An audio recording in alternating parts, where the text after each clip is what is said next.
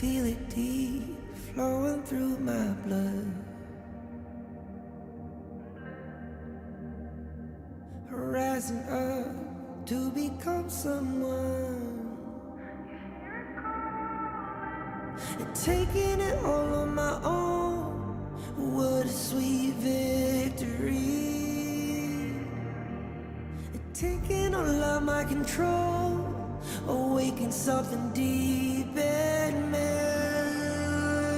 Like flames, feel it burning inside. Take a hold in pursuit of the prize. I've been told ain't no way to survive, keeping all of this fire that's locked up inside. When this is the time, enter the ring. All those mental chemicals doing they thing. I got flashes of battles inside of my dreams. I was made for this moment. At least now it seems like it's time to come face to face with your fear. Been battling reasons for all of the years, and I learned how to fight them with style and grace no one's ever encountered. You say it's amazing, I'ma come out swinging when they open the gate. Go ahead, call passion, I'm calling it rage. I'm taking what's mine like I already own it. Watch but don't blink, going here to the moment. The sky rain down. Here's to the madness that's all around. Go on, tell them who you are, you are, you are. Go on, tell them who you are, you are, you are, you are. Here's to the moment, the sky rain down. Here's to the madness that's all around. Go on, tell them who you are, you are, you are. Go on, tell them who you are, you are, you are, you are. My name is honor, my name is king, my name is champion, my name is strength. Tell them who you are. My name is Pentakill, you think it's strange? My name keep ringing inside of your brain. I hear it every line. Here's to the moment the sky rain down. Here's to the madness that's all around. So tell them who you are, you are, you are. Go and tell them who you are, you are, you are. Here's to the moment the sky rain down. Here's to the madness that's all around. Go on, tell them who you are, you are, you are. Go on, tell them who you are, you are, you are, you are. Here's to the moment the sky rain down. Here's to the madness that's all around. Go on, tell them who you are, you are, you are. Go on, tell them who you are, you are, you are. Go on, tell them who you are, you are, you are.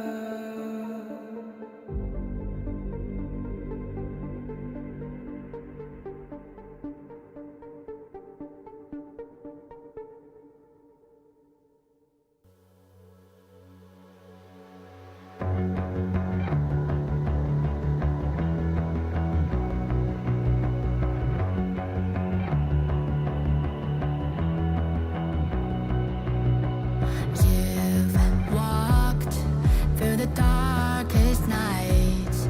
You've heard the crowd, felt the blinding light. You were standing there when your heart comes alive.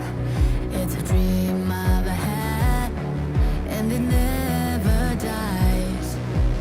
Right here, right now, give it all, get it out. Never surrender. I fight and never fail. I am a contender. A challenge I can feel. The smallest lies become the brightest enemies. Relentlessly. And even if you fall, you gave it everything to be a king.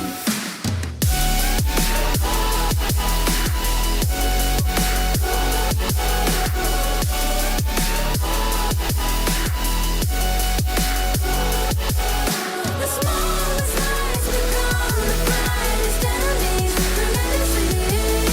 And even if you fall, you gave it everything to be a king. You carved your way with a sharp attack.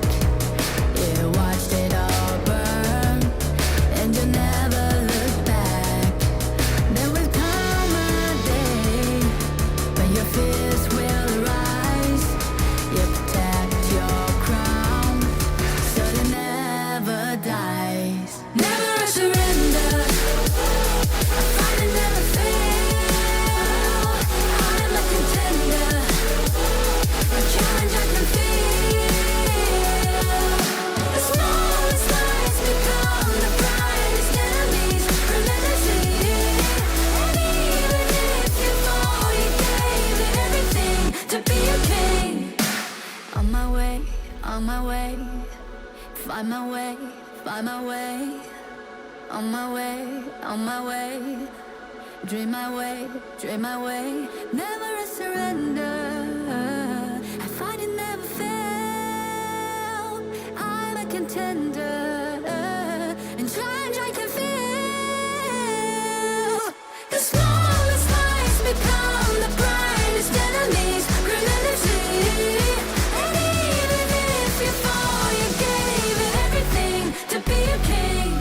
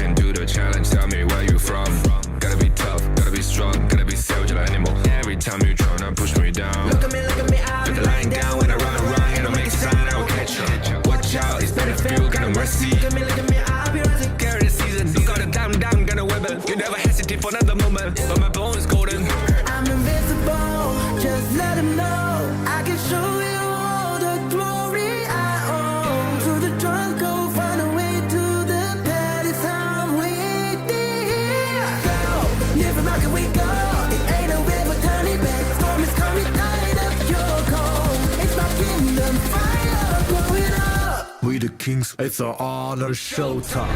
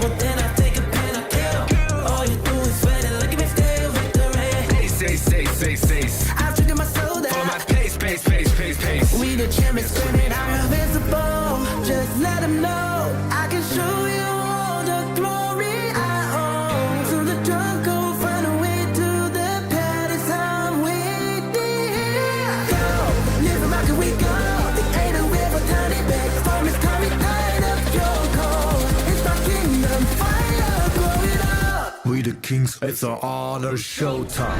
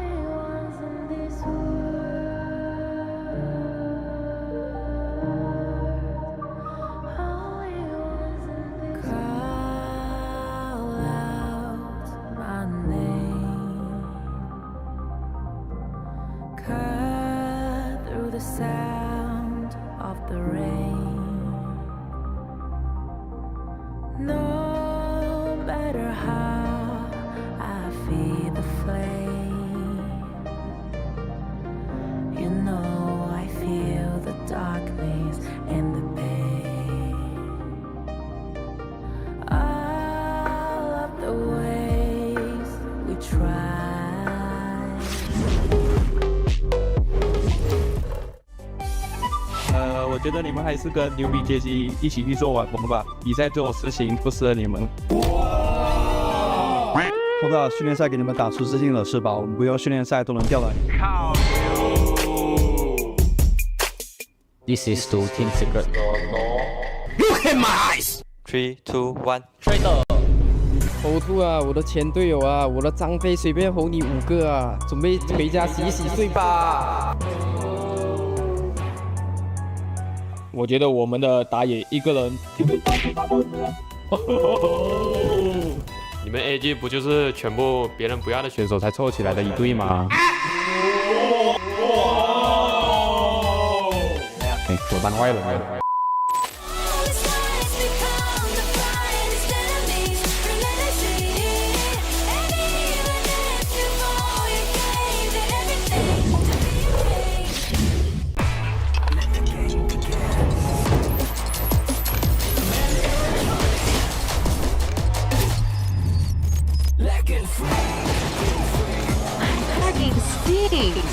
Victory! Yeah! Another round. Sure, but how about a smoother phone next time? Realme 14. Performance beyond limits.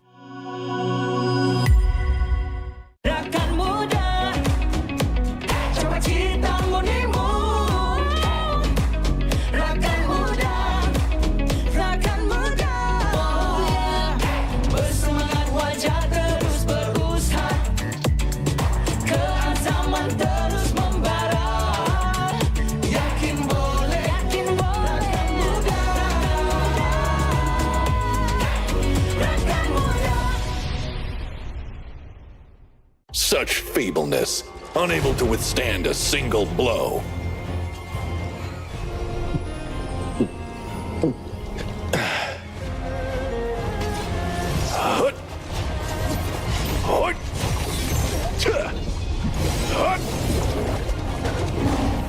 Beneath a frost-kissed mound, it's there that memories reside. Bitter-sweet smiles.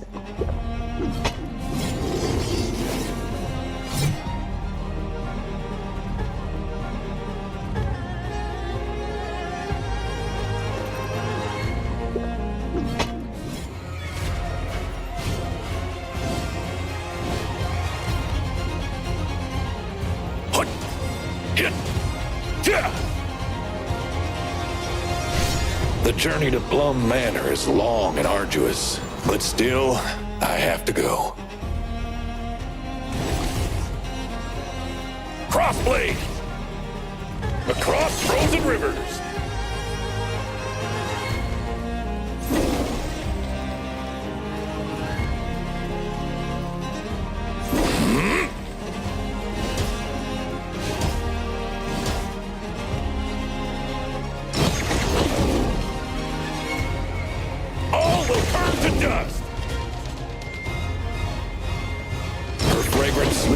Have been burned to ash, and her grave stands desolate. All my life I've feared nothing except disgracing the name of the Northern Blade. Nice drink.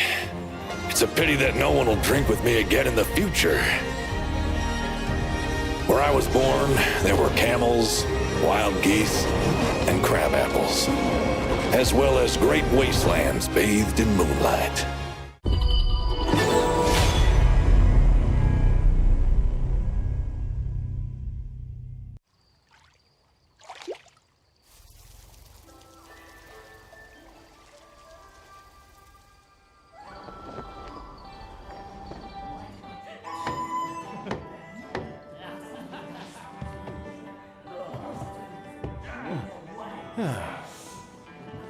Innkeeper, this is from the guest upstairs. Huh?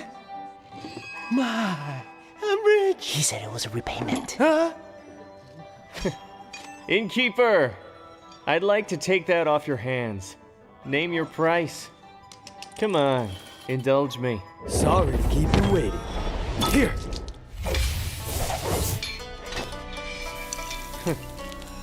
Interesting. Northern Brook! Where's the man? Let the 12 houses keep it safely. Let's spare the world another bloodbath. You'll have to ask my blade. Fine, I'll play your game.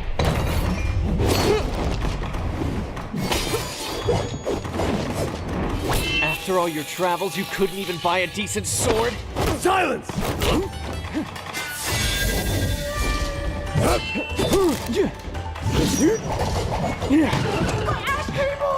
You have skills, but I see plenty of openings.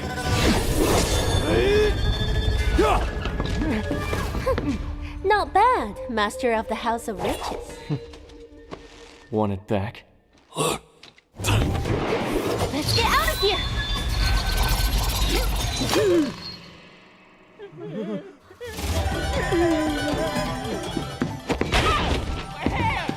Sorry! Read the manual! Come on! We're just playing around! Why so serious? This concerns the good of the martial world. You can't have the book! Allow me? Few prestigious schools talk a big game, but you're all just making excuses for yourself.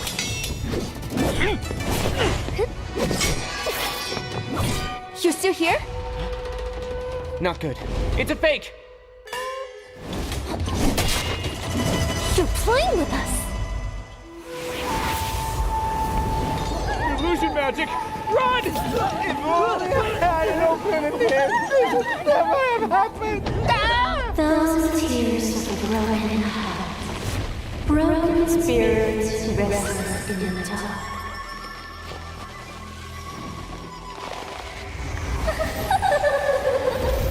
There's no way to resist. Give us secrets and powers. Magic! Despicable! That's why May keeps Marshall Manuel himself for that treasure.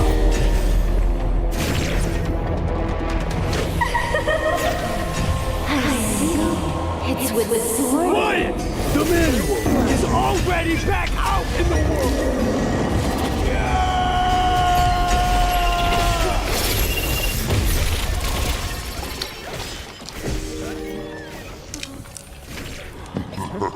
Blue team has slain an enemy.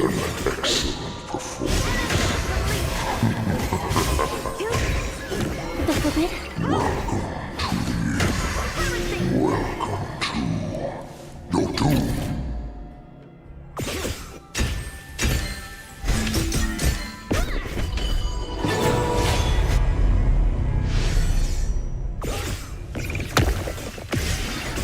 Your little business isn't worth my time.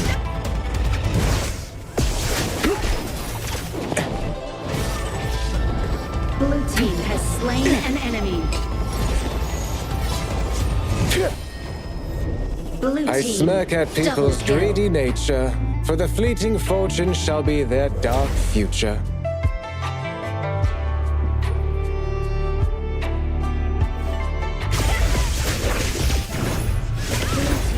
Slain an enemy. Hey!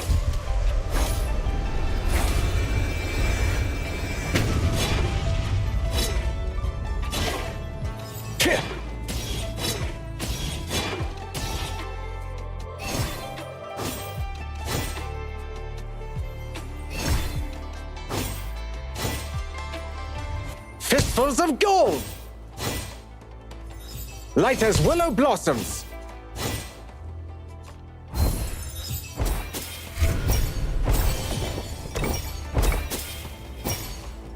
Golden strike!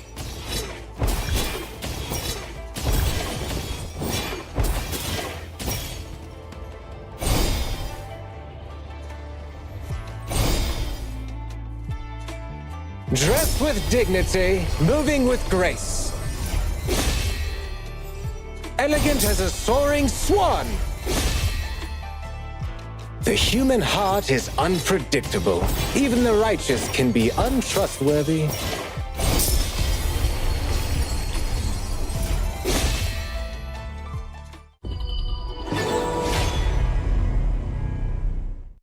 From a single spark, the fire begins. Embers awaken. A call to rise, to reignite, to re-emerge with strength and passion. Malaysia's first ever official Honor of Kings League, a symbol of pride, power, and the roar of something unstoppable. A new group rises from the ashes. Fresh fire, unwritten stories, fierce hunger. This league is their proving ground, and they're here to burn. Team Secret fight to claim what's theirs. Nova, champions who've tasted glory but want more. BSE, not just defending the crown, they're evolving, reigniting the passion. Witness the Embers Awakening.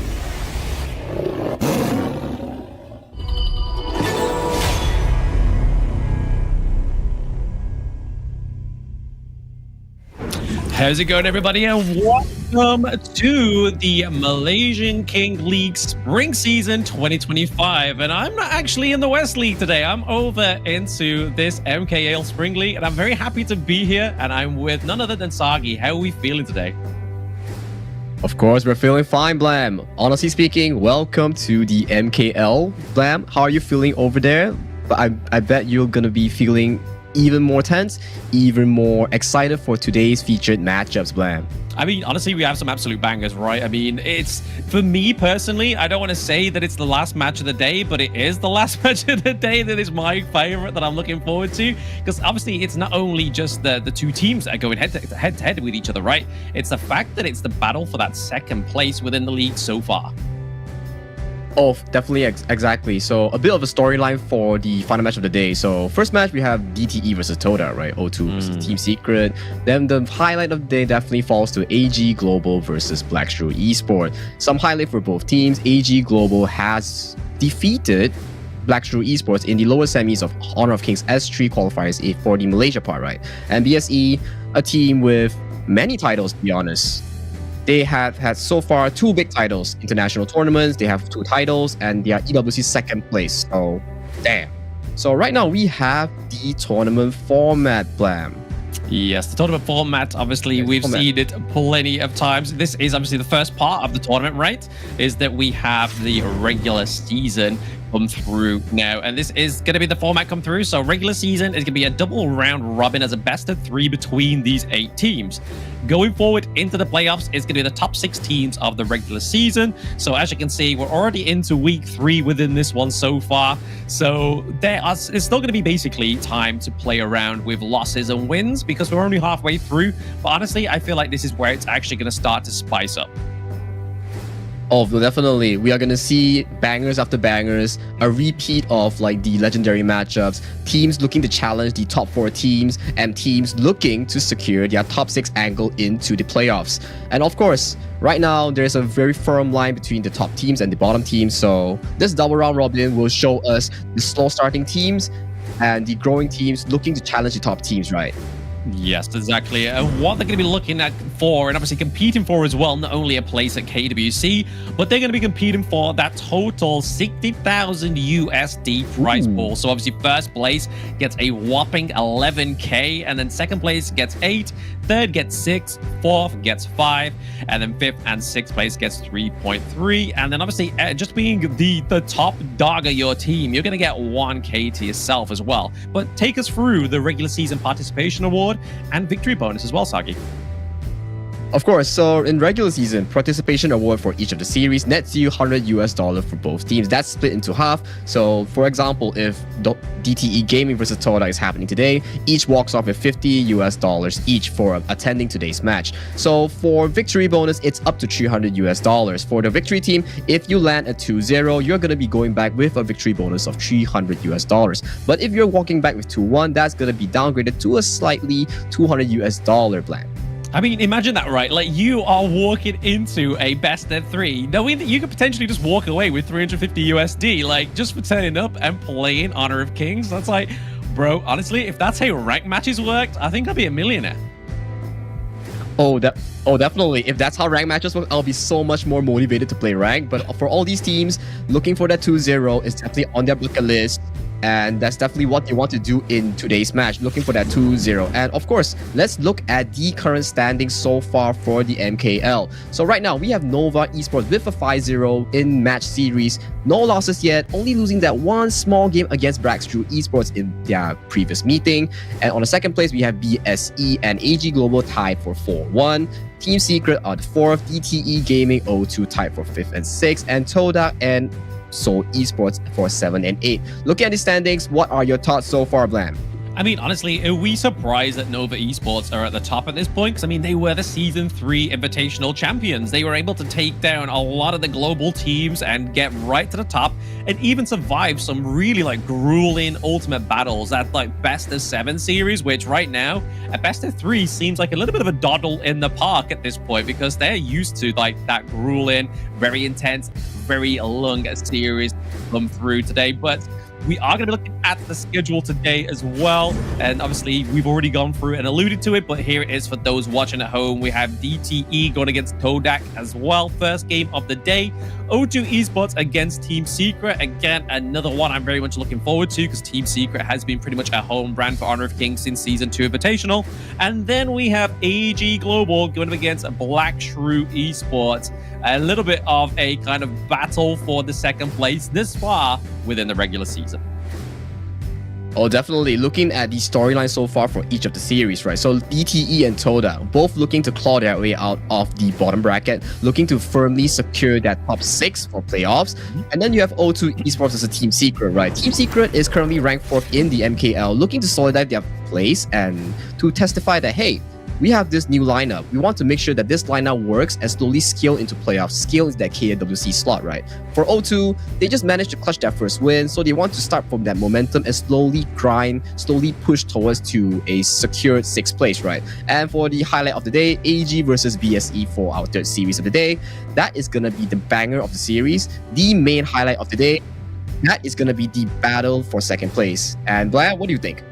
Oh, absolutely. Honestly, I completely agree with that breakdown, but none of this would have been possible if it wasn't for our sponsors.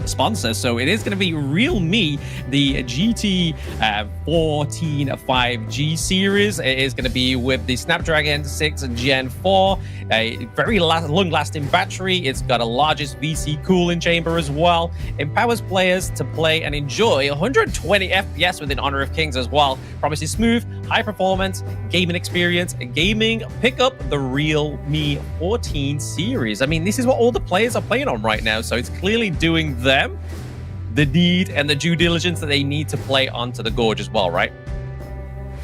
Oh, definitely. Listening to all these specs, 120 FPS and the definition of a good cooling is definitely what Realme provides us in this modern world where, hey, everybody's playing MOBA, everybody's playing Honor of Kings. If you have this very good setup, you can play Honor of Kings in a smooth, high quality, no questions asked, definitely. But let's put our focus back onto the Heroes Gorge, the highlight of the day, AG versus BSE.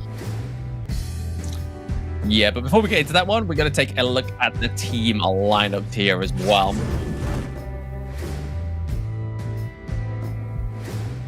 Right, team lineup. Today we have DTE versus Toda, DTE Gaming, DTE BB in the mid lane, CM in the clash lane, Zun as their jungle, and Tata as their farm lane, with Hao, D-Hao in the roamer. Yes, and then over to Todak, we have Stay, we have Huai, we have Anda, we have Sadness, and then CCS into the clash lane as well. So these, obviously, Todak is one of the partner teams, and then DTE was one of the teams that actually played into the playoffs to get here, right?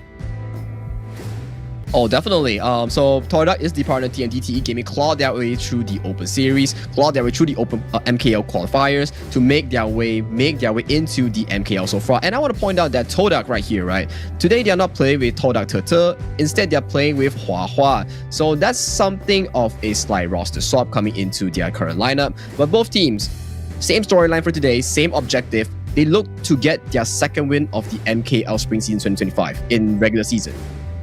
Yes, and I mean, this is where we're going to start to see a bit of a clearer picture as well, right? We're going to see it in the head-to-head with these teams. And right now, we can see here that average KDA definitely goes over to DTE. Same with total damage, even though it's not too far within the pale. Hero pool is going over to the fader of actually Todak Gaming here, and then First Blood rate is going over to DTE. So already painting a pretty picture for those viewers at home that we are going to be getting some of those like early game aggression from DTE Gaming, and then obviously we're going to be seeing some re-level some quite clutch like level 1 invades potentially from this team as well, considering that their First Blood rate is 50%. Oh, I do agree as well. Looking at First Blood 50% rate, it means that almost every game, giving them a 50% chance scoring that First Blood is actually a very immense number, a very immense odd to be in every series, right? So looking at these two matchups, Glenn, and my expectations going to this is a full-on fledged out best of 3. DTE Gaming look to pull off themselves as the pre-known dark horse. Todak looks to push up their name, looks to make a statement of themselves. Hey, we're the invited teams here, so we gotta stop you in your tracks right here.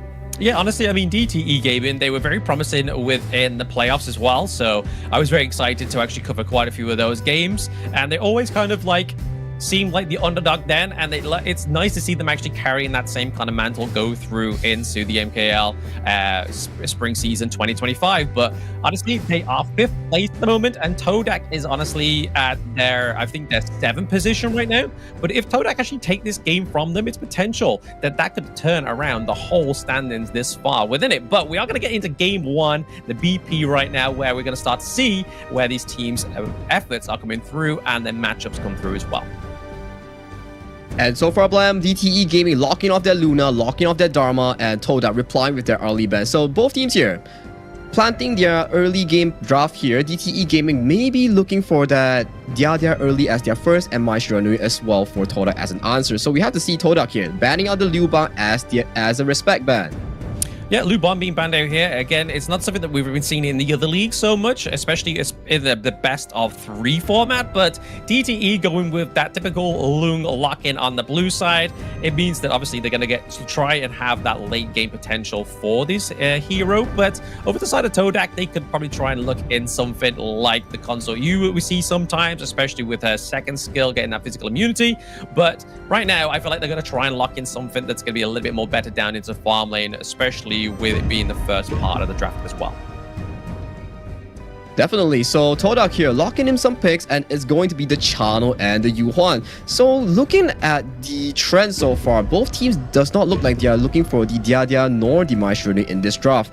Technically speaking, Dia locking real quick, and Yi Xing actually one of the underrated picks so far. It's very highly picked, but no one really focuses him in the banning stage. He's rocking a very high win rate, almost 65% so far. So right now, what does Todak answer with? Agudo setup, double healing setup coming in from Todak with Agudo and Yuhuan for their Chano. Yeah, I mean, Yuhuan can be still flexed either into the mid lane or into support role, right? So I feel like that's a very good sort of first strategic pick for the side of Todak Gaming. And then obviously the Agudo, they've got me. I'm an Agudo stan. I mean, I love Agudo. I always play her in my ranked games. I'm absolutely infatuated with this pick. And obviously the double healing potential coming from both of these onto like Chano is going to be really interesting to see here. But Yi Xing is a non-familiar face to me. It is always a very prominent, especially within the West League that I've been covering as well. But it gives over a great amount of control, right? Especially with the Diadea. Trying to get the lockdown onto Chano, as we know he's quite a slippery marksman as well. That's where the interest is going to be for DTE. Oh, definitely, I agree with you as well. So looking back at the bans, DTE Gaming locking out the ladies in, trying to minimize the mid pull I see, and the Nua as well for other side of Todak. They are looking to cut out these assassins that may harm the channel, that may be an actual threat to the channel. Mayin, Lam, both serves one purpose. Great engagers, great flankers, so both these picks are banned out to protect Chano, giving him a smooth and sailing 3-item power spikes at the 10-minute mark. When he hits that Daybreaker, that's when Todak actually comes online. So that's how DTE Gaming, right? You're looking at a draft where Dia Yi Xing, you're looking at a lot of crowd control, some healing, Yi Xing rolls my board, making these big engage. So we gotta see like these two teams, what are they looking to cover for their 4th and 5th pick coming to this draft? I mean, they still have the option of obviously the Mai Shiranui. It depends on where they're going to flex this Huan down to, because they could either be looking at support, they could be looking at a mid pick still within their last 2 picks, but they're going to lock into the Charlotte, up into the Clash lane here. Obviously, we've already been seeing and been talking about in the BP as well. They've already knocked out quite a few Titans into the Clash lane, especially the Dharma, the Lu Bang, as well as the Mayin. So honestly, over to DT Gaming, they could look at something maybe like the Sunset, which just gives a lot of presence onto the Gorge as well, especially with his set sail. Honestly, I felt like you were alluding to it because all I heard was sail, and I was like, hang on, this is a green flag, but surely the Sunset's come through. Oh yeah, definitely. So a Guan Yu being locked in on the side of CM on the Guan Yu. He has had a very good performance coming in from week 1, using the Guan Yu, securing back-to-back flanks, and all grind coming in as well. So looking at DTE Gaming's draft so far, it's a very front-to-back draft with Guan Yu on the flank and 4 other players looking to fight in the front. And Toda locking into Charlotte, but Charlotte into Guan Yu, not the best matchup for the Guan Yu. So this Guan Yu may be more looking towards these assisting plays, these roaming plays, prioritizing team play over his lane alone. So for Toda, you're currently missing a roamer or a mid lane, depending on where this Yuhuan wants to go, right? So the Mai Shiranui is still up on the table. Are you looking for an assassin, or are you looking for something more on the peeling side? I mean, the Huan into the support role would make sense, right? It's going to be a lot more healing going over to the Chano in the early game, as well as obviously into the mid lane. It's going to be the Mai Shiranui that does come through here and going up against the Yixing, which is going to be really interesting because if you look at DTE Gaming's draft, they have a lot of control. Oh, like even with just the Diadem and the Yixing, right? Like they have the World is My Board, they have the Bit of Farewell, as well as her enhanced basic attack. So locking in the Mai Shiranui is going to be DTE's Gaming's trying to set up these team fights to try and take down that assassin, because it also then denies the access into the backline, right? Yeah, definitely. So I want to pick a picture for both teams, how they want to approach these 2 drafts, right? As DTE Gaming, you look at the Guan Yu. The Guan Yu's job is what? You're looking for Razor Cavalries onto the channel that, notoriously speaking, does not have much mobility aside from his flash. So looking for both teams' draft, right? Toda, you have this engaged setup. Same thing for both sides. They want to catch the primary cavalry, which is long, which is the channel. So, but yet again, DTE Gaming drafting themselves a very heavy comp surrounding this long, having this infinite vastness, capable of escaping tough situations. But aside on like Toda, Chano, yes, you do scale into such a beast in 3 to 4 items, but yet again, comparing these 2 heroes in terms of survivability and self-peel, DTE's Gaming draft does come out a bit of a notch, and a small fight comes through the mid lane. Yeah, we're already getting a bit of a 2v2 into the mid lane. Again, I didn't think they were going to start that much early, like as a passive game, but we are getting Zunjun here, getting that Azure Golem off to the side of their own team, and it looks like the first blood is going to go through already, like we saw. 50% first blood rate already showing onto the Dodge for DTE Gaming. Yeah, that's just sub 1 minute, and that's already first blood coming in from side of DTE Zunzun. And he cheekily stole away the Azure Golem for the side of Todak, so securing himself +1 buff for the start of this game. So that's a very major win coming side of DTE Gaming so far for this early of the series. Yeah, I mean, Agudo, so Huawei on this pick is not going to have the best of times, right? Because, I mean, we love the Azure Golem onto the Agudo. It gives a lot of, obviously, mana regen, as also the cooldown reduction, which is pretty huge into those early invades into the lanes, right? But right now, DTE Gaming are definitely sort of like showing their presence and showing their names while on the Gorge this far. Exactly, so both teams, they have their own precedence to protect. It's mainly a 1 damage output, Sadness on the channel, Che on the long. So both teams, right, they have their own goods and bads. But for the side of Toda, I want to highlight CCS and this Charlotte. Realistically speaking, who's going to be the side laner to handle this Charlotte when she goes to the Pure Sky, to the Axe of Torment? Oh, a small fight coming into mid. Yeah, Stay looking like he doesn't want to stay there. He takes a lot of damage, but at the same time, we have CM and CC going head-to-head up in the Clash lane, like you were pointing out there, Sagi. But it is going to be the 1v1 going over to the favor of DTE, which is going to give CM a bit of a clear green flag to go through with this one, right? Clear out the minion wave, try and get the teleport mechanic come through as well for himself. And then at the same time, Zun here into the enemy jungle once more. CC gets a kill out to Sadness as well. The Flaming Palms connect and are doing a little bit too much damage for Chano at this point, but it's still another brawl coming through. We get the knockups from Mai Shiranui into the backline onto CC. It's not going to be enough. He gets taken down. The right to win is not going to be enough to be keeping himself alive, and it's on to picking up the double kill overall. Fabulous. Oh my, DTE Gaming here securing that kill in the top side, but yet again, they overexerted their pressure into the side of Todak jungle, not respecting the 15% damage reduction from the jungle protection. So they took the bad end of the fight, risking 2 members of them, pulling back the gold lead to a 50-50 so far. And we've seen so far, right? Both teams, right? They have their own playstyle. But DTE Gaming, with their overaggression, you know, didn't really come out on top so far. So right now, both teams coming back to the middle point, and I want to talk about, right? Both teams protecting the president. Yeah, that's their goal, but if you can't really scale to that mid-game point, there's no president to be protecting per se. Yeah, I mean, you can't continue being scrappy because neither of them are going to get the resources that they need. Everyone's just going to be constant into like a 5v5 team fight, like you were saying there, Sagi. They're not actually going to be able to get the resources that they need, but right now we're still seeing some more tip attack going through. Todak actually playing a really good, like, responsive, reactive game to DTE's a very aggressive early game. Yeah, I do want to see what they have in store for the mid game. Are we going to see Todak stay on this March January, looking for these flash engages? Or are we going to see DTE's BB on this Yixing, getting these perfect the world is my board? At 4 minute mark, the Tyrant has spawned. The first major objective has appeared in the game, and a gauge comes out. Hope the gauge just come out. Oh, Stay is looking pretty low. He has to kind of try and stay to the backside of that team fight as the neutral objective is up. Doesn't look like there's going to be a clear sight onto the Tyrant just yet.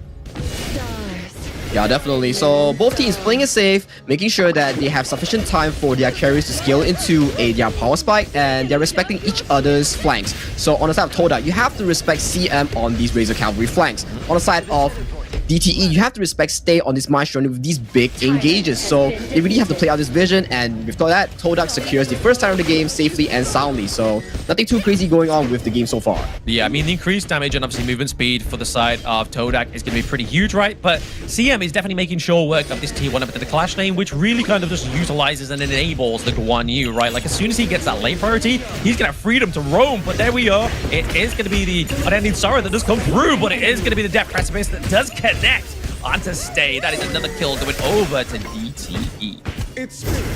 Man, what a beautiful the world is my board coming in from DTE. BB, locking in Stay.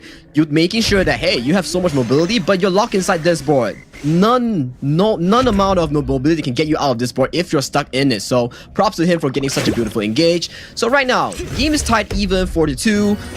No major gold lead. I just want to see which team can prioritize their mid priority, win these 3v3 fights, make sure that they can put this priority, split it on, make sure that this pressure goes onto the side lane, and see who actually breaks through the jungle first. Yeah, and I mean, I like to give some kind of focus over to the side lanes as well, right? I mean, Chano is like ahead of level 8 of CC already, so we're really seeing those the oppressiveness of the Spirit Wolves come through as well. Like we saw towards the bot side of the map that CC was just trying to get out of there whilst these Spirit Wolves were just kind of biting at his ankles. It was kind of like, hey guys, just get away from me. I just want to get back to my T1. I want to be safe. But there was just no chance for them. So Todak, obviously Sadness really well on the Chano so far in this game 1. Honestly, it's where it all starts to fall is when the side lanes, especially how battered they are on side DT, start bearing fruit. But hold up, and in there as well as Sadness would stay. The unending sorrow comes through once more, sorry. And there we are. Todak taking the T1 down into the bot lane. Yeah, tier 1 going down, party in the bot lane for Todak, committing 5 members strong to the bot lane. Which that, probably a tier 1 goes down as well for the side of DT Gaming for the top side. Getting a trade, pretty good so far.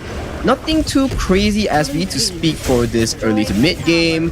Both teams looking head-to-head strong, not giving their space, looking to trade every part of the map. Pretty equal game so far, Blam. And I want to say so far, in terms of team fight, in terms of these setups, right? Both teams have these tools. The Gorge mobilization from Huahua's Agudo, the engage, the setup, the knockouts coming from Todak's Stay, right? So the question is, both teams, they have forward... coming in top. No, Stay is gone down. How gets the kill there? And that is where the control of DTE Gaming is really going to be coming into these team fights thick and thin throughout this mid to late game. Yeah, I do want to point out on these items as well. Oh, a Stitch coming into mid, but items-wise, BB, being smart, being calm collected, finish the item, the Imperial item, the Venomous Staff to cut down so many healing on side of Huahua, CCS, and on the triple healing that they have on the side of Todak. But yet again, who realistically is building this heal reduction, this Imperial on the side of Todak? You have Zunzun with the healing, you have Turtle with the healing, you have Hao with the healing. So where is the respect coming in from Todak to actually tackle this issue? I mean, at that point, it's all about kind of like utilizing it in the right place, right? In the team fights. But like you were saying, the fact that got the Blazing Cape go over to CM as well, we're more than likely going to see Undersunsun as well on the Orgrin going into the Blazing Cape, one of his kind of like key items as you would build and itemize into him. But a takedown at the T1 into the Flash Lane is a good response because now it does mean that Guan Yu doesn't have as much of a safety net to return to up into the Flash Lane. Oh, definitely. So this unlocks the potential for Todak's CCS Charlotte to actually be a menace in the side lane and look for these flank angles. But yet again, it's the same for CM as well. So both side lanes going down, and for the side of Todak, they have dropped their mid tier 1. So this allows more space for DTE to actually invade the jungles from both sides, looking for more flank angles, making Sadness have a bit of a more worry coming to these team fights, right? Yeah, it's safe to say that obviously DTE Gaming definitely have that kind of priority in the minion waves as well. Holding on that T1 into the mid lane is probably going to be very much their crown jewels at this point within the game. Second Tyrant going over to the side of Todak. Again, the extra damage and movement speed is going to only increase the aggression into these 5v5s. Yeah, of course, definitely. So Overlord secured. Tyrant secured by the side of Todak, right? You don't want to be forcing fights before the 10-minute mark. Both teams just casually scaling, slowly waiting for the 10-minute mark where both teams are they going to fight for the Empowered Tyrant, or are they just going to shake their hands and share the objectives on top and bottom side of the map? Only time will tell, right? Only time will tell. And we're already seeing a little bit of trying to get the priority into the mid lane before those neutral objectives do come up. Anders just kind of getting that long-range poke, especially with the CC from the Hue-1. The Flaming Palms connect onto Wow. He's got to be very careful, but it is the Infinite Vastness that gets him out alive. Wall in my board being used there. More of a zoning technique at the side of DTE. Apple passing here, almost getting Hua and forcing his Blood Rage out. That's major cooldowns on the side of both teams being burned out. But I do want to point out, not having Infinite Vastness for the upcoming big fight is definitely going to be a very big thing for the side of DTE Gaming. A very big issue to note out. Are they going to wait out the Infinite Vastness? Is Todak going to use this information to quickly start off the Tyrant that all these teams really prefer when it comes to both of these objectives, right? So, both teams looking for their flanks, CCS on the side. And so far, we have yet to see where is DTE CM. Is he on this flank angle, right? Where is he on the map so far? He's looking around, right? He's going to be looking to try and get into the back line, but the Razor Cavalry there, we are seeing the CC's caught him out there, so he does have the vision onto CM, so he has to be careful, probably even try and reposition within this one. Yeah, free Tyrant here going on the side of Todak here. Oh, CM goes in. Yeah, bit of a mistake there. You just get the knockup for the Maisha Nui. CM actually gets a little bit of healing come through as well, but William aboard catches 2, catches 3, but it's not going to be enough to contain Todak as they get a double kill into the mid lane and get the T1 as well.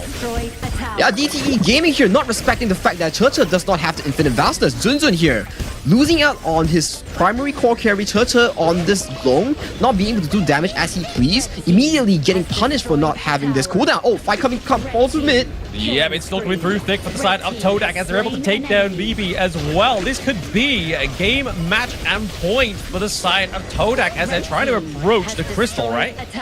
Yeah, it's a 3v5 situation. We're looking sure. Oh, Infinite Vastness goes in. A big dive. Yeah, Infinite Vastness, a bit aggressive. CC is going to go get taken down as well. That is not what you're going to need when you are TDE on the edge of the loss here. It is going to be game 1 going over to Todak. Wow, who would have thought Todak here pulling off first blood in the series, getting game 1 against DTE Gaming. A very calm, collected game, even though for the side of kills, right? The first few minutes we've seen DTE Gaming getting these first bloods, getting stealing with the Azure Golem, making a small, calm, collected lead coming to the early game, right? But Todak, Tyrant after Tyrant, securing even the Shadow Tyrant as well, pushing their lead, getting these big engages with the Maisha Nui, forcing this game into a very quick 11 minutes end. Yeah, I mean, it was just like kind of like we were seeing a lot of tit for tat in the early game, and then obviously mid to late game. We didn't even get to the late game part, right? But the fact that they're able to get like 3 Tyrants, and I believe honestly over to the side of DTE, they weren't even like trying to focus the neutral objectives because in the early part of the game, the Overlord is kind of like a little bit of a downplay within that one. They didn't really need it because they had the the pressure into the minion waves. So they were really kind of like trying to keep their eye onto that tyrant. They lost it 3 times. Honestly, I feel like that was part of the downfall of DTE gaming within that best of 3 so far, because Todak just had all the things within their kits to do the increased damage, increased movement speed, but then also obviously the chain lightning effect as well, which really paid dividends into these team fights. Oh yeah, definitely. Especially I want to give props to Todak, making sure that, hey, you don't have Infinite Vastus on your main carry, which is the long on Churchill. We're going to punish you for that, and immediately we know that they immediately pull off the engage button after the Tyrant, utilizing the Tyrant buff, winning these team fights clean, calm, and collected. Props to Todak, really. And let's look around the items so far for this very fast game. And on the side of, really, Todak, he's yet to see a Imperial item, Venomous Staff, Blazing Cape, anything to stop the DTE's gaming healing. But to Todak, it doesn't really matter. They say that, hey, if we can burst you, we don't need healing reduction per se. So that's our game plan, and we committed to it. And yeah, DTE gaming, really reactive play so far coming in from their first game of the series. Maybe it's just a warm-up, but we'll have to see when they progress through this series. Yeah, honestly, like I said, I gave props over to Todak, right? They kind of like, they met, it was kind of like two kind of like, the immovable force meets the unstoppable force meets the immovable objects, and that's what DTE were in the first part of the game. They were coming in, they got the first blood, they were able to get that, but then Todak was like, hang on guys, let me just kind of match you up blow for blow for that. And like you were saying, even though they had the anti-heal, Todak just had the damage. So what's good is the anti-heal if you can just burst your enemy team. Yeah, exactly. And looking through the stats, we see 100% team fight rate coming in for the set of Todak's, Hua Hua, and Anda on the Agudo, on the Yuhuan. These two powerhouse of the healers really made sure that their team were top-notch in the fights, not dropping any single deaths up to the crystal, right? And with the side of DTE gaming, this Guan Yu doesn't seem to be really providing these key flanks that we're talking about. None of these flanks so far, these team fights so far, as we've seen this Guan Yu, CM on this Guan Yu, right? We haven't seen him get full of these amazing engages on the core carries of the side of Todak. Yeah, I mean, honestly, he didn't have the kind of setup he needed into the early part of the game. I mean, we saw that he was able to get the T1 into the clash lane quite early, which meant that he was able to kind of just put that pressure throughout the rest of the map. But honestly, into the team fights, there's just so much CC over to the side of Todak and so much burst. It kind of just like didn't quite come into any kind of fruition. There was no like real opportunity for CM to shine on the Guan Yu. Oh yeah, definitely. And let's check out the gold graph real quick. So nothing too crazy happening so far in the game up to the 7th minute mark, where Todak actually had their first big fight, forcing the Tyrant, getting 2 big Tyrants. And up to 10-minute mark, that's where the gold graph immediately plummets for the side of Todak, getting them a very good lead. For that point, Todak was like, hey, we got this Tyrant, you didn't want to contest this at all. And immediately, Dimash Janui getting that flash engage onto the Guan Yu, sending the team to oblivion and making sure that Todak gets to close this game quick, clean, and efficient. Yeah, I mean, it's kind of like a roller coaster, right? You was just waiting for that moment just to kind of either go up or go down. And unfortunately for the side of DT Gaming, it went down. It went to Todak. It went right down into around about a 4.8k difference within that one. And honestly, in terms of MVP, it could go over to anybody over the side of Todak Gaming, but it is going to go over to the Agudo. So, Huawei on this pick. Honestly, I feel like a proud dad at this point, having the Agudo MVP this time. First match I've casted within the MKL, and there's an Agudo MVP. Maybe they heard your calling. Agudo heard your calling, and she's here to stay as the MVP of this current game. So Hua Hua rocking at 405 KDA, 24% damage dealt, 26 damage taken, and a total goal of 24%. A very equal stat so far, 1-to-1 ratio. Props to this man, picking the Agudo, making sure that his team was always available, putting pressure on the map. So definitely a well-deserved MVP for Hua Hua in this game. Yeah, fast rotations, healings, and then obviously the knock-up from the ultimate as well. It not only kind of like creates a more of a 6v5 situation into a team fight, because obviously you have Verbal into the mix at that point, but then you've also got Agudo, she's able to kind of slip around with that second skill, but here we are, is that first blood, right? Was obviously getting the Azure Golem takedown. Anda gets the kill onto CC and then translates into a double kill later on onto BB. So Anda here, even though he's playing a support pick, was really aggressive with this Hue 1. Very much a front line that they needed within this draft. Oh yeah, definitely, and that was the game's deciding fight just now, and a questionable Infinite Vastus being too aggressive here, sending himself to the grave. Nothing too crazy going on, but maybe that's not the wisest of Infinite Vastus we've seen so far in the tournament. So props to Todak for capitalizing that mistake and bringing the game to a 1-0 for Todak leading in this series. So right now, very fresh drafts coming in for today. The Maestro only doesn't seem to be these two teams' priority here. Usually if we've seen top teams or other leagues, they will really just put like, hey, Maestro is out, it's either on the ban or it's either first pick. So really questionable stuff or very new stuff coming in for today's draft. So talking about draft, let's hop right into game 2 draft where we have DTE Gaming yet again banning out the Luna and banning out the Long, which they prioritized game 1 just now. And with respect then for Todak, they have banned out the Arlie. So that's 2 marksmen out for the marksman pool. Yeah, exactly. I mean, banning out the Lung when you've taken it in game 1 is a bit of a strat here for DTE. But over the side of Todak, they still ban out the Ali, they ban out the Marco Polo. So again, 2 big picks onto the side of Todak taken down. But we are going to be getting that Dharma. So I was talking to you in the pre-cast, right, Sagi, about the Dharma being such a big priority here in MKL. So DTE is like, hey guys, we didn't have quite the best Guan Yu game in game 1. Let's stick with the guy with the golden fists. Of course, Dharma here, Golden Boy being prioritized for most teams for its amazing setup with the truth mantras, with the amazing engages, being able to one-shot these core carries, and Todak here replying with a Yi Xing and a Lian Po for its own. A very, very big engaged setup coming in for both teams, right? So for side of DTE Gaming and Todak, the real question is, who are you going to draft for the marksman? So far, we've seen on the first rotation of the first 3 drafts, we have seen so far 3 marksmen being Arlie, Marco, and the Long being filtered out as the option. So the typical picks that we've seen so far for the blind pick will be the Direnjie, but the channel is secure here being locked in for the side. DTE Gaming states that we ain't gonna be falling too behind because we lost game 1, but instead we're gonna be playing this laning phase aggressively. Yeah, I mean, with the Mulberry Power, you're going to be needing a marksman that has a lot of mobility, right? You can't have a marksman that kind of is be able to be stuck in, and I really think that the Lady Sun here is a really good pick, especially with Rolling Raid, trying to get out of the range of the Mulberry Power, and then obviously then return that damage come through as well. So yeah, the Lady Sun here, protect the President, is going to be the key for Todak Gaming once more, and honestly, paired with the Lian Po and the Yi Xing, there's already a lot of control, already a lot of zoning potential on the side of Todak. Oh, definitely. Both teams here on the first 3 picks looking for these big team fights, big engages, large-scale setups, right? And, you know, as you say, protect the President, right? So far on the first 3 picks, both teams does look like they have a President to protect, which are their marksmen. With for Todak, it's the Lady Sun on Sadness. For DTE Gaming, it's Churchill on the channel. So for both these 2 teams, are they going to be picking up these secondary carries in the jungle or the clash lane? Or how are they going to formulate this draft? So for the following bans, Todak further banning these engages on the side form. Them is going to be Monkey and the Agudo. For DTE Gaming, it's going to be the Mayin +1. So both teams have the same idea on how they're going with this for the draft plan.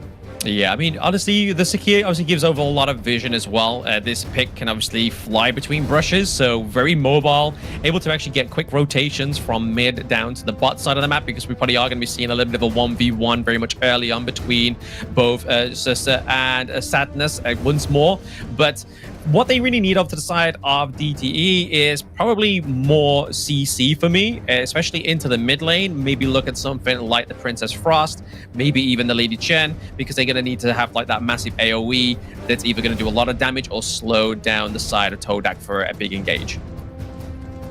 Yeah, and looking at that, Todak here locking in a lane, further pushing the fact that they want to get this dive on Churchill's channel. We're not letting this channel have such a comfortable game. You're not getting as much peel as you're looking for. So DTE Gaming here, right? You ban out so many of these clash lanes, right? You ban out so many of these backline flanks. What can you further pick to protect this crown jewel boy channel from successfully getting 3 items and 4 items, then progressively scaling to carry these big team fights, right? So right now, you have so many to answer. You have the Death as Sunset by Elaine, you have the Lian Po, but the answer is going to be a hyper-aggressive mid-jungle for Pei and Mai Shiranui. So that fixes the issue, right? If you want a focus channel, sure, we have Pei as a secondary carry, we are just fine with that. But on your side, Toda, you gotta figure out who's realistically gonna be protecting your Lady Sun, because I'm coming in hot with that Dharma Truth Mantra, with that Mai Shiranui, with the flash engages, so you gotta figure out, man. You got to figure it out, but at the same time, I already think that Todak's got a bit of an answer to the Dharma here, especially the Lian Po. Again, you got the barge, you've got the magma slam, you've also got the tremor smash as well that can really kind of upset the whole kind of dictation of CM on the Dharma. But honestly, DTE was like, you know what, forget your control, we're just going to go full burst, and we needed some more damage over to the side of Todak, and the only way here fitting in with a lot of burst damage, the Leap of Fury trying to catch out those slippier heroes onto the side of DTE Gaming is going to be what they need from this Dion Wei. And especially Blam, with the damage, yes, that's definitely true. Yep. And also DTE Gaming, right? You have like 3 knockups, realistically. And Toda drafting that Dian Wei, knowing the fact that, hey, you have knockups, my full spell set cleanses me of any crowd control I receive. So, yet again, this Dian Wei is a very, very good answer pick coming aside from Toda as their last pick. A very well invested last pick. But yet again, we have to see how these two teams execute their team fights, formulate their big engages, big team fights. And as well, Toda, you have only one president, which is the Lady Sun. So how are you going to protect her with all these engages coming in from DTE Gaming? Yeah, I mean, they've got to set up a good front line, right? They've got to really expect that these team fights are going to go over to the favor of Toda Gaming. And honestly, from that game 1, you can see that they have the source within the team, right? Like, they can definitely go brawl for brawl within these 5v5s. And this draft kind of only enhances them. Oh yeah, definitely. And game 2 between Toda and DTE Gaming commences with maybe a Zunzun trying for a cheeky invade, but being spotted by Anda. So nothing too crazy going on, securing the middle river sprite with the flash. Alright, he got it without the smite. That's actually very good for a side of Zunzun. Without utilizing the smite, he can actually progress his jungle even quicker at this point. And Sadness here being punished with the Mowbray flash. Ooh, big poke. Yeah, I got the Mowbray power, and then obviously the flash in there as well. But that does mean the side of DTE Gaming, the How, doesn't actually have his flash for quite some time. So he's already expanded it. That means that it's kind of like a green light for the side of Toda. To be like, hey guys, we got the intel. He's burnt out that flash. Come down quick. Yeah, come down quick, as if, let's say, Hao really blunders for the next few minutes, he's gonna be in for a big deal, being punished by all these kills. So, Mowbray power here misses by a small margin, but nothing too crazy so far coming to the early game, where DTE is still showing us the 50% first blood rate is really what it's supposed to be, right? With all these crazy engaged plays, crazy early game plays. I think that's just the identity for DTE Gaming. They love to play these aggressive early games. Yeah, get into the mind of your opponents, right? Like, hey, you think you're going to have a really easy game with that draft. We're going to just kind of like turn it up in the early game and catch you off guard. But that's the thing that Todak did in the last game, which was completely commendable, was like, okay, we got caught out, but we're going to react to it. And that's exactly what they need to do in this game too, if that is going to be the stated strategy here for DTE. But right now, in terms of the gold, it is going over to the side of DTE Gaming, not by a lot, but it's still at a bit of an early advantage here. But I feel like it's just down to Pei at his fast rotations. Oh yeah, flash engage here barely misses on the side of BB here. A very good respect flash coming from Stay to really save himself from danger, and a cheeky steal in here coming in from Zunzun, taking away the camp from the side of Toda. So this is how you really build like these small leads coming to the early game, these level leads, and a small trade here coming to the bot side. Nothing too crazy. Ultimate get right, but you know, nothing too crazy going on so far. And yeah, that's like both teams' identity, right? You want like your Zunzun, your secondary carry, the tempo maker with BB to really bring your team to the mid game. For side Toda, you want Stay, you want Anda, looking for these big engages while CCS flanks the backline. So you have to see how these two teams really bring it towards the mid game. Nope, that Trevor Smash being committed here does get the knock-up onto How, but he's able to get the Mowbray power to kind of drive them away, which is another good point of the Sakia pick, right, is the fact that even if you get that huge engage and you survive it, you can get the kind of like the CC back to try and drive them away, because at that point, when somebody's knocked up into the air, that's when like DTE's BB could try and come for a fast rotation, get another knockup, and then you kind of just suspended in that same spot for too long, and then that's when all the damage comes through.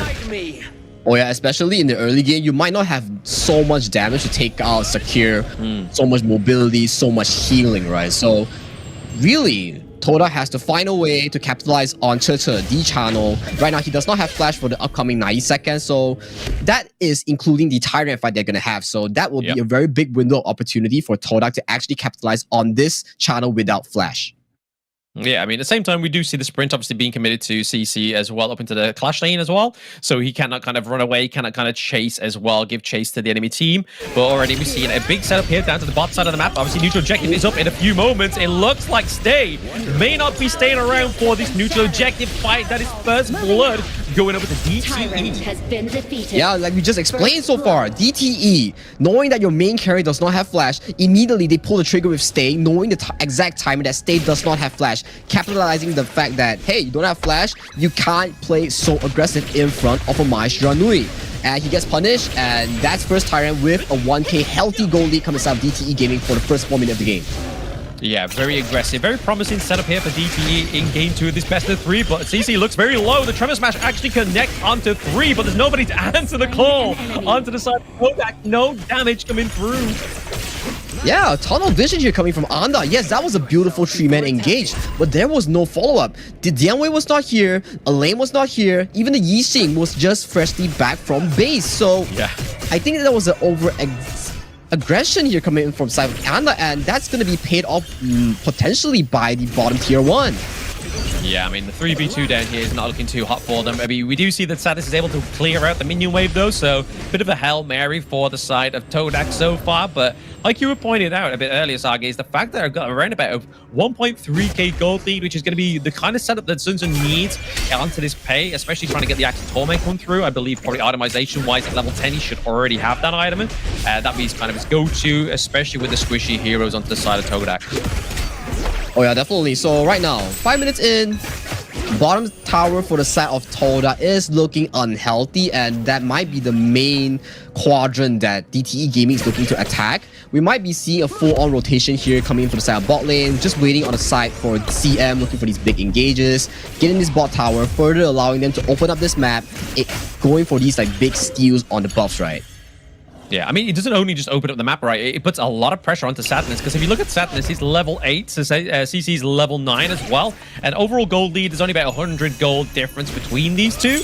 But in terms of how this lane looks in terms of pressure, we see that CC's able to get that T1 down to the bot side of the map. Stay looks pretty low already, so they can't really take the fight just yet into the mid lane. Oh, and Stay goes down to Secure's Firefight field. He was not looking at all, and he got taken down with a cheeky Firefield placement. And with all these helpers going so low, that might be tier 2 for the bot side as well, coming inside from Toda. Oh, but there was no creep, so they are safe for the day. But their mid lane, though, under fire, and if mid lane goes down in a professional game, that's gonna be a lot of mad pressure being filled out for the side of Toda. They're gonna have a lot of pressure to deal with right now. Oh, a lot of pressure, but we know that Todak can actually come back from pressure as well, right? Because pressure creates diamonds, and they got a diamond in that first game, but right now getting some picks up onto Arda, taking a lot of damage. He's already half health, and he's not even in the team fight. Ultimate Board catches out 3 of them. We do see the depth on Sunset into the backline as well, trying to catch out the side of CC is going down, and then BB is able to take out Arda. We do get the Mulberry Power onto Stay. Stay goes down. CM with the kill. Double kill going over to BB as well. That is almost a team wipe. Wah is just in the mid lane, just like, guys, I'm sorry you've had to go through a slaughter. I'm trying to get a mid T1 right now as they're approaching the higher ground turrets. Wow, that was amazing and beautiful teamfight execution coming from DTE Gaming. They lost Tuta, no problem on that, but immediately the follow-up engage coming from BB, CM, and How, utilizing knockups after knockups, capturing the backline of Toda. Mulberry Power follows a beautiful Truth Mantra coming in from the side of CM, securing the final blow of the team fight, securing, yet again, a 5,000 gold lead in 7 minutes in for the side of DTE Gaming. And a quick replay coming in, so let's check out what happens. So, you know, Very good worlds by board, capturing 4 members side of DTE Gaming. And the lane getting a perfect kill on the side of Turtle with this follow engage right here. CM getting a Truth Mantra, follow up Mulberry Power on the side of Todak, immediately annihilating any chance Todak has for this team fight.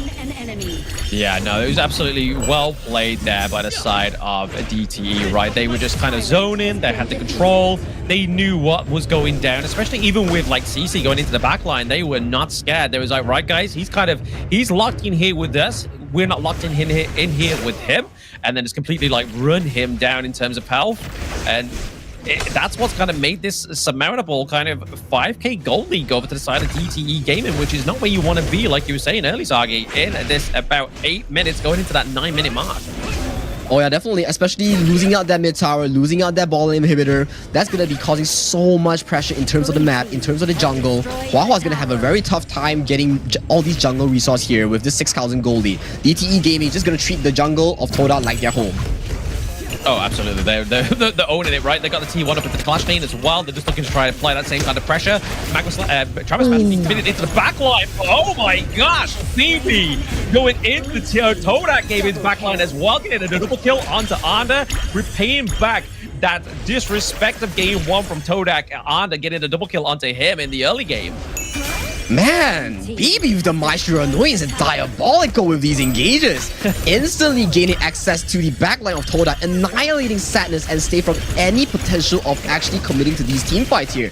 And if you're looking at it, DTE Gaming calm collected, just taking out this tier 3 on the side of Todak's top lane, making sure calm collected, we're gonna secure this 10-minute objective and then we're gonna close out the game. Nothing too crazy going on for DTE Gaming, calm, collected, and planned. And a 1v1 coming through the bot saying, yeah, we did get Death on Sunset a little bit too sort of overzealous there, and BB gets the kill onto CCS, and it's all pretty much night-night from that point. Oh, it looks pretty low as well on the Dion Way. Honestly, the Dion Way pick hasn't actually been that fruitful for Todak Gaming this time around.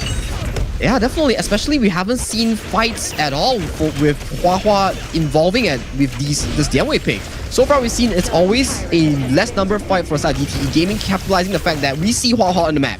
Immediately knowing that there's a lesser person advantage, they immediately pull the trigger, immediately engaging on the side of Toda Esports. Yep, we're just seeing the World Board being committed here, just trying like basically just put down a bit of pressure to try and keep that T2 alive into the mid lane. It's not going to be enough for the side of DTE Gaming to be deterred away. They get the T2 as well. So now it's looking like it's just a bit of a calm before the storm for this. We do have minion waves on all 3 lanes being pushed through up to the top side and farm lane as well, seeing that CM is just kind of shepherding it through. Yeah, we'll definitely have to see how Toda manages this upcoming wave that's going to be crashing in the next upcoming 10 seconds. If they can pull this off and make a miracle comeback or Hail Mary play, we might see a Toda comeback, but this is too much of gold to be comeback, and they are looking on the last tier 3 of Todak's base. And there it goes. He calls it straight away. Zagi gets that high ground turret taken down as well. Just plays vocals. It's just that powerful for the side of TDE Gaming. But like you were saying there, the fact that they're 40k gold, and obviously Todak are down around about 7k gold difference, and all lanes are pushed, they are pretty much hard to get out of the base. And right now, we see the DT Gaming's like, you step out of the base, we're just going to punish you. And they're going down once more. And that's one of the big front lines for Todak Gaming going down already. Yeah, the big front line Anda going down on the Lian pole. And this wave is coming through right now. And Todak, you might have to prepare for these crazy engages that's side of DTE Gaming that's going to be pulled through the moment the minion enters. Yeah, no, we're just another zoning world. My board being committed there. Also, the Death on Sunset once more, but it's not going to be enough to stay. Stay goes down, and it's just all down to Huahua at this point, and just into the backline. CCS is just on his saving grace as they're getting to game 2, going over to DTE Gaming. We are getting that full best of 3. Full best of 3 indeed. Blam, blam, blam, blam. That was a beautiful game 2 being played out on the side of DTE Gaming. Nothing too crazy going in the mid lane, but BB showing us why this Maestro Nui is a top pick, is a top ban, making all these early plays, early engages, snowballing his team to a very healthy lead. And the fight at the last, CM with the Dharma, making sure that you pick the single carry. My only job on the Dharma is to make sure that single carry, Lady Sun, Sadness on this Lady Sun, cannot play the game at all. Yeah, I mean, there wasn't enough catch out for the Mai Shiranui, right? Like, as soon as kind of BB was into the back line, there was no stopping him because, wow, in most of those team fights was not even, like, present. He was kind of just like, when we saw the whole team get wiped down to the bot side of the map, he was just trying to push that T1 into the mid lane. So, honestly, there was no slow. There was no kind of, like, burst damage going over to BB. He just had free roam in this game, too. Yeah, definitely free roam from BB in this game to rocking a 10-0 for KD with a smooth 9,000 gold. And to be honest, right, I want to point out that for the side of Toda, usually the mage has to buy this venomous stuff in their early game, but it doesn't seem to be the case since they are not respecting the mulberry power, the healing coming in from the Sakir. So maybe that's something they want to look into to further fix their game tree approach, right? For the side of DTE Gaming, a very well thought out draft. They executed cleanly with the engages, with the follow-up, with the tempo that they set. Props to TTE Gaming, a very beautiful game 2 that they have showcased so far after a game 1 defeat to Toda. Yeah, I mean, even with such a sort of passive approach on the Chano as well, right? Like 019, he was there just to kind of like give vision with his Spirit Wolf traps, and then also do some damage over time. Like we saw him many times against CCS. Like he would try and dive into the back lines, he would trigger a trap, and then all of a sudden he would get just run down by these Spirit Wolves. And you can see here on the damage dealt, he was second place in overall damage dealt CC here with a 60.8k, and then obviously BB had to take the top spot. Right, honestly, he was just always in the thick of it, doing so much damage. Definitely BB with the Kacho Sen, making sure before any fight happens, he's going to be poking down these members on the side of Toda with no magic resistance, making sure that their health bars are low, then immediately if we see a 50% or lower, the engage comes through and immediately demolishing any hopes of Toda in the team fight. But I want to point out as well, Hua on this DM wave with a 0% team fight rate. It seems to me that since we've seen so many of the fights except for the last fight, Hua was not really involved in these team fights, and that's a very crucial point I want to point out, right? If you reveal information of you appearing on one side of the map against this hyper-aggressive team from DTE Gaming with so many engage potential, you're gonna be welcoming a very big engage on 4 other of your teammates. Like, hey, you show on the map, immediately we're gonna engage on you. Yeah. I think it's because of the fact that obviously Todak Gaming didn't have quite the greatest early game there, right, as well. So the Dion Wei starts to fall away at the waist at that point. Like, he's normally there to kind of like soak and do a lot of the burst damage, but not having that great early game, not having the lead that he needed kind of meant that he had to try and compete with like gymnasts into that team fights, right? Like he had Chano going up with a solid signal, he had Mai Shiranui flipping around the place, he had Pei flipping around the place, he had no way, his head was spinning, so he just thought, you know what, spare myself the headache, I'm not even going to go and attempt to actually take into the team fights, but here's the gold graph. But gold graph indeed with a steady 10,000 gold lead for DTE Gaming in a round of an 11-minute game as well for the game 2 between DTE Gaming and Toda. So both games really ending after the first objective for the series, right? Will that be the same for game 3? We don't know. We definitely want to find out. Maybe it's going to be pushed towards the Tempest.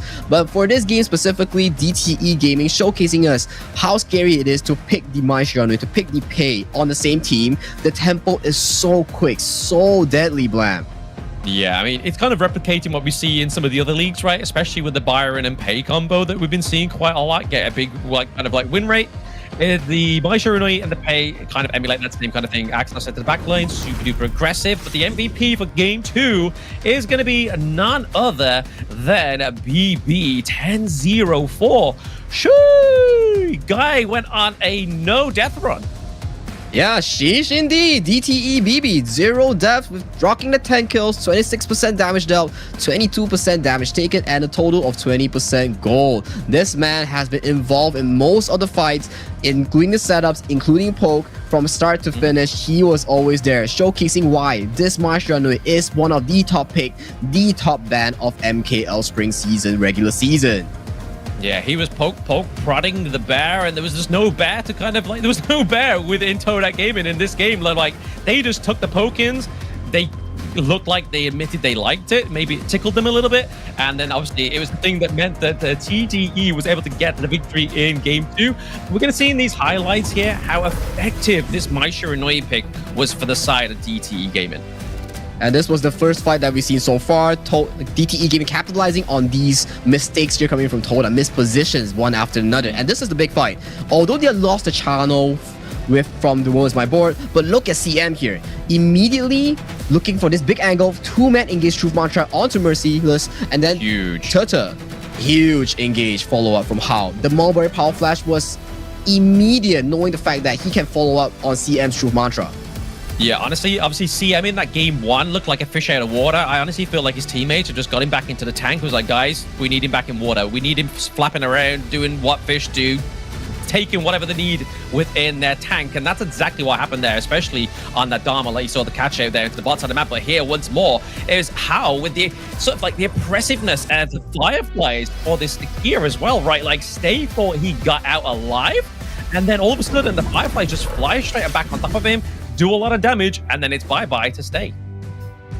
Yeah, bye-bye to Stay as well. And Stay is not here to stay. But will the victory stay with Todak, or will the victory stay with DTE Gaming? We'll have to find out in Game 3. But so far, we're looking at a very bombastic Game 1 and Game 2 with a very high tempo for both teams. Game 1, we've seen Todak, three Tyrants. It literally just ended the game right off the bat. And Game 2, same thing as well. DTE calm collected, pulling off these insane engages into the early game. And if you look at the top right corner, DTE Gaming is on the red side, while Todak, being the losers of Game 2, they get to pick sides, which is the blue sides. So blue sides does give you more options, right? Now, right now, both teams, they do not have the Maestro Nui, so both teams does seem to be having a more priority onto the early pick, which is what I want to focus on later on to the draft plan. Exactly. I mean, for those viewers, especially newer viewers as well, the reason why they can't pick the hero 2 times in a row is because we're now operating under the global ban pick as well. So this was something that was introduced in the KPL in 2018, but now since Season 3 Invitational, it is what we've been adjusting to within Honor of Kings Global Esports, and honestly, it's definitely shaking things up, and that's what it's going to do in this Game 3. It's going to shake things up because we're now 3 games in. That's a lot of heroes gone, as you can see right now. Ooh. That's a lot of heroes gone indeed. Mainly the marksman. The pool is getting smaller and smaller as we speak. So definitely DTE Gaming, knowing for a fact that if you choose blue side, you're definitely looking for the early. So that's early right off the bat being banned out for the side of DTE Gaming. And for Todak, with CM's masterclass of a Dharma performance, throwing down that Mayin into the ban. So right now, both teams, what are we looking at? What are we cooking? Tell us more, Blam. I mean, it's definitely got a permanent position into the banning phase, right? Both the Mayin and the Ali. None of these teams want these huge picks to come out, especially even now going into that 3rd game of this best of 3, when the hero pool down into the bottom side of the map is becoming a lot more kind of like thinner. So now we're going to be seeing hopefully the likes of maybe even Marco Polo, D-Ranger. Again, a little bit of a difference here from the league that I've been following compared to MKL is the D-Ranger has not really been coming out so far within these best of 3s, where it was kind of very prominent within the West League from what I was covering. But right now, we could come through. Game 3, they definitely need sort of like one of the better heroes into the farm lane to come through to try and bear fruits for these victories. But it's going to be the idea going over to Todak in this last game of the series. They've been storing up this pick clearly since Game 1.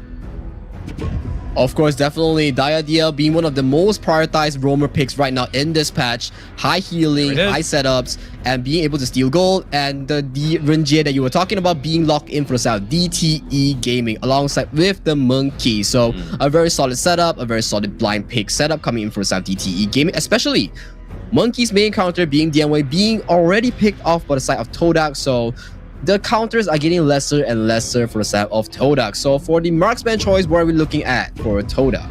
I mean, they could still go for something like the lung, right? I believe the Todak don't have the lung. Yep, there we go. They've got the lung, and pairing it with a Ganamo, that's a lot of burst damage, honestly. So yes, Monkey is going to be that tanky fellow that he needs to be for the side of DTE. But if Todak just get the position in, if Sadness and Stay on these 2 picks are able to kind of stay safe, but also deal a lot of damage into the backline, Todak could be onto a very sort of scary draft here. Of course, definitely. So for the side of Todak on the first 3 picks, we've seen lots of damage, lots of long-range poke. For the side of DTE Gaming, we have a bit of a Monkey and Nua situation, right? Some long-range engage paired up with some long-range artillery, looking to match the range of Gamo and Long on the side of Todak, right? On the side of DTE Gaming, they have banned out the Dharma, they have excelled with on Game 2.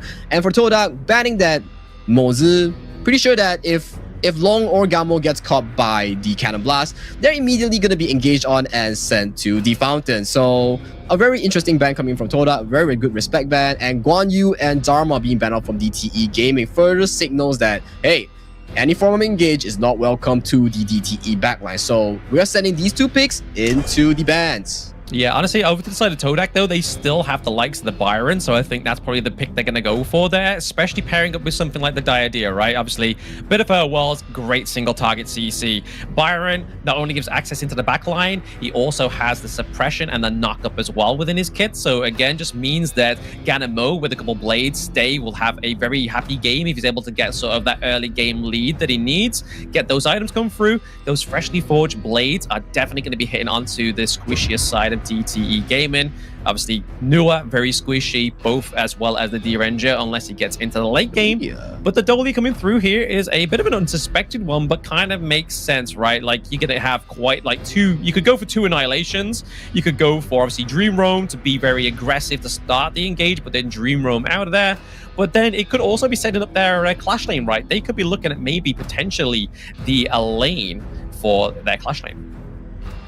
Oh, definitely. Lots of picks, lots of choices coming from DTE Gaming with this Dolia that they have picked on the 4th pick. So maybe the Dolia does fit on these teamfight purposes, double Annihilation, double Dream Roam, or even double Gold Card for South D-Ranger in the farm lane. So looking at the farm lane matchups, we're definitely looking for a very, very lane bully sort of matchup, and that's the Wukong being locked in for the side of Todak here, Blam. Wow, is this Honor of Kings S3 or what? It's something, right? Honestly, I haven't seen Wukong enter the Gorge for quite some time, but I'm super duper hyped about it. Again, it's just another hero that needs a good early game, though. So, honestly, we don't want to be seeing that same kind of performance from Huahua onto the Dion Wei. We need to see a big aggression from this Wukong play, right? Oh, definitely. So Todak here, the Sun Ce pick is actually a very good last pick for the side of Todak to further enhance their team comp, right? Yeah. Right now, you have a lot of poke, you have a lot of burst, but who in reality is going to pull the trigger to land these big team fights, land these big engages, right? So locking that Sun Ce really makes sense. And a Fuzi being a counter pick as their 5th pick on the side of DTE Gaming. This Fuzi, right?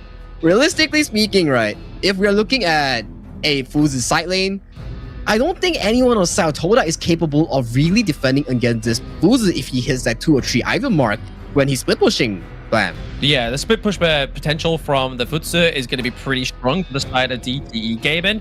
But honestly, you can see the kind of effect that it's got, right? Like, they're going to really be trying to funnel with the Nua. They're going to try and make sure that they get Stay into the right situation. And then CM comes out of nowhere, uses the ultimate, locks him down into place, and then just kind of goes ham on him. Because where's the couple blades are going to be really, like, less effective at a close range distance as well.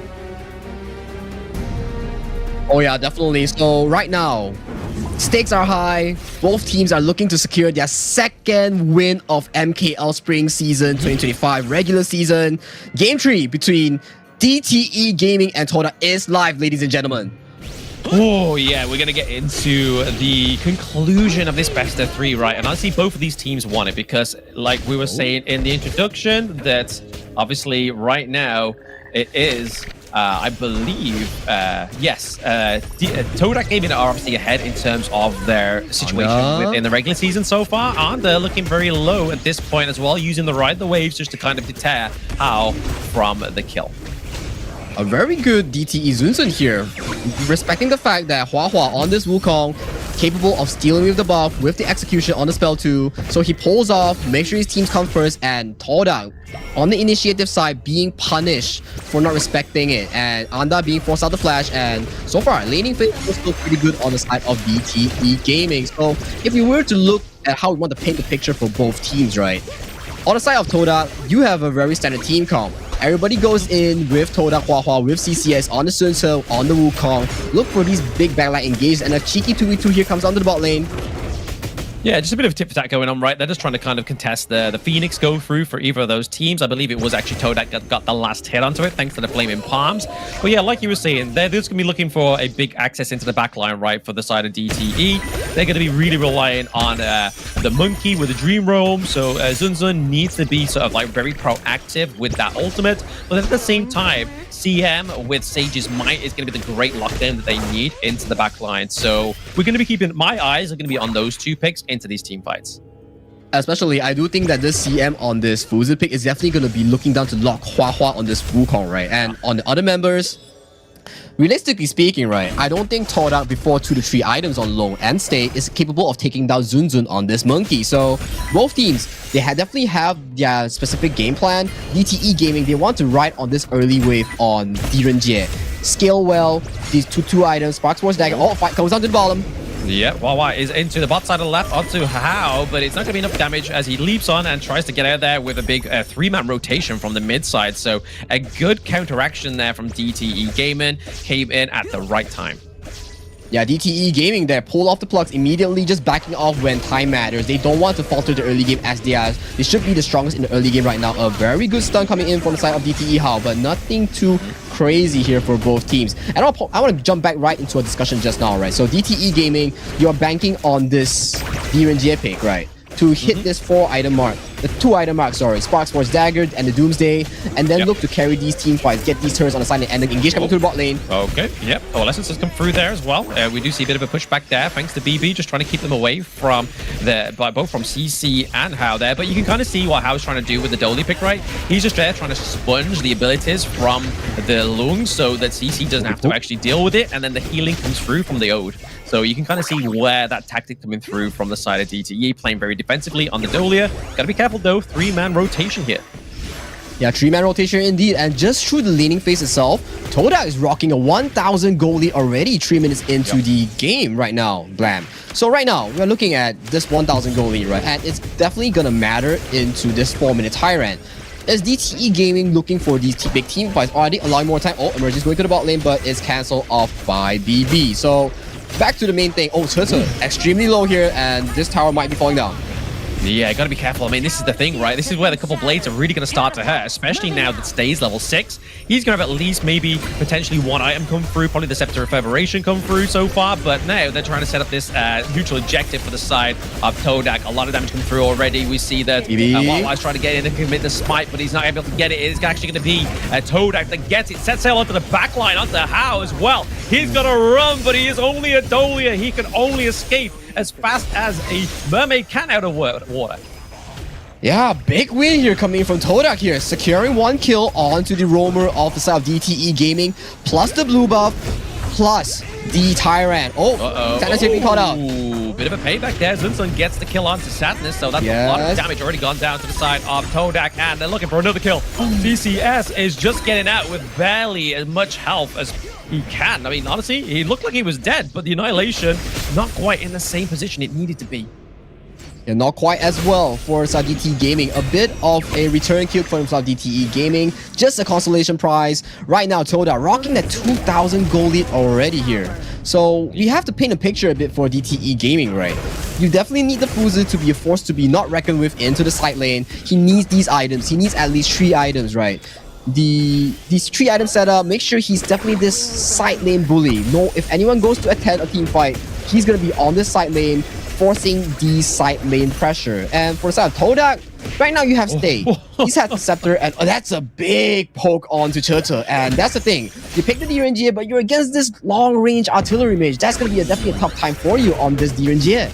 Exactly, you don't know where the couple blades are coming from, right? Like, you could just be happy as Larry in your lane, and then all of a sudden, like, you're down to half health, and like, hang on, what happened there? And then it's just a couple blades come through, but right now, we are seeing a bit of an aggression onto the Wukong there, but it's not going to be enough. We do see that Monkey is still stuck into the lane, using the Dream Roam out of there defensively right now. Giving over another Dream Roam is going to be thanks to the Celestial Melody from Hao on this Dolia, but already taking the T1 up into the Clash lane is Todak Gaming, so they are definitely getting the pressure into the side lane, and they've got to watch out for the side of DTE. Yeah, DTE Gaming here slowly bleeding out the buffs. Oh, Sage Might. Oh no, Anda maybe get a little bit too stuck into the thick of it here, but it is going to be saved by the Sage's Might thanks to CM. Gets the lockdown onto Anda. As well as the double kill going over to Wukong as well. Oh, big retribution fight here coming from DTE Gaming. CM here, his Sage Might was so crucial, and furthermore, pulling back Hua on this Wukong, punishing him. Yeah, you got the Azure Golem, but you're here to stay and pay me back with that kill. So very good play coming in here from CM. CM, the clutch man. Oh, couple blades. He's trying, right? Like, he's definitely using the Futsu to pure perfection at this point, right? Like I said in game one, seemed a bit like a bit of a fish out of water, but he's clearly back into it. They have a fish on their team. That's the Mermaid Dolia herself as well. So right now, I feel like DTE definitely need to make work of these side lanes. They've already got the T1s into the side lanes very low to Todak also, so they just need to kind of replicate that kind of same pressure that Todak's already done in this early game. Oh yeah, definitely, especially with this Fuzu slowly scaling to that 2 items. He's definitely going to be this big issue where we discussed doing the pre-game drop, right? Alright, Todak, you definitely have all these long-range engages, long-range damage, but you can't really take down this Fuzu. You can't really take down this Monkey on Zunzun and CM. Mid lane, slightly fast, and Lineation comes in, nothing too crazy, and they're looking onto the mid tower. Looking at the mid tower, you do see the Frigid Shard actually being built here onto the Sunset, so a stun into the knockup is going to be pretty huge in terms of CC. So if they get to land that onto the back line, that's going to be very effective for the side of Todak. Oh yeah, definitely, but that's the thing, right, Blam? We mentioned time and time again, CM and Zunzun. Realistically speaking, who's going to be the one to really take down these 2 large tanks in the middle, right? Zunzun can just walk up with the massiest gain, with the tanky stats, and CM, with his damage reduction, walks in with his last item, Pure Sky. These big tanks, right, as far as we've seen from Todak's draft, Engage coming through, bot side. Engage, CM goes down. I mean, there's going to be no Sage's Might without Futsu there, but we are going to get a bit of a technical pause there, and potentially that's why we fall here of CM. But right now, we did see a big aggression go over for Todak as they were trying to get CM taken down, as they were able to, and also into that T1 into the mid lane as well. So already opening up even more doors for the side of Todak. Yeah, definitely a crucial cue here. Todak capturing CM off guard, making sure that he pays for lingering in the jungle that they do not have control of, right? So CM here, was it lag? Was it a device issue due to the technical pause? We don't know. We have to check with the back end. But let's talk about more into the game on how realistically both teams wants to play, right? On the side of Todak, you drafted a very heavy artillery mage, which is the Guardian Mo, and you drafted a very high burst marksman. None of their heroes are really, to say, a very consistent DPS. And when it comes to consistent DPS, it's very, very required when dealing with the Monkey. So for the side of Todak, they definitely have to pick their fights well, pick off the prime carries, which is the Nuwa, which is Diren J on the side of DTE Gaming. And on the side of DTE Gaming, right, you want to see how they want to win fights, right? As we said, 2 large tanks, Monkey with the Dream Roll, Fuzu with the Sage Smite. So all this are tools that can bring DTE Gaming back to a 50-50 game. So right now, Todak getting a kill on CM, that puts the danger onto the mid tower of DTE Gaming. If that mid tower goes down, we're gonna see a heck of a hell faster Todak tempo here coming to the mid game. I mean, we would do, right? But I mean, if we take a little bit look at game one as well, like the fact that I believe it was actually Todak that lost the T1 first into the mid lane as well, but was still able to come back in that game one also. So honestly, I feel like if the T1 falls, as long as you kind of maintain the pressure and the gold lead's not too far away between both of these teams, I feel like it's anybody game still at that point. But we've seen not as much of a focus into the neutral objective pit so far. I believe it is potentially Todak that has the first Tyrant, if I'm correct. I think DTE with Monkey, they weren't able to perfect the Smite, but they were able to get it off to the side of Todak, yes. But that's been kind of like the recurring theme so far within this best of 3, right? Is the fact that whoever gets and prioritizes that Tyrant really is kind of bet the fruits for the victory.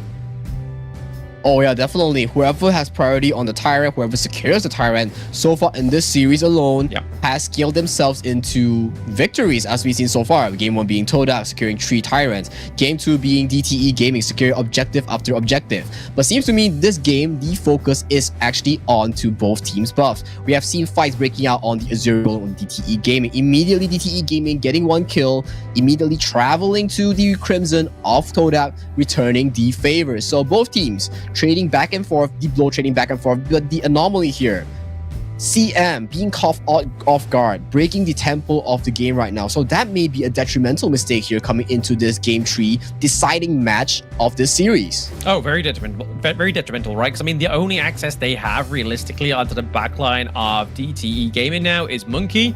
So how there, he has to kind of try and get a rotation into the backside with the Dream Roam, try and get back out, especially with Celestial Melody giving over that second ultimate thanks to the Dolia. But it's so far, I mean, the most kind of success they've had, like you were saying, was CM on the Futsu. But now we're going to go back into this game and see how this is going to play out for them. Yeah, definitely. And re-engage here coming in from side of Todak, and they want to capitalize on this Fuzu being dead and being caught out. So a bot tier 2 being secured on the side of Todak. So with that, almost a 3,000 gold lead at 8 minutes being secured on the side of Todak. A very well collected game on so far for the side of Todak. Even though they're losing on kills 2-3, they secured themselves a 3,000 gold lead so far, Blam.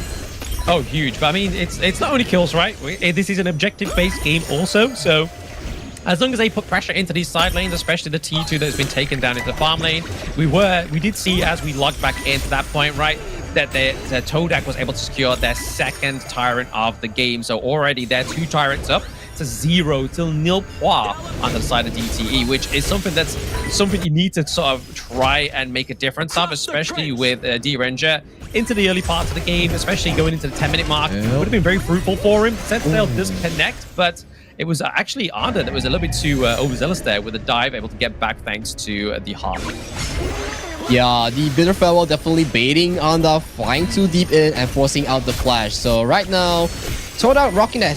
Stealing away the Azure Golem, and this is how you actually build leads. Steal away the enemy buffs and pushing the lead even further. SH might connect on Anda. DTE looking to punish him though for the stealing the Azure Golem. They take down Anda. It was like, hang on, buddy. You stole my Azure Golem. We're going to punish you for that now. But we do see a big connect into the backline. That's 2 knocked up for set sail. But there's not enough damage onto the side of TDK coming through. Sadness already pretty low. That is a double kill going to Zunzun. So already we're seeing such great potential come from this monkey pick right now.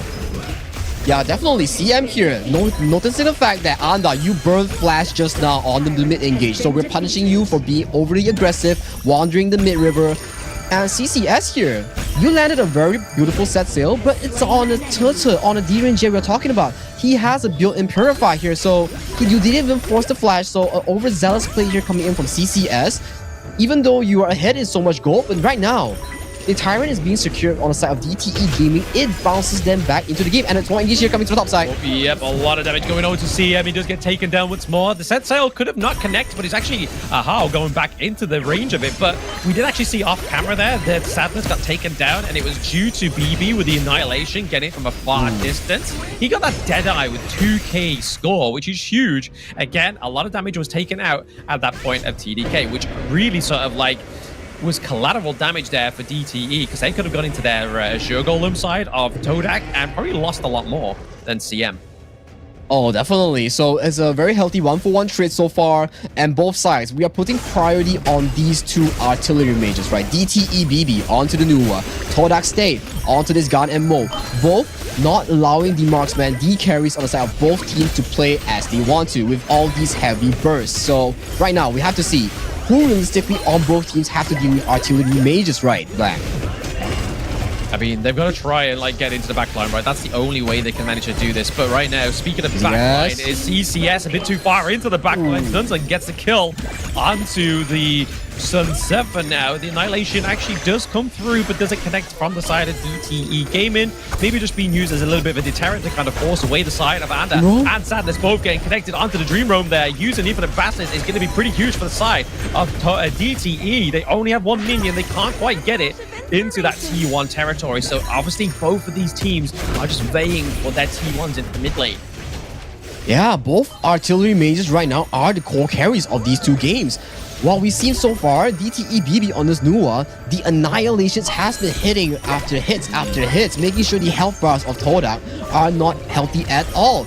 And one more thing we gotta point out, DTE Zunzun 402 on this monkey. Realistically speaking, Todak, who on your team can deal with this monkey, right? Both of your marksmen, Turtle and Sadness, they're having not such a great time with all these artillery mages being in like all these ranges, forcing them to back off whenever the fight. Look at that, Sadness, half his HP gone from one Annihilation. Yeah, almost one Annihilation, but they're able to get the T1 into the mid lane, which is pretty huge for them. CM gets a lockdown on Arda, so that's pretty frightful for the side of Todak. That's a lot of healing being taken out, thanks to DTE's CM. So they are focusing this Dolia. Not the Dolia, sorry. They focus on the Diadea, so they don't want the Destiny Towers to go through. They don't want to pick up into the back lines with that bit of farewell. But honestly, I think this is where they kind of try and shine into these team fights. Just make sure the Diadea is down. That's a lot of healing gone. It also means there's not as much zoning coming through for the side of Todak. I also want to give props to Diadea as well, or Anda on Diadea as well. Maybe he's actually voluntary to being hit by all these Sage Might. That was double Sage Might committed onto a Roamer plan. That's a lot of hate for a Roamer right there. They probably think that, hey, you're being too pesky, we gotta lock you down, take you down. And so far speaking, we have yet to see, oh, that's a big Annihilation here. Might be a refresh with the Celestial Melody for double Smite. So right now, Smite committed by the side of Huahua, not really. So objective being focused right now will be the Overlord on the side of DTE Gaming, while Todak shakes their hand and takes the Tyrant instead. So are we actually going to a Tempest Dragon here, Blam?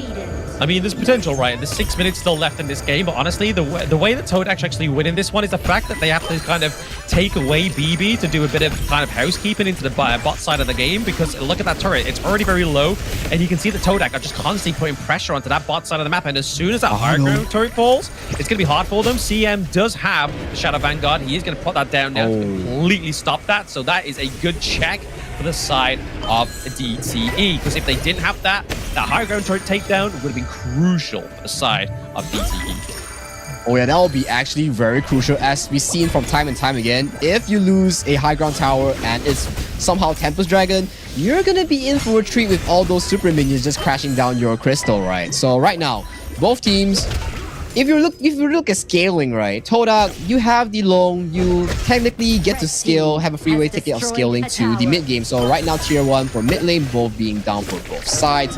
So for the side of DTE Gaming, you definitely have to be worrying on your late game.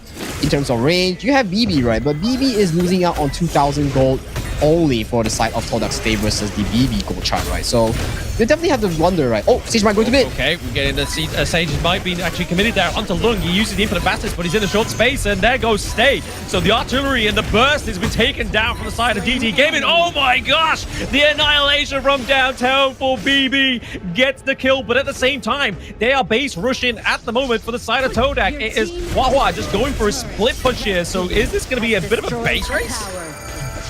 Base race or not base race, but if Huahua dies here, that's gonna be game for the side of DTE Gaming here. They might just end the series right here. Oh, Cecil goes in. 3 roam cadets, yeah, onto CCS, and he may get taken down. Too much damage for one man alone. That is 3 members onto the side of Todak down. We are just waiting for the Shadow Vanguard to come through. They are just trying to get Anta to try and take down, but there is also an added pressure of the minion wave as well. This looks like this could potentially be DTE getting the kill here. They just need to wipe the minions out, take the crystal. They are putting the pain onto Todak. That is an ace as well. Wow! DTE Gaming with the Fuzu immediately getting that Sage Might onto the core carry. And who is the core carry? Tutu on the long, immediately annihilated. And the person who was next to the long was also a core carry, which was Stay on the Ganemo immediately as well. He was deleted by the Fuzu. CM really living up to his name. CM, the clutch man, securing this amazing play to close up this series. What an absolute banger to win in a series, man. Oh, huge, right? I mean, the first match of the day ending in a full best of 3, and obviously DTE there, they had a lot of pressure into the early side of the game. Todak, obviously, with some great pressure into the side lanes, were able to get those first T1s in both of those lanes, but they just weren't able to kind of maintain that pressure. And really, like you said there, the pressure that CM was putting onto the back lines and onto the carries of Todak was just too huge, and then the kind of mispositioning there of both Stay and Sadness being in the same place was probably the downfall of that last fight.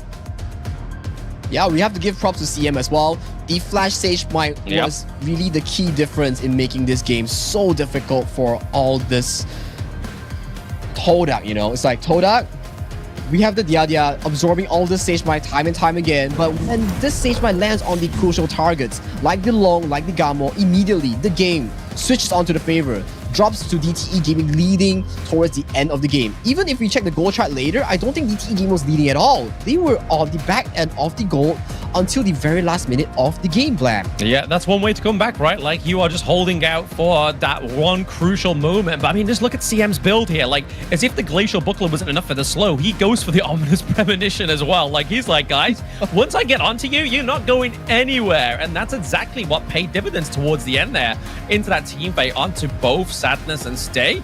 But honestly, CM on this Futsu was crucial. Oh yeah, definitely with the intuition damage reduction, with the pure sky damage reduction. In reality, he can tank 2 fire palms if he wishes to, if he times the intuition well. So CM, although he's rocking with that 422 KDA, but definitely that 2 kills that he got in the late game was detrimental, was so crucial in ending the game for DT, securing the series win. And let's look at these stats real quick, Blam. So it's something surprising, right? As we pointed out during the drafting phase, during the early game, realistically speaking, who is going to deal with Zun on this monkey, right? You don't have consistent damage. You don't have enough damage to really take down this monkey. All your damage is burst. So look at the monkey. Yeah. 95k damage dealt, 127k damage taken. That's a beast of a stat.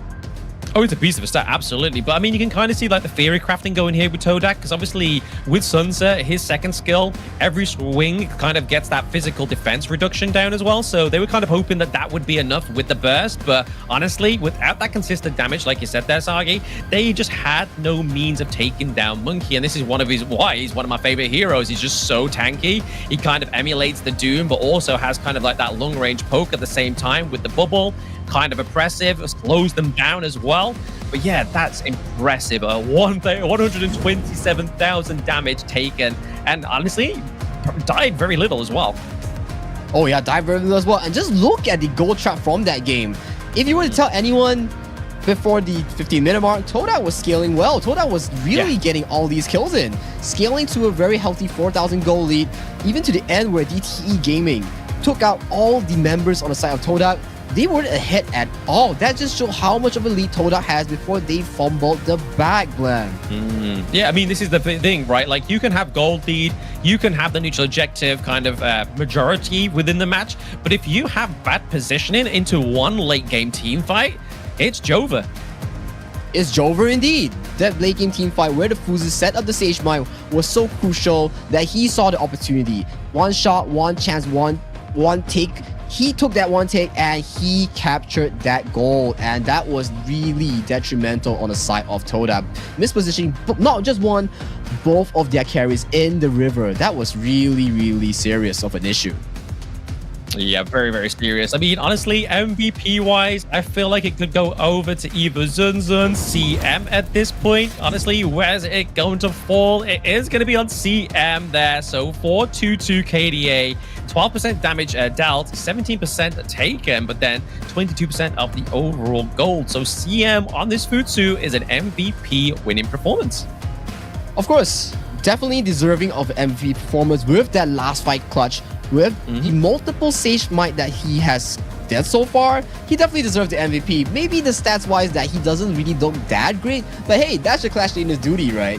My stats isn't that good looking, but here I am out here securing play after engages, and finally nailing the coffin for Todak.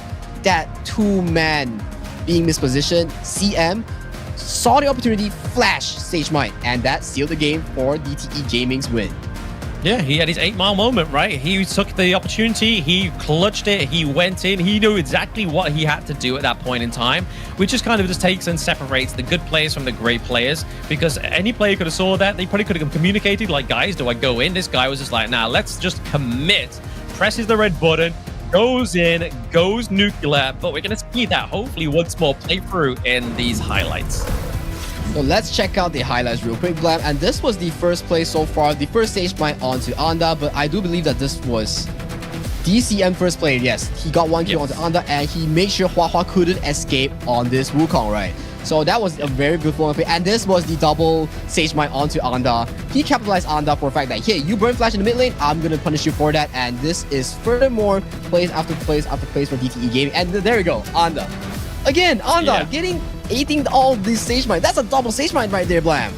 Yeah, I mean, it's not the first time that Anda's kind of overstepped into this one, but this is CM's golden moment, right? Like, he locked down the lung. He then's like, you know what? He's staying in place. I'm going to take stay first, and then I'm going to flash into the back line here. And obviously, doing a lot of damage there. Dead Annihilation is the thing that actually cleans off BB as well. So, BB cleans off stay, sorry. So, honestly, it's a bit of a pairing here. The Nua actually put a lot of pressure and really kind of like emulated that artillery effect that Stay on the gun and Mo had, but it was just from such a very long, oppressive range that you couldn't catch it out.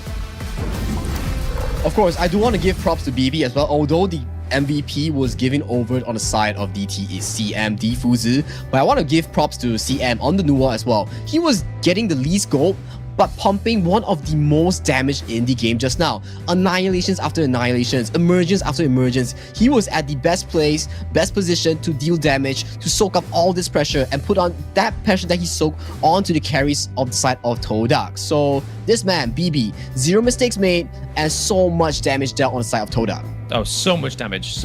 But I feel like it's all kind of like paired up with obviously Monkey being able to soak the damage as well. I feel like that was one of the great drafts for the side of DTE there. Like, they could have gone with anything like the Dune. They could have gone with something that was like trying to emulate that kind of sponginess from a tanker within the jungle. But just the fact that they lacked the constant damage onto the side of Todak meant that they just had no kind of like overcome potential for this Monkey. Of course, the overcome potential for the Monkey, the Fuzi, so tanky with the mass gain from Monkey, so tanky with the intuition coming aside from the Fuzi and the Prius guy as well. So much damage reduction for these two heroes, right? Yeah. So realistically speaking, right, yes, Todak, you did so well in the early game. You did so well throughout the mid game as well. Harnessing this 4,000 gold lead, but yet again, if you do these mistakes in the mid game where it gets you caught out, it's going to be very detrimental, especially when you're, in terms of the composition wise, you're already losing out, Blam. Yeah, absolutely. I mean, definitely a great way to start off day one of week 3, right? Honestly, I don't think it could have been any more feistier with this first matchup between Todak and DTE. And honestly, the next game is probably going to be just as surprising, I feel like. But with Team Secret going against O2 Esports, we have a team that's more established than O2 Esports. And so far within the tournament, they are around about the 4th seed within this one. So a bit of a fight between 5th and 4th between this next two teams within this best of 3 of the MKL Spring Season 2025. Of course, O2 looks to snatch that second win just like this previous series, and Team Secret looks to solidify themselves as the upper tables team, the top 4 team, the gatekeeper for all these bottom teams to meet these top teams, right? So both have their own roles coming to this series. O2 looks to prove themselves. TS looks to prove that they are the gatekeepers. So, you know, all this, it's definitely going to be a banger of a series today, following the final series. But yet again, all this, we can only show you right after this amazing break that we're going to have.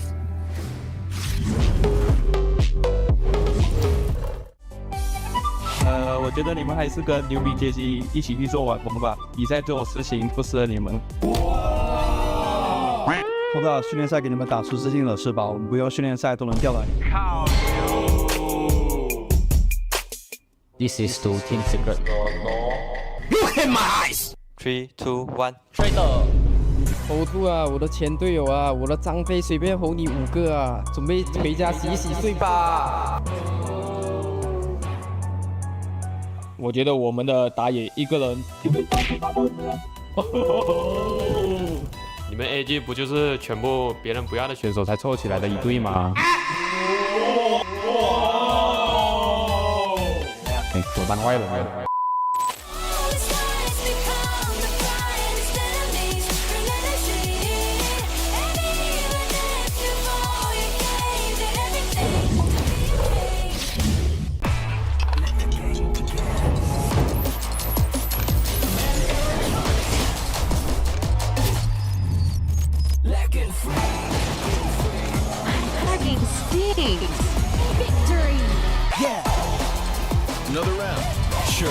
How about a smoother phone next time?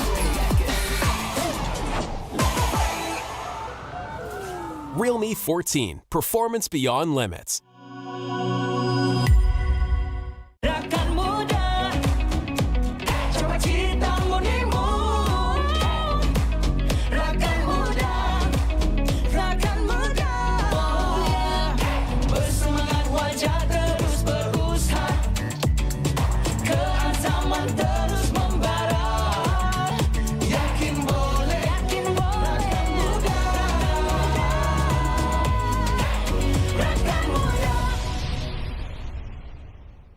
Such feebleness, unable to withstand a single blow.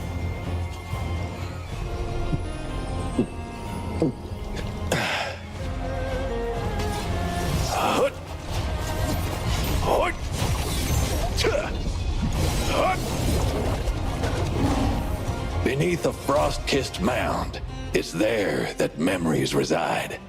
Bitter-sweet smiles.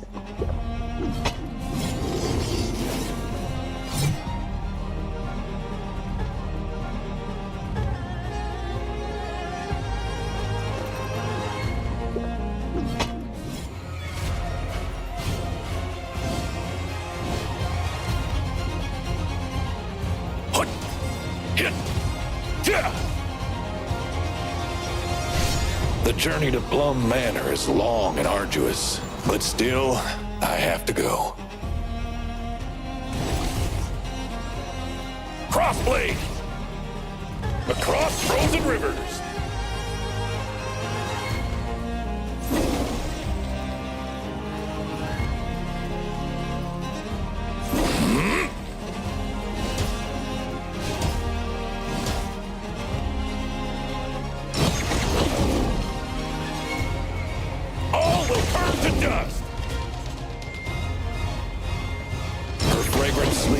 Have been burned to ash, and her grave stands desolate.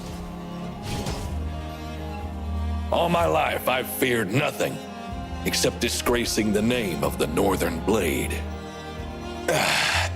Nice drink. It's a pity that no one will drink with me again in the future.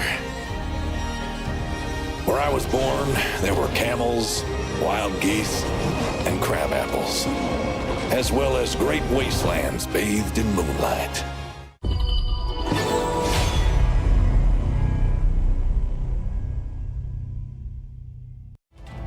Your little business isn't worth my time.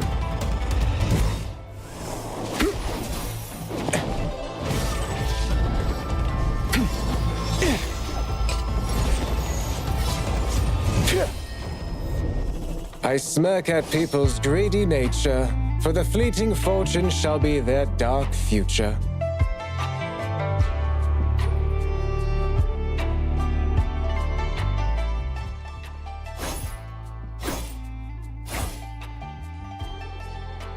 Hey!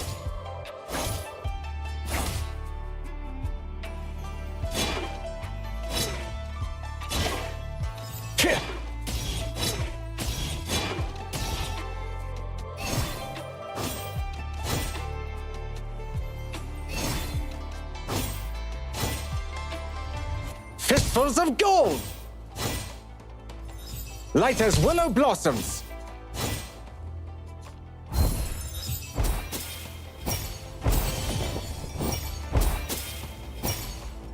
Golden strike!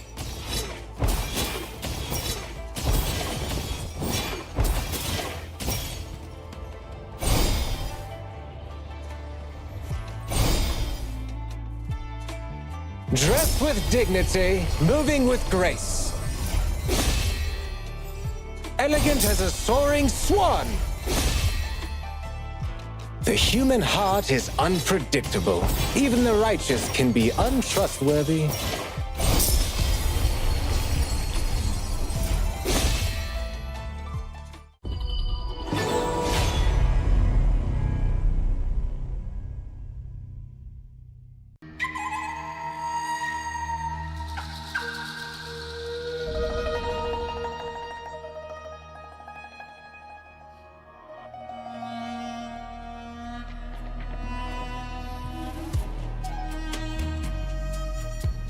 I come from wealth and pave my road with gold. The world is mine to discover.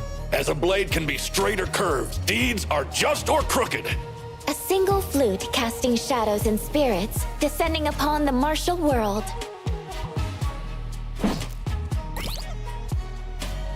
With the might of stones, I shall crush my foes.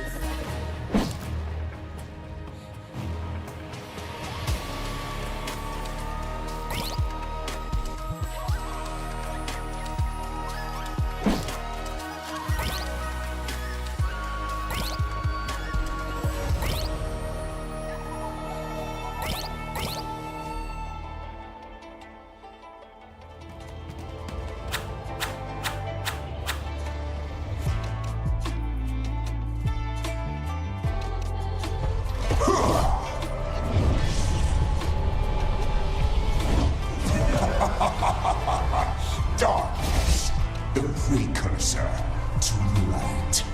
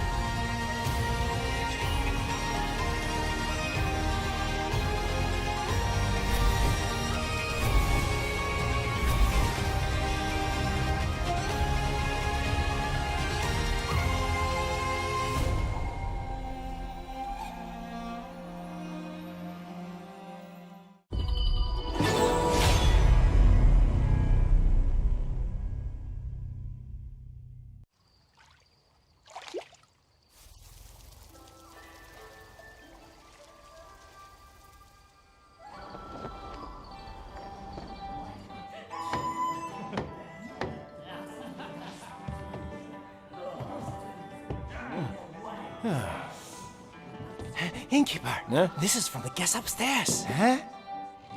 My, I'm rich. He said it was a repayment. Huh? Innkeeper, I'd like to take that off your hands. Name your price. Come on, indulge me. Sorry to keep you waiting. Here.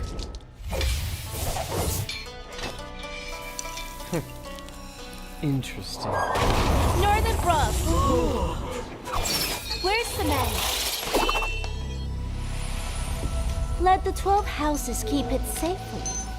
Let's spare the world another bloodbath. You'll have to ask my blade. Fine, I'll play it.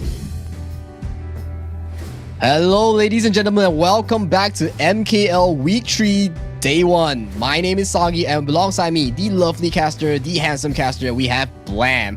Blam, talk to me. We had an absolute banger of a first series so far. How are you feeling right now? Honestly, so excited to get into this second best of 3 because, again, like I said before the end of the break, I think this was the perfect way to set up the week 3 day 1, right? Going a full best of 3. Both of these teams super reactive, super aggressive within their gameplay style as well, which really gave us some really great moments. Oh yeah, definitely. Especially week 3, it's already been 2 weeks prior to that, and teams are already warming up, finding these picks, finding these strategies, warming up, gelling together with these new rosters, right? So right now, we've seen so far DTE Gaming coming up a notch, taking the series against Todak. So following right now, Todak seems to be in the pinch right now if you were to look at the leaderboard, right? Yeah, I'm going to say, honestly, they probably are to be looking like they got a bit of a pitch there, but to be honest, it's only the week 3, right? So they're only halfway through. I think it's still absolutely fine. But here it's going to be the team lineups playing in this next best of 3. And first up, we have O2 Esports that is represented by K1, Kongling, X1, White, and Care. And on the side of Team Secret, we have Team Secret's marksman player, farm lane genius Son. In the jungle, Goose Sing as their import, Xuan in the clash lane, Nuo as their roamer, and Team Secret's mid lane mage, Shi San. And I want to point out a bit on the backstory, right? Nuo is claimed to be the traitor on the side of O2 Esports because Nuo and the bunch of O2 Esports has played together in their Weibo gaming days. So right now, it's much of a family reunion and a grudge match between these two. Yeah, it used to be a band of brothers. Now it's going to be a little bit of a, hey, we used to play with you. Now we're going to destroy you. Yeah, punches, kicks are all going to come in. It's a brother-sister story, but realistically speaking, there can only be one winner today. So whoever walks away with the last laugh gets to have the bragging rights. And on the top right corner, we have seen so far, O2 Esports has won the coin flip and has selected blue side as their primary side. And on the side of Team Secret, they are delegated to the red side. So right now, both teams, as we mentioned so far, O2 Esports looks to prove themselves that they belong in the Big Boys League, the MKL League. They look to snatch their second win of MKL Spring Season 2025. And for the side of Team Secret, they are right now currently ranked 4th. But for them, they are right now in the position where they are, yes, winners when versus lower tier teams, losers when against like top tier teams. So today it may be a difference so far. And for the first ban we've seen from both teams, O2 Esports has put the respect ban on Gu Xing's pay, and following a Dharma ban. And on Team Secret, a Zhang Fei and Luna has been banned out bland.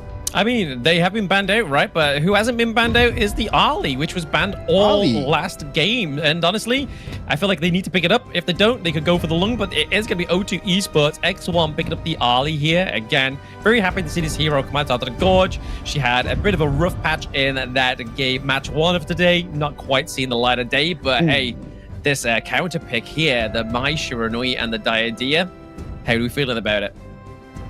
Oh, Mai Shiranui and Diadea, definitely both heroes that have amazing engage potential and lockdown onto the early.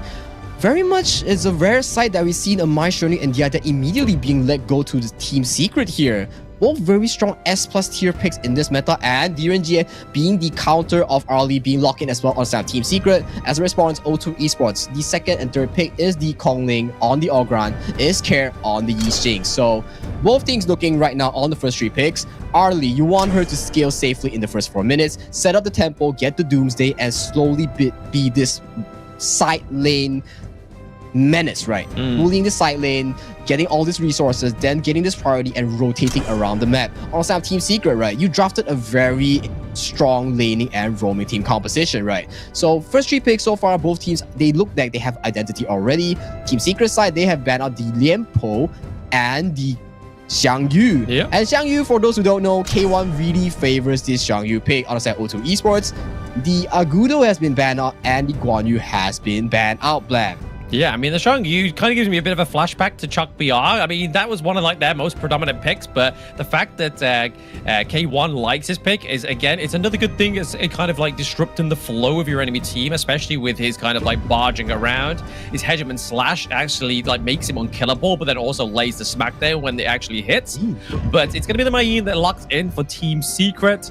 And then over to the side of O2 Esports, they're going for the Dolia and a lane combo. So we're going to get double Death at Sunset. So if 1 Death at Sunset is not enough for you, 2 is going to tickle your fancy.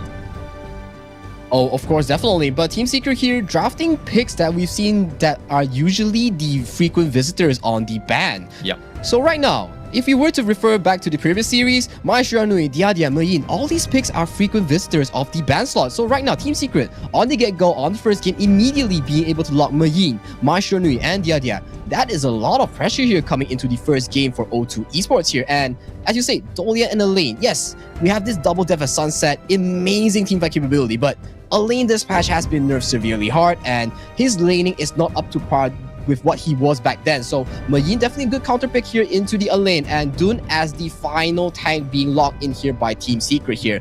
So looking at both drops here, what do you think, Blam? I mean, the Dune definitely kind of rounds off Team Secret's draft very nicely. It's the one thing they were suffering with, especially with those 4 picks. There was no real kind of front line, but now they have it. They have the Dune going in there. They also have, obviously, Diadea that we know we're going to be using the Destin encounter in the very early parts of the team fights. And then also, Mayeen is going to be there to try and pick off the back line, try and get some intel over to the side of Team Secret. But honestly, I do like the fact that Sun's picked on the DRN Jet, not only to counter the Ali, but also the Imperial Order laying the smackdown onto Orgren means that obviously the physical damage reduction as well as magical damage reduction is going to come through onto that big pick that we know can soak a lot of damage. So obviously I feel like it's kind of like a counter pick for both of the Ali and the Orgren this time around. Oh yeah, definitely. Laning wise, it fits. Team fight wise, it fits. So without further ado, let's hop right into game 1 between O2 Esports and Team Secret. So with a fancy start in the mid lane, K1 X1 here immediately gets forced to use the Berserk at Rage, and then right now they get the mid priority here. Are they going to look for a jungle invade, or are we just going to have a very swift start with the River Sprite here? Yeah, I mean, they're trying to figure out the matchups right there, just changing around both the mid and the bot side of the map. Just means it gives over Ali a little bit more leeway into the early game to get a lot more resources, like we saw there, get the River Sprite, get the bot side of the map as well. But it looks like they're not going to be really freezing at the bottom side of the map, because obviously Yixing definitely needs some of those items to come through for himself, because obviously his passive isn't quite just enough to get the damage that you need. Yeah, and the Kongling here definitely on the edge of the map, stealing away one of the fire peaks onto the top side, and right now, Guxing here secures mid priority for his team, so his team can escalate this situation quick and help him clear this jungle even faster to get to this level 4 of unlocking the Unruly Blade and put a stamp onto the map early game. So on the side of O2 Esports, it's about the same. Kara here on the Yixing, pulling out the Crimson, helping his jungle clear this camp almost immediately, right?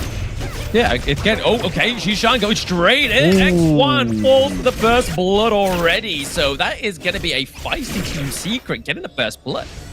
Yeah, not what you want to expect here for O2 Esports fan here. The marksman, the core carry that we mentioned about that has to get... and here coming in once more with a double knockup onto the Mai Shiranui. There we go. The Death of Sunset does come through. Is that going to be enough for K1 to get the kill onto Wuxing here? But it's not quite. The Wind Slash doesn't connect onto any. And now X1 and Kara here. But it's going to be right time for Team Secret to back off. And this is what we're talking about here. Why do teams prioritize this Doom pick? It's because of this Unyielding Might. You can be in a tough position, but as long as you get this lifesteal on the Unyielding Might, Engage coming into mid again. Yep, they're going. They're just kind of trying to get knockups here. I think they're just trying to keep them away, right? Just contest the minion wave. Because at the same time, yes, it's obviously Mai Shiranui in the mid lane, but to do enough damage onto the Ali, the Dolia, and the Ogryn, at this point in the game, is not going to happen. Oh yeah, definitely. Especially we're talking about X1. He definitely has to be more careful and cautious when he comes into this mid lane 2v2. So far speaking, right, Team Secret does definitely have this advantage in the 2v2, more experience, more synergy when it comes to this 2v2, right? O2 Esports here, the farm lane Andy Roman getting punished for being overly aggressive here. And we're talking about Guxing on this Dune, calculating well that his Unyielding Might can get him out of these sticky situations that we've seen so far. So right now, rocking the 1.3k goldie Team Secret, healthily looking towards a Tyrant for 4th minute mark. Yeah, I mean, they've had a really good early game, right? The fact that they're able to get like at least a 1k gold lead at this point is something different to what we've seen between DTE and Todak earlier, right? Like, there's a clear kind of disparity in terms of how these teams get resources. And Team Secret, I mean, they've been in the global competition since the Season 2 Invitational. So they've played against and learned against some of the best. Oh yeah, definitely, especially in KC 2024, they ranked 3rd. So far speaking, they have a pretty good track record in international so far, but right now, mid lane getting engaged again. More White gets taken down on the 3v1, and there's just no room for X1 to actually try and come in and answer or even give over support there. Yeah, White here not respecting the river priority here and immediately gets set up by Nono's Bitter Farewell. Immediately Shisan follows with a knockup and thus punishing him for not respecting this Blam. And a bot lane pressure coming in, and DRNJ can get this bot lane tier 1 without any disturbance. A fantastic early game coming in from Team Secret, 4 minutes in default, and that's almost a 3,000 goal lead. 5-man strong coming to this Tyrant.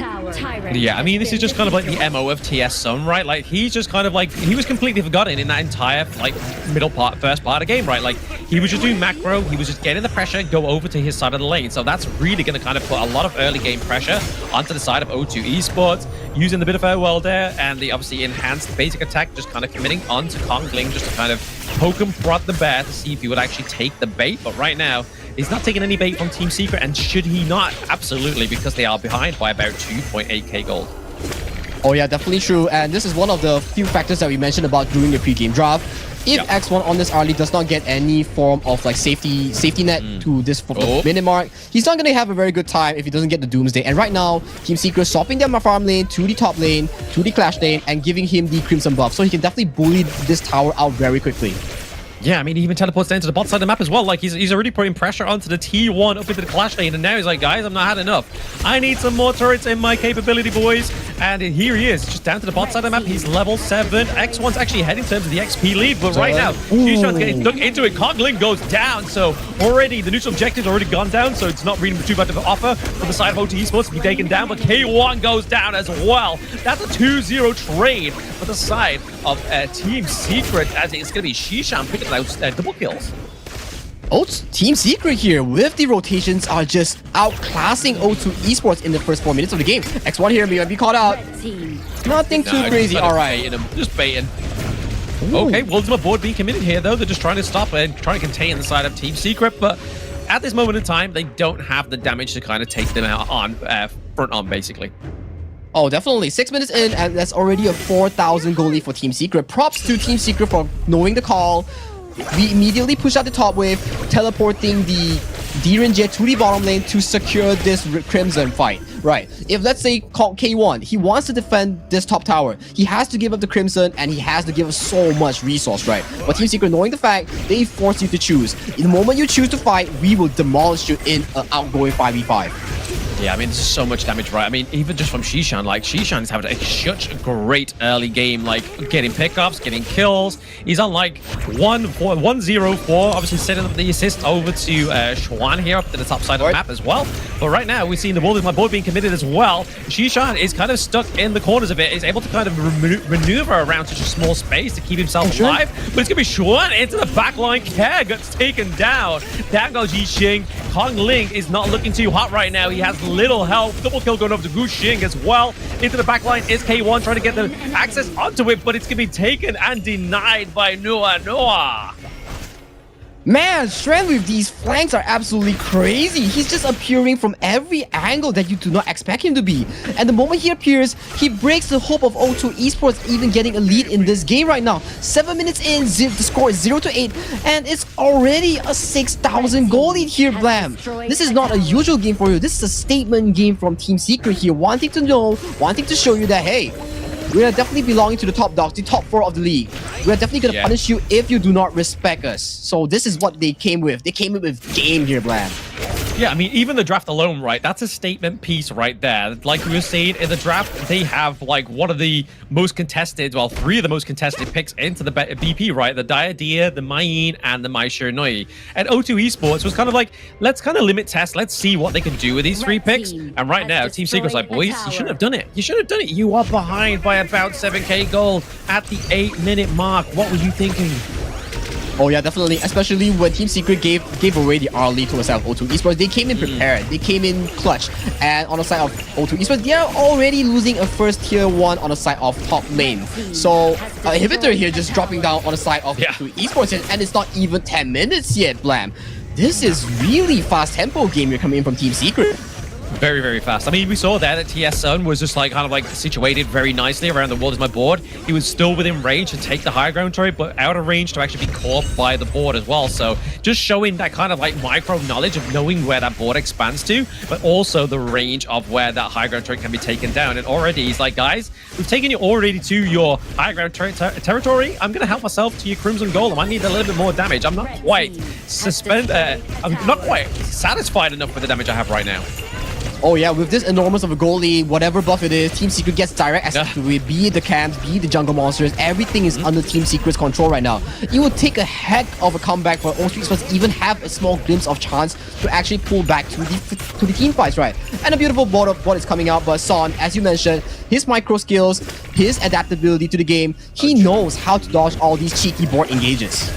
Yeah, very cheeky, like a cheeky Nando's. That cheeky boy coming through there was not quite cheeky enough for the side of O2 Esports to get any kills, because right now they're still down 0 kills. And Plum always says that it's not always about the kills, right? It's about the objectives. So honestly, if they want to get back into this one, they've got to kind of feed over the farm to the right places of O2 Esports, potentially over to X1 or Kongling right now, and then just try and expand outwards with safety. Try and get a few pickups here from Team Secret so they know that they can still be punished at this potential 10-minute mark coming through now. Oh yeah, definitely. Especially closing on to the 10-minute mark. Can we see a potential throw coming in from Team Secret or O2 Esports? They're just slowly being forced out of their jungle right now. They have 0 resources to farm. They are being forced into their own circle of the base. Their activity area is getting smaller and smaller and smaller. And look at Mayin right here, Strand. Nothing too crazy will be happening, but they'll take a consolation prize and they'll finally be able to secure the Azure Golem. Right, yep, they get the secure... No, they secure it for themselves, so again, just a little bit of a Brucey bonus there for the side of O2 Esports. They're just looking to try and get those minor wins at this point, because that's all they can really kind of hope for, right? Like, if we're being realistic, they need to just take those small victories that are within their grasp, because they can't kind of overextend, because if they overextend, Team Secret are going to punish. Oh yeah, definitely. And right now, Team Secret is knocking on the tier 3 of O2 Esports right now. K1 might look for engage with the board. So right now, Kongling, can you tank this? Oh, the wind slash just connects. It's not going to be enough to keep him in space, though. And honestly, they don't have the minion waves right yet on the side of Team Secret. You can see here that Sun just using the passive of the DRNG, just getting those 1 cards, getting those kind of like 1 taps onto the turret here. Without the minions, I mean, he's done a lot of damage so far. He's just going to be like, hey, it's working, guys. I'm going to keep doing it until those minion waves crash in. Oh yeah, the Swift Justice from TS Son's passive here definitely doing detrimental damage on the side of their tier 3. And engage coming in through top side. Yep, we did see the Death on Sunset being committed onto the back line there. X1, it actually does fall. It's Schwan picking up the kill there. Down goes White, Kongling, and K1. And it is game 1 going over to Team Secret. Wow, what a statement game coming in from Team Secret here. 0 kills dropped, 0 objectives dropped, everything secured in the bag, and showed us what it is to be a top team of the circuit of MKL 2025. Right here, they dropped 0 kills, man. 0 objectives. Everything was under their control from start to finish. What a masterclass of a game 1 showed here by Team Secret. Yeah, so fresh, so clean, right? Honestly, like we were saying there in midway of the match, this is a statement piece, and that was a statement, right? It was like, hey guys, you gave us those like top contested bans and picks within this draft 1, and we're gonna make it look clean, we're gonna make it look good, and Team Secret did. Oh yeah, they definitely look clean, look good. Shran with his Mayin was getting so many crucial engages. The first roam onto the mid lane was so beautiful. He caught up for the first kill for Team Secret. Following, he stayed out of vision, baiting O2 Esports to engage on them, making a flash engage once again and securing the lead for Team Secret. And following with the following fights in the jungle, in the end of the game, he was always at the right place at the right time. Yeah, I mean, just look at that, though. Like, Team Secret's Sun, 0 kills, 0 deaths. He was just in there for those turrets, right? He was there just to play the macro game. Oh yeah, definitely. If we were able to see like stats on turret damage, this man will probably be rocking at 80 to 90% pure tower damage just by himself, right? So pointing out like Team Secret's like their entire macro rotation here, right? They were forcing O2 Esports into a pinch whereby, hey man, if you want to defend your Clash lane, you definitely have to let go of your Crimson, right? Yeah. So what O2 Esports did during the mid game, they were in a kind of a pickle, right? They cannot defend the Clash lane. The moment if they defend the Clash lane, they were forced to take on a 5v5 full-fledged team fight where Team Secret came out on top and secured an immense goalie afterwards. So maybe for O2 Esports, back to the drawing board, and maybe when it's time to give up some resources, it's time to give up some resources, right? Yeah, I mean, honestly, I don't know who to give the MVP over to here, because, I mean, there's just been so much great performances over to the side of Team Secret. I mean, Sun with a macro play, we have obviously Shishan with the early, like, first blood, and so many, like, knockups and great engages, and then Schwan with so many, like, double kills going over to the side of Team Secret. But right here, we're going to kind of see where the damage really came through, and it's honestly all down to Shishan there, getting that 68.1k damage dealt over to the side of O2 Esports, shortly followed by Schwan on the Mayin. So 2 great picks coming in here, putting a lot of pressure onto O2 Esports. Oh yeah, definitely. Shishan here on the Mai Shiranui, all these players showing us, like BB, Shisan, showing us why this pick is always consistently banned, buying a house, renting a house at the ban slot, right? So Shisan here, utilizing the Kacho-sen, finding these perfect opportunities. They always have the same approach, poking you down first, then looking for these big, beautiful engages onto most the men, or at least the core members of your carries on O2 Esports. So beautiful display of Maestro here coming in from Shisan, one of the best mid laners so far we've seen in MKL today, for the very least. Yes, so far, right? I mean, the fact that I have to give over to as well is Gushing here with the Dune. He was just kind of like the anchor within the old team as well. So he's kind of going in, using the Rolly Blade, kind of just making sure he was soaking a lot of the damage, and all thanks to the Unyielding Might as well as the Gale's Benediction as well, his second skill. But let's look at the gold graph before we get into the MVP victory, right? Look at that, 11.3k gold lead in what? The matter of like just over about a 10-minute match. Minutes. Yeah, 11-minute match. It was huge.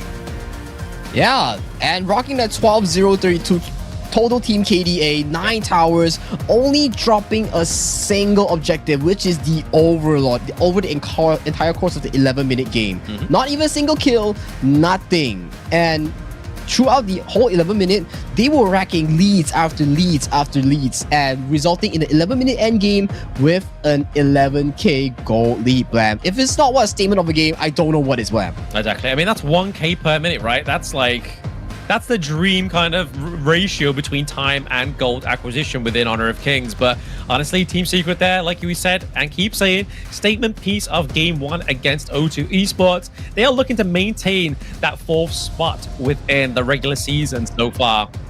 But in terms of the MVP, honestly, I think ultimately would be Chuan here on the Mayin. I mean, obviously, getting the kills, getting into the back line and doing a lot of damage, giving some love over to his fans. That is the 505 KDA from Chuan.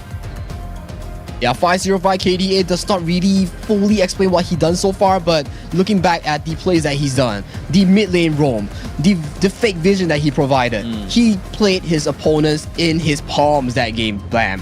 And with the roams, with the backline access, this man was rocking a masterclass performance so far in this game 1. But of course, Blam, we cannot give credit where it's due so fast, because we've seen so far, Toda, they got game 1 just now, and look at where it happened. So it might happen the same for this game as well. Exactly, yeah. I mean, it's all still to play for, right? It is a best of 3, so this next game could definitely be a difference of what they need on the side of O2 Esports. But honestly, if they falter to a Team Secret so deadly in the early game like we're seeing here on the highlight reel so far, it's going to be hard for them to bounce back in game 2, because they need to definitely reassess their draft, right? I mean, they had a good draft. They had big picks like Yixing, they had big picks like Orgren, the Ali, and the Dolia. So it's not like they've just kind of expanded, like exhausted some like really lower picks. They went guns blazing too. Yeah, they went guns blazing too, especially all these top picks, the Ali, the Yixing, the Orgren, all these are top priority picks as well. And look at this last fight. The Mayin getting a 2-man perfect knockup, immediately annihilating X1 and White from the map of Heroes Gorge.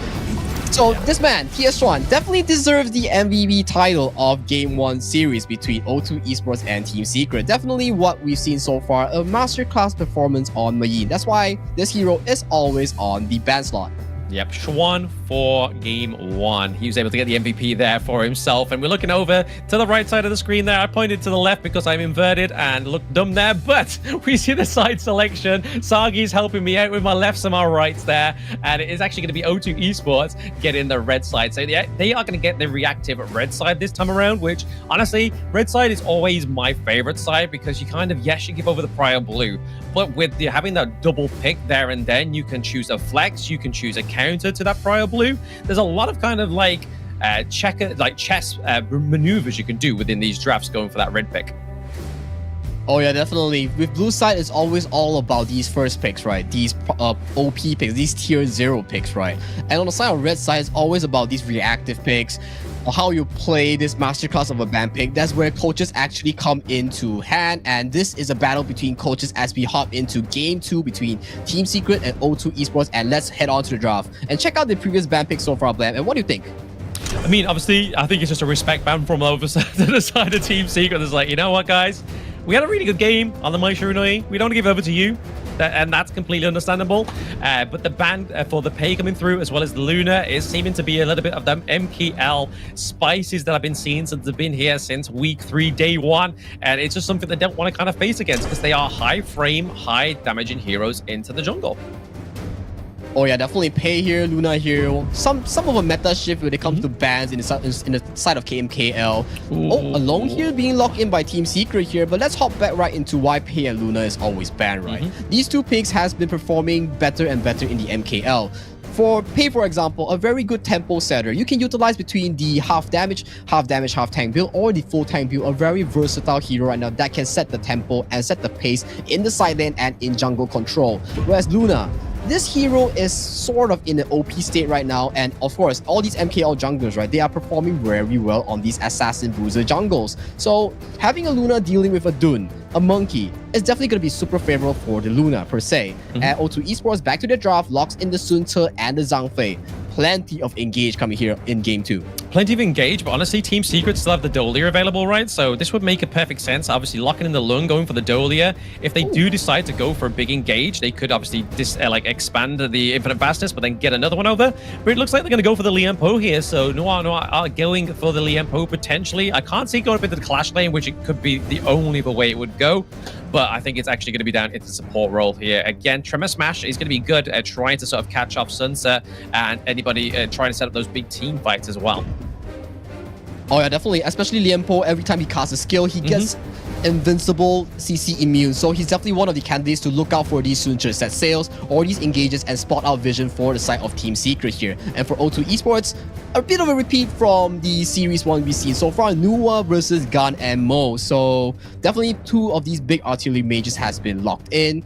And so far, this matchup we have seen so far from the first series, it's definitely going to be a lot of pokes, a lot of spells flying across the map. So let's see what they have in store for the following bans. O2 Esports further locking down that Augra with Team Secret replying with a Ho Yi. I see. Yeah, again, Ho Yi, especially within the KPL, he is definitely one of the counters for the Lung as well, especially when you try and build him with Arcane that's a little bit more tanky. He's able to kind of take the shots of the Flaming Palms as well in the early game. But right now, I feel like it's a good ban off to the side of O2 Esports, right? Like the Lian Po and the Augur combo, I've been seeing quite a lot within the West League and all the other leagues that are happening right now. So normally you see the Lian Po go against the Augur, but when they're paired together, the Conductor of Souls, the Tremor Smash, just really set up some great team fights. So they're just trying to eliminate as much AoE as possible, it seems, on the side of O2 Esports. Oh yeah, definitely.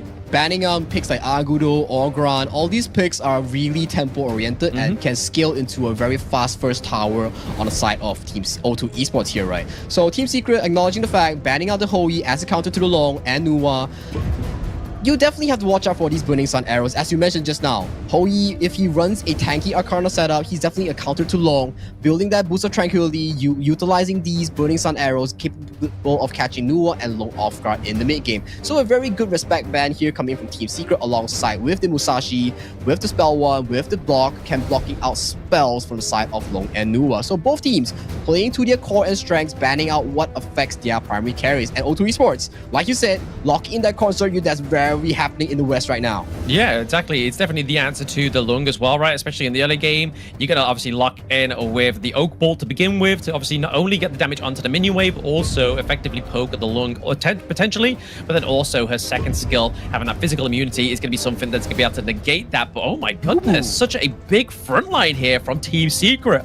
Locking in the Lubu, locking in the Monkey. I mean, that's going to be hard for the likes of Ganemo to try and escape that. Yeah, especially O2 Esports here, even locking the Yao. I think that's our first Yao and Lubu of the series of MKL Spring Season right here. Both teams bringing out the big guns right here in the Game 2 of Team Secret's O2 Esports here. So for those who don't know, Lubu's damage, right, comes from the true damage after he hits his first spell, right? His swipe, right? So once he accesses into his form, shields don't matter in front of Lubu, nor consorts you physical damage and immunity. So if he accesses true damage form, he can bypass this limitation set by the enemy. So a very good and interesting pick coming out from Team Secret here. I mean, I saw yours and Sir Cloud's podcast episode the other day, especially talking about Nova Esports, doing some fan service. He wanted Wei Pit to pick up the Lubu. Not quite the Lubu who's expecting for here, but at least Sir Cloud gets it on the gorge within MKL. So maybe this is more evidence that maybe they will just give him the fan service that he wanted, right? Oh yeah, definitely. Right now we get Lubu in the gorge. We get Yao as well from O2 Esports, Kongling in the jungle as well. Two very rare picks, two very rare visitors into Heroes Gorge of MKL. And I want to see what kind of spark that he can give us right now in this game 2 in between Team Secret and O2 Esports right here. And honestly speaking, a very cheeky Smite Steal coming in from White to secure the River Sprite of mid lane so far. Yeah, so far so good, right? I mean, they're definitely trying to just kind of like maintain or at least gain some pressure into this game 2 because they need it. I mean, game 1 was not the kind of performance that we want to see from O2 Esports, right? Like they took it, they rolled with the punches, they got no kills. This time around, they need to make sure they're getting some kills in this early game, especially trying to get the itemization of the Consort U as well as care on the Ganem Mo. Oh yeah, definitely. And I want to paint a picture for both teams right now, right? We've seen so far TS Son onto the Long and O2 X1 onto the Consort U. Both heroes have both similarities. They have high burst, correct, but they both have very short range when it's compared to these artillery mages. So both these marksmen, a repeat of what happened just now, they're gonna definitely suffer a bit of an issue when dealing with these artillery mages. Shisan onto the Nuwa, Care onto this gun and Mo, and a small fight might be happening mid right now. Yeah, potentially. I mean, they're just looking to try and like bait out, right? They're trying to force Team Secret because they know how aggressive Shishan can be. But on the likes of Anua, he can't kind of dive in. He's really waiting for the likes of Wuxing, Xuan on the Lubu. He's really relying on his side lanes and his support role, support player to actually get this dive in. But Shishan almost got dived in there. K1 does actually find himself a little bit overzealous here. He actually expands the flash to get out of that 3v1, but still alive. Still alive indeed, and flash for flash. K1 onto the Sun Tzu, burning the flash, no big deal. But Shisan on a mage, no flash. He's definitely going to be the prime target of Kongling and K1 when it comes to the following engages. Exactly. So far, like, just like he needs to make sure that he's mitigating as little engages onto that pick as possible. But right now, we're kind of seeing that actually O2 Esports have a little bit of a gold lead here. So maybe it is the start of something new here for the side of O2 Esports.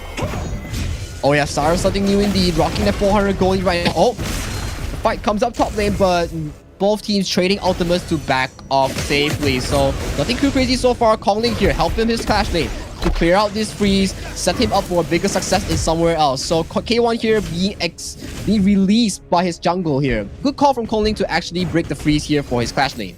Yeah, exactly. He's just kind of just trying to put some pressure up into the clash lane, trying to get him to get that little bit of an advantage. Because again, if K1 can kind of get the T1 before Xuan here up into the clash lane, it means that the set sails kind of like he's going to be able to do them without like a free conscience, right? Like he's going to be able to go around the map, set sails, get those big team fight setups. Because honestly, it's down to the Sunset and the Zhongfei for those setups. But the Dream Roll there connecting onto K1 is just going to force him out of the lane for now.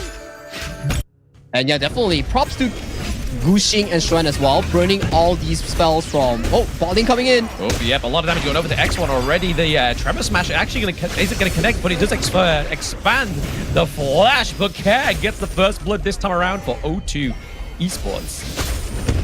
Yeah, clean kill coming in from O2 Esports here. Using the opportunity where Shisan's flash is still down and punishing him for being overly aggressive. Perfect primal outburst here coming in from White to catch this Shisan off guard. And 4 minutes is here and Tyrant has spawned onto Heroes Gorge here. And we've seen so far 5 players look to be strong and approaching this Tyrant with a big of a fight. Yeah, I mean, they have the priority down to the bot side of the map, right? It's all down to TS Wushang, see if he can actually steal this. We are seeing the emergence come through, but it's actually going to be White that claims the secure there. Obviously, running the double smite strat here onto the side of O2 Esports when they have the Zhongfei really paid off there with that first neutral objective. Oh yeah, definitely. And right now, O2 Esports here putting a lot of pressure here onto Sun's Long, knowing he does not have infinite Vastus here, wanting to punish him for the fact that, okay, emergence here drop, annihilation here drop. Okay, so a little bit of a tower pressure here onto Team Secret's bottom lane. So nothing too crazy going on. Tyrant is secure and a healthy 700 gold lead goes to the side of O2 Esports here. But it's Team Secret we're talking about, right? Game 2 between these two teams. Pressure is on to O2 Esports to actually perform and make a comeback play here into the series. Yeah, I mean, honestly, the very little kills on the board shows like the respect between these two teams, because obviously O2 Esports, no single kill last game, able to get the first on the board this game. Already we've seen progress for the side of O2 Esports. Well, Bright Light's burst catches one. It's actually going to be catching on to Noah there, but there is a takedown. The set cell comes through. It is actually going to be the Tremble Mortals into the backline. Care looking pretty low. It is Shaw with a kill into the backline as well. Annihilation coming through. K1, X1. Boom, boom. Double kill go down. Crucial teleport for the side of Team Secret. They answer the call and they come with 4 kills. Man, Strand just dunks onto O2 Care here, immediately flashes onto him and executes it, leaving him no room for play. And on a side note, Shi-san making these amazing plays, making this amazing zone control, securing 0 escape path for the side of O2 Esports here, and Son using Infinite Vaxxers, re-entering the team fight and closing off whatever O2 Esports had as escape path. And Shi-san here, have you caught out? Okay, nothing too crazy as we speak, but definitely a good showcase of what is a team fight and of how to set up a team fight here. A good showing from Team Secret right here. I mean, honestly, the team fight looked like it was going to go over to the favor of O2, right? Like, they were able to catch off Noir with the Unbridled Outburst, but then after that point, there was just so much more sort of, like, huge, like, AoE, like, crash down from the Tremble Mortals, from Shawan there. It just kind of was, it was enough to catch O2 Esports off guard. T1 falls into the Clash lane. This is definitely where we start to see Team Secret trying to pull back that deficit. Oh yeah, definitely. Props to Sean for a good damage calculation, knowing how much he can tank, knowing how much damage he can do, and really just... both huge ultimates being committed again once more. That's both the Tremor Smash and the Tremble Mortals coming through. It doesn't actually catch off many off the side of O2 Esports, but wow, the Unbridled Outburst into both Lian Po and the Monkey there as well. So getting the kill onto Noir goes down once more. So that is already one of the sides of Team Secret's front lines going down. Stun's got to be careful. He could get caught out. He does have the infinite fastness. Infinite Vest is not burned as of now, but right now O2 Esports here not backing off without a fight right here in game 2 of this series right here. And Annihilation here just to clear off the waves, and a big burst here coming in from Goose Shing, but knowing the fact that he has mass and he can slowly regain his health in the jungle. So O2 Esports here not backing down without a fight in game 2 of this series here, but so far we're looking right here, right? TS Swan on the Lubu, slowly scaling into that third item here. Once he hits that Siege Breaker, he's gonna be an absolute alpha beast. And just by looking at gold lead, he's rocking a 2.3k gold lead over his lane opponent K1. 2.3k is a lot just for one player. Oh, absolutely. I mean, he's putting in the work. He's getting the investment back. He's honestly, like, putting everything into this Lubu pick. But again, it's a great kind of performance, right? Because again, this is it's the debut. It's the debut performance of the Lubu. So Shawan is like, hey, I'm going to make a hallmark on this. And people are probably going to try and, like, imitate this throughout the rest of this regular season. And O2 Esports, I mean, they were looking hot in the beginning part of the game. Team Secret was able to come back there. They are still trying to fight that gold lead over to the side of O2 Esports, only behind by about a few hundred gold, so they are still within reach of claiming that back once more. But honestly, this has been a much better game 2 for O2. Oh yeah, definitely. O2 Esports here in the game 2, matching the rotations, taking turns to defend and attack. And so far, in terms of priority and rotations, O2 Esports are matching what Team Secret has brought to the table in Game 1. And so far, looking at the goalie is looking at the 50-50 for both teams right now. And we might see a big fight happening at the 10th minute mark, maybe at a Tyrant or maybe during a mid lane push. Yeah, I mean, TS Sun's not had that free roam that he had in Game 1, right? Like, they put the early pressure into the T1, into the bot side of the map, so really kind of stunting his growth there and the macro play that we know he's used to and is able to actually perform on. But right now, here we go. There's the burst ram into the Tremor Smash, into the Tremble Mortals, onto X1. That's a lot of damage already gone by the side of O2 Esports. Down goes White, down goes your front line as well as your damage. So already suffering so many losses in this early team fight as we see Team Secret approaching that T1.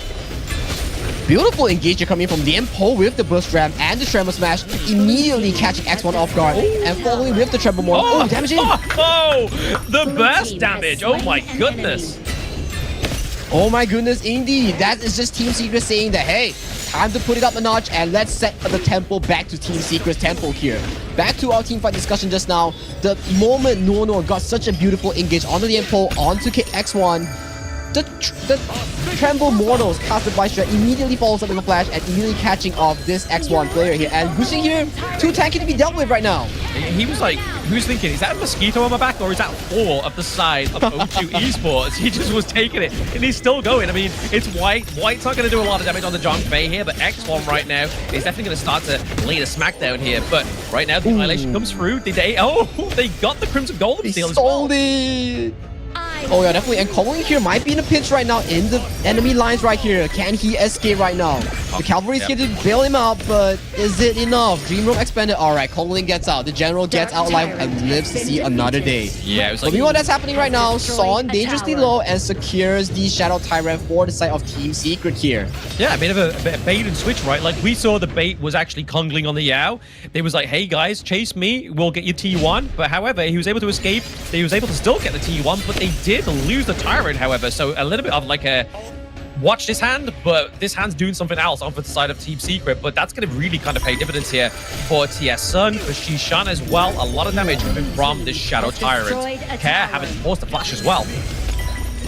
Oh yeah, and here White being chased down by the Lubu, and top tier 2 goes over the side of Team Secret right now. And Trevor Smash goes in. Backline, yep, he uses the Trevor Smash straight into the backline just to catch them all off. K1 was like, why is he in the back of our team fight? Like, why is there a Lian Po penetrating our team front line? But honestly, we're seeing a bit of a Hail Mary play there to the bot side of the map. Kongling is trying to get some dominance onto the Gorge once more, making sure he doesn't lose a 2-0 here to Team Secret. But honestly, if you're a Team Secret fan, you call it worth right here. Sacrificing a roamer for a tier 3 tower at the top lane is definitely worth a lot of tempo here. And right now, O2 Esports here looks to salvage a Overlord here, and it does seem to be the case that they are successing in their take. Okay, Strand comes in. There's a lot here. Oh, they are able to get it. They use the Embroidered Light Burst to kind of catch off Wuxing, but a walk past. Oh my god! There's Xuan coming here with a double kill, and as well, Kongling. K1 goes down. They are sharing kills left, right, and center over to the side of Team Secret right now. Still not happy with that performance. Is Xuan just pushing away White here as they're going to get their T3 into the mid lane. Minions rocking through. This is looking shaky for O2 Esports. Right now, White just doesn't have enough within his kit to just clear out this minion wave. He's got at least 7 seconds for Care to come back online. But it is looking like Team Secret is going to run this out. A 2-0 against O2 Esports. Wow! Just when you saw O2 Esports making a team play, trying to get that Overlord, immediately Xuan acknowledged the fact that, hey, Care, didn't you just burn flash just now to our monkey? Tremble Mortals comes in, flashes onto 4 members of O2 Esports, annihilating them with the follow-up Impaling Trust, sends 4 members of O2 Esports back to the fountain and ends the game at a convincing 12 minutes, 30 seconds. This Lubu pick, this debut of a Lubu pick is definitely putting in the money. Yeah, exactly. Putting in the money, bringing in the results for the side of Team Secret as well, right? Because like you were saying there, Sagi, is the fact that they got the Shadow Overlord, but at what cost? And again, it's just that kind of like old-time tale that it's like, yes, you get the resources, yes, you get the objectives, but you got to make sure you're turning it into something as well. It has to be the victory at that point. But Team Secret knew they had to go in, they had to wipe out the team, because if they didn't, they were playing for the long game at that point. Oh yeah, definitely. And looking at Team Secret Swan right here, rocking a 606, 4 items. He was the carry of Team Secret right here. Having the Pure Sky, Demon's Bane, even the Siege Breaker here. For those people, for those fans out there, viewers right there who play the Lubu, who favors the Lubu, you know for a fact, once Lubu hits that Siege Breaker, it's a dominating item that shapes the hero into an immediate threat. And knowing for a fact that he has hit his power spike, that Tremble Mortals above the pit of the Shadow Vanguard was devastating. Oh, so devastating. I mean, that's 606 KDA as well. I mean, honestly, the Siege Breaker coming through as well as the Demon's Bane. Again, it's just to kind of like trying to mitigate the damage coming here from Care, because even if he took a few blows from Care there, thanks to the Demon's Bane, he was able to survive and just go back in. And honestly, Xuan in both of these games has had stellar performance. And honestly, I feel like he takes MVP this time around as well. Oh yeah, rocking that 505 on Mayin, getting countless engages, rocking that 606 on Lubu, masterclass of a performance for the debut of this hero. Honestly speaking, guys, this match seems unstoppable in the Clash Gen for today, for the series at the very least. So, my question is, O2 Esports, another devastating loss against a top 4 team. Do they have a plan to come back and climb so they can secure their top 6 slot for them to have more time to cultivate their team, cultivate their macro mechanics, macro skills, so that they can actually be a contender for KWC? I mean, they have to, right? They need to do something, but we're going to look at the post-game stats here to see where all the damage actually came through from Team Secret, because honestly, it should be like Shishan, it should be Sun that's doing a lot of damage as well, but look at that Shawan with the 63.1k damage dealt. I mean, that's all thanks to the true damage that you get from this Lubu, right? Oh yeah, definitely. The Impaling Trust, the Tremble Mortals, all this dunk that he did, damage calculation, how much damage he can absorb before using the Tremble Mortals. Everything was calculated by this man, Swan himself. And look at that. It's not on a usual day that you see a Clash lane rocks the highest damage dealt and 100% team fight rate. I mean, that's the whole MO though, right? The fact, if Lubu's not in the team fight, what is Lubu doing? Like, he has no real kind of other utility within the Gorge other than having that huge team fight impact, like using the Tremble Mortal onto the back line and pairing that with the Lian Po as well, right? She kind of baiting out a lot of the flashes, a lot of the common skills from your enemy team already with that huge ultimate, and then Shawan just comes in with Lubu with the Tremble Mortals. It's like, guys, you dodged one, but can you dodge two? And the answer to that question, no. No, indeed. Definitely. Team Secret here drafting Guxing onto the Monkey, drafting Nono onto this Lian Po here. The prerequisite to setting up the Lubu for success. Baiting out, like you said, the common spells, the flash, all these movement spells on the side of O2 Esports here. Then the Lubu comes in with the Tremble Mortals, jumps in, dunks on the side of O2 Esports, securing himself so much damage dealt. Oh, so much damage. So much damage, as well as obviously the gold as well. He took the gold lead at 10.4k gold overall from his team, peeping both Guxing and Sun there. And look at that. That was just like a steady climb for the side of Team Secret. Honestly, the flat line there just really pays dividends to O2 Esports though, right? In that early game, around about the 4-minute mark, they were honestly on point. They were just trying to go blow for blow. They were able to get the first blood as well, which kind of gave them a little bit of the lead in the first place.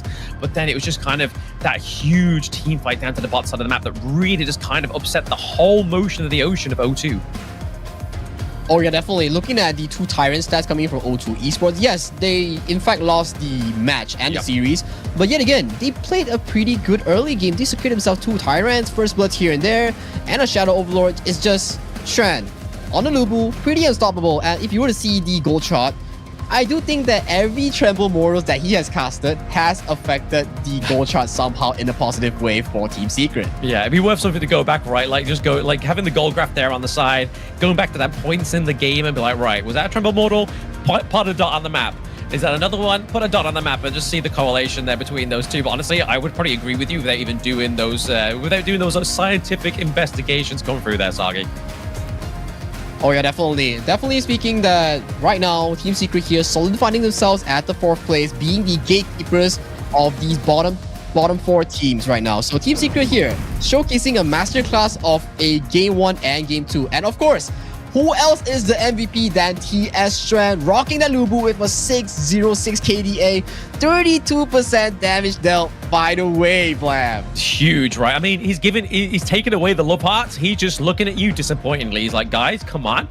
That was Lubu's debut, and you didn't have anything to answer for it. He was literally like judging you like a parent would, but honestly, that performance was stellar. Stellar performance indeed, and just like the character's backstory, a general to be feared, a general below one person, and definitely someone to be feared with. Right now, TS Strand rocking that back-to-back MVP, 505 on the Mayin, 606 on the Lubu here. The man can set plays, the man can carry. What else can the man not do? I mean, yeah, at this point, we don't know, right? But I mean, that's what the rest of the regular season's going to be there to answer that question. But we're going to see those huge game highlights and those huge Tremble Mortals here. Look at this. I mean, this is where it all kind of started to happen. This is where it just came into fruition. It was like, oh, what are we dealing with here? This is a monster. Oh yeah, definitely. Look at how well his damage calculation was. Even that was before the Pure Sky, right? He annihilated Care. Care did not expect so much damage coming out from Lubu. They thought they got the Lubu and executed him, and this was the one. Nono here zoning out X1, setting up his Lubu for success.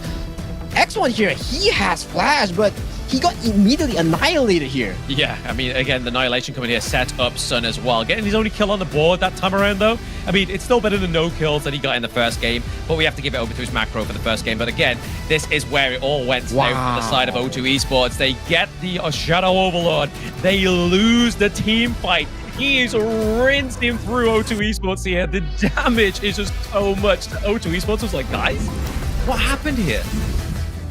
Yeah, what happened there indeed. Just looking at the last fight there, that was insane.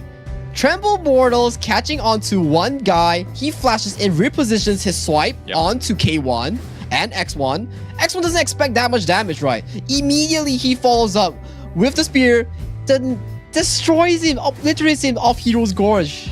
That is such a fair Lubu Blam. A very, very fair Lubu and a very, very quick series nonetheless, right? A bit of a sort of counterpart to the first series of the day that we watched there. TS taking a 2-0 against O2 Esports for those new just joining in onto the stream there. But honestly, AG Global going against BSC. What are you expecting for this one, Sagi? All right, spicy matchup, right?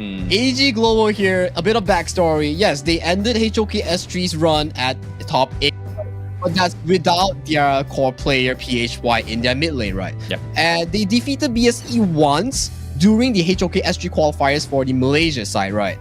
So right now, BSE, they are 2 times champions in KC 2024 in HOK S2.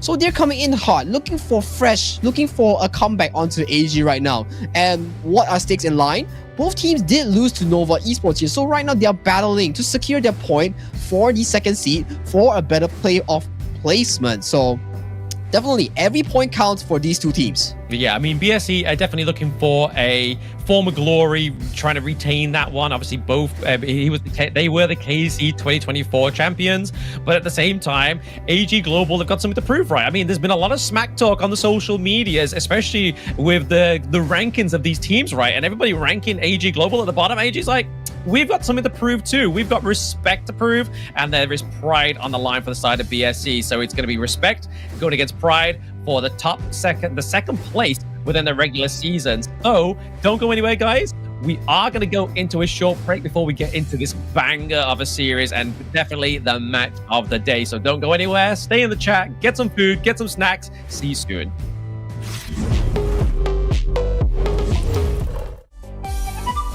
我觉得你们还是跟牛比阶级一起去做网红吧。比赛这种事情不适合你们。我把训练赛给你们打出自信了是吧？我们不用训练赛都能吊打你。This is to Team Secret. Look in my eyes. 3, 2, 1. Traitor. O2 啊，我的前队友啊，我的张飞随便吼你5个啊，准备回家洗洗睡吧。我觉得我们的打野一个人。你们 AG 不就是全部别人不要的选手才凑起来的一队吗？我搬坏了。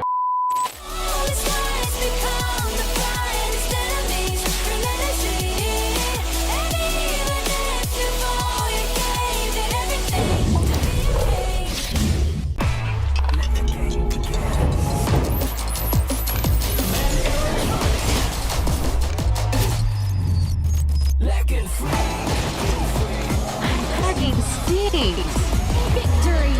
Yeah! Another round. Sure, but how about a smoother phone next time? Realme 14. Performance beyond limits.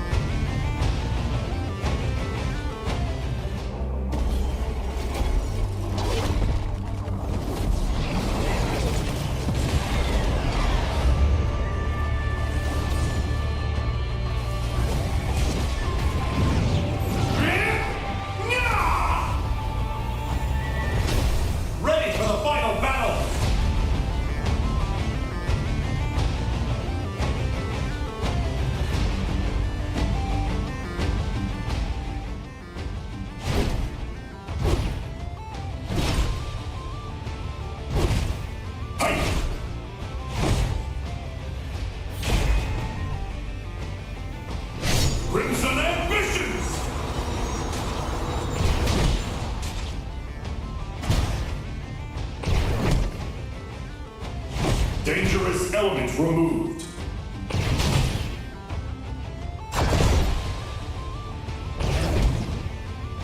Supercore enabled! Always at the front line!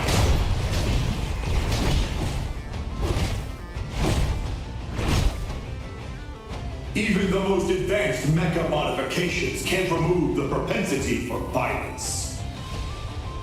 The first rule of mechas: never bully the weak. It seems that your alloy brain is malfunctioning.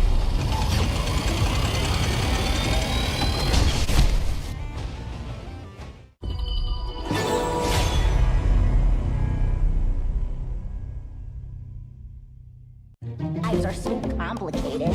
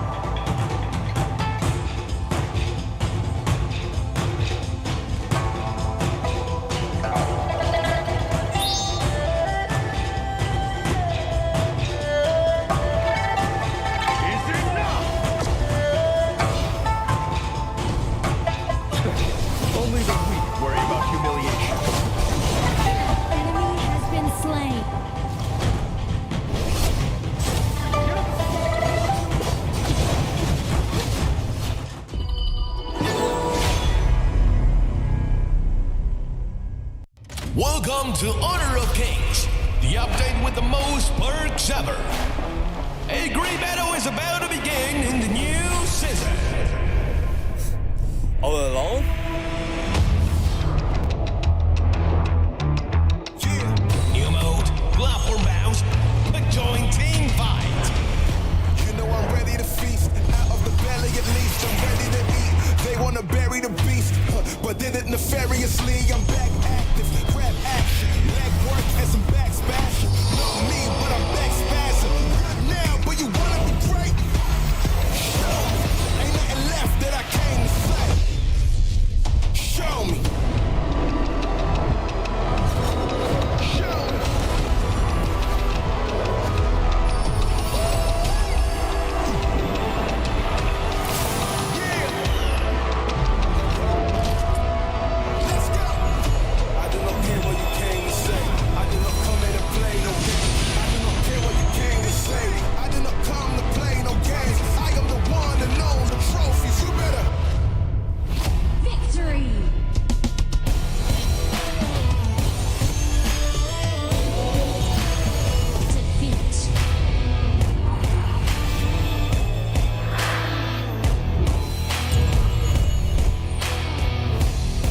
It's High Five Day. No one loses. All about another round. High Five Day. Tons of team perks.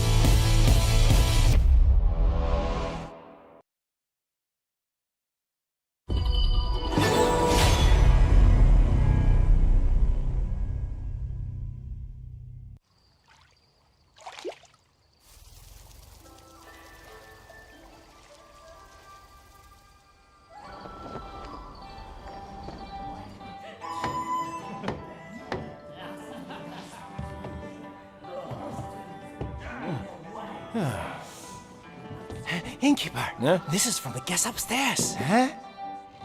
My, I'm rich. He said it was a repayment. Huh? Innkeeper, I'd like to take that off your hands. Name your price.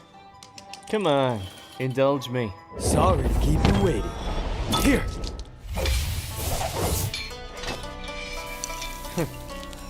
Interesting. Northern Brook. Where's the man? Let the 12 houses keep it safe for you. Let's spare the world another bloodbath. You'll have to ask my blade. Fine, I'll play your game.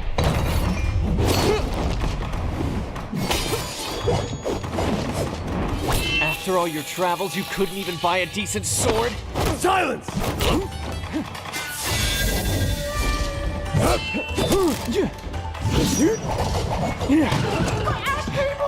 You have skills, but I see plenty of openings.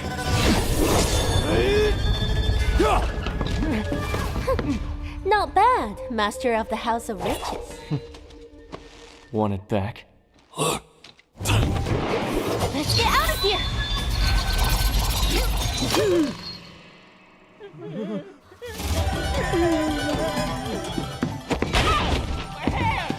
Sorry! Read the manual! Come on! We're just playing around! Why so serious? This concerns the good of the martial world. You can't have the book! Hello, mate? You prestigious schools talk a big game, but you're all just making excuses for yourself.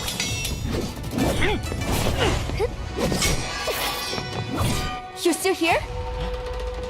Not good. It's a fake! You're playing with us! Illusion magic! Run! If only I had an opening here, this would never have happened! Ah! Those are tears of a broken heart. Broken spirits restless in the dark.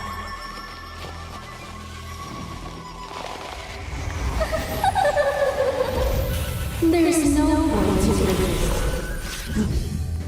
Welcome back, everybody, to the MKL Spring Season 2025. I am Blam, and with me once more for the last series of the day is Sagi, and we're going to get into probably the nittiest, grittiest, but also for pride and glory is BSE going against AG Global.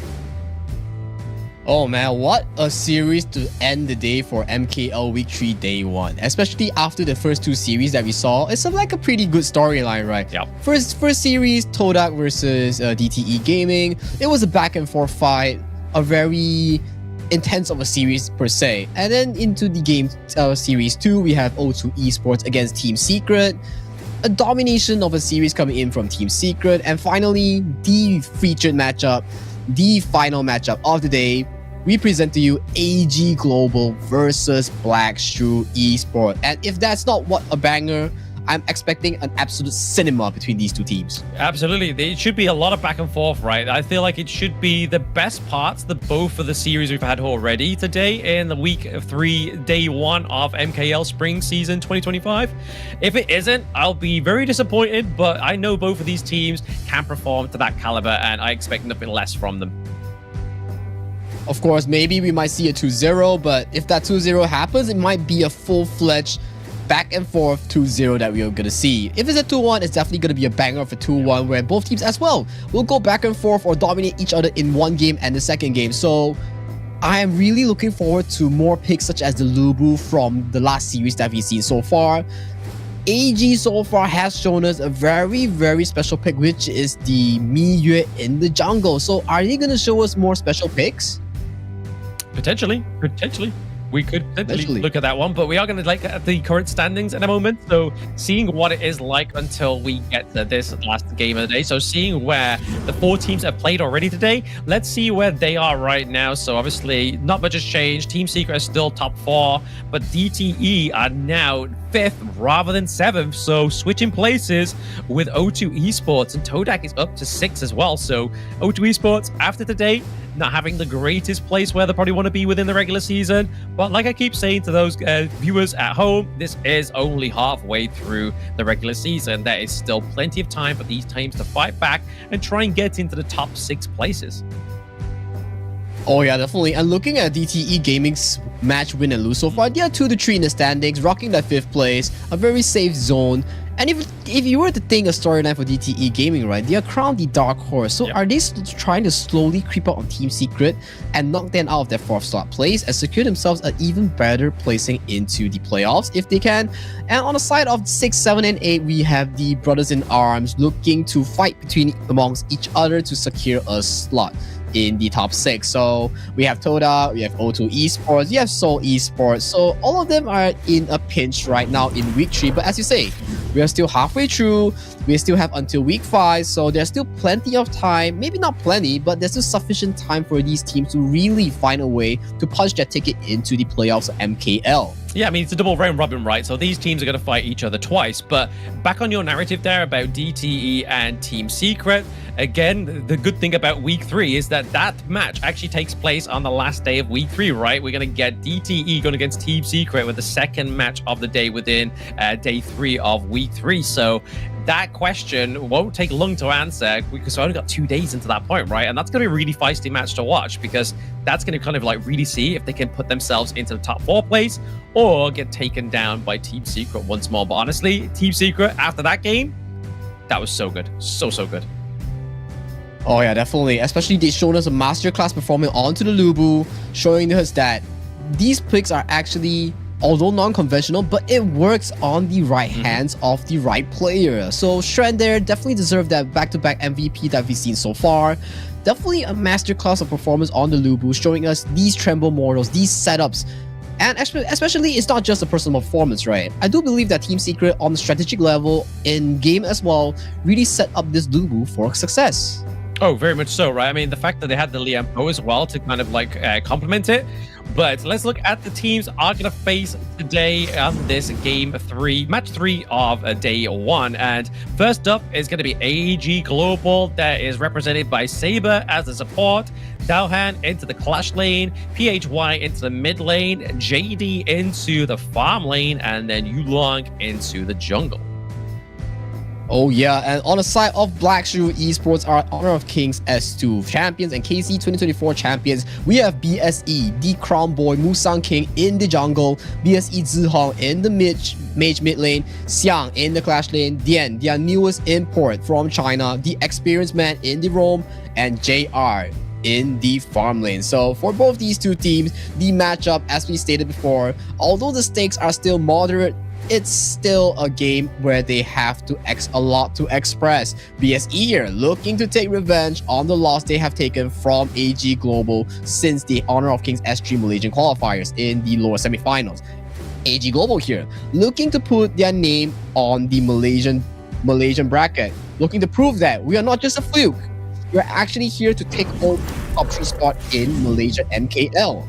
Exactly right. I mean, honestly, when that first moment came around in AG Global back then at the Season 3 qualifiers, like took out all like the top 3 of the Malaysian League, I was just like, at that point, they piqued my interest. Season 3, however, wasn't quite their best performance, but again, they didn't quite have their main roster, so kind of makes sense that they weren't able to kind of perform to that level as they did within the Malaysian qualifier for Season 3.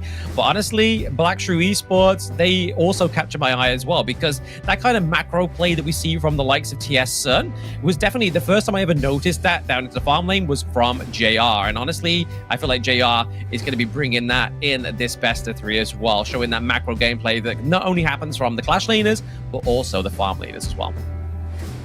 Oh yeah, definitely. Especially all these macro rotations, it's never down to one person's exceptional macro knowledge. It's always a team's effort. A team's discipline will set them up for success if they have what it takes to push their macro level, push their discipline to a very nice level. So at this point, you can talk about, hey, what is discipline? Discipline states something like you do not appear at places that you do not need to be. For example, Tordak versus DTE Gaming just now, the carriers were mispositioned into the river. That is discipline.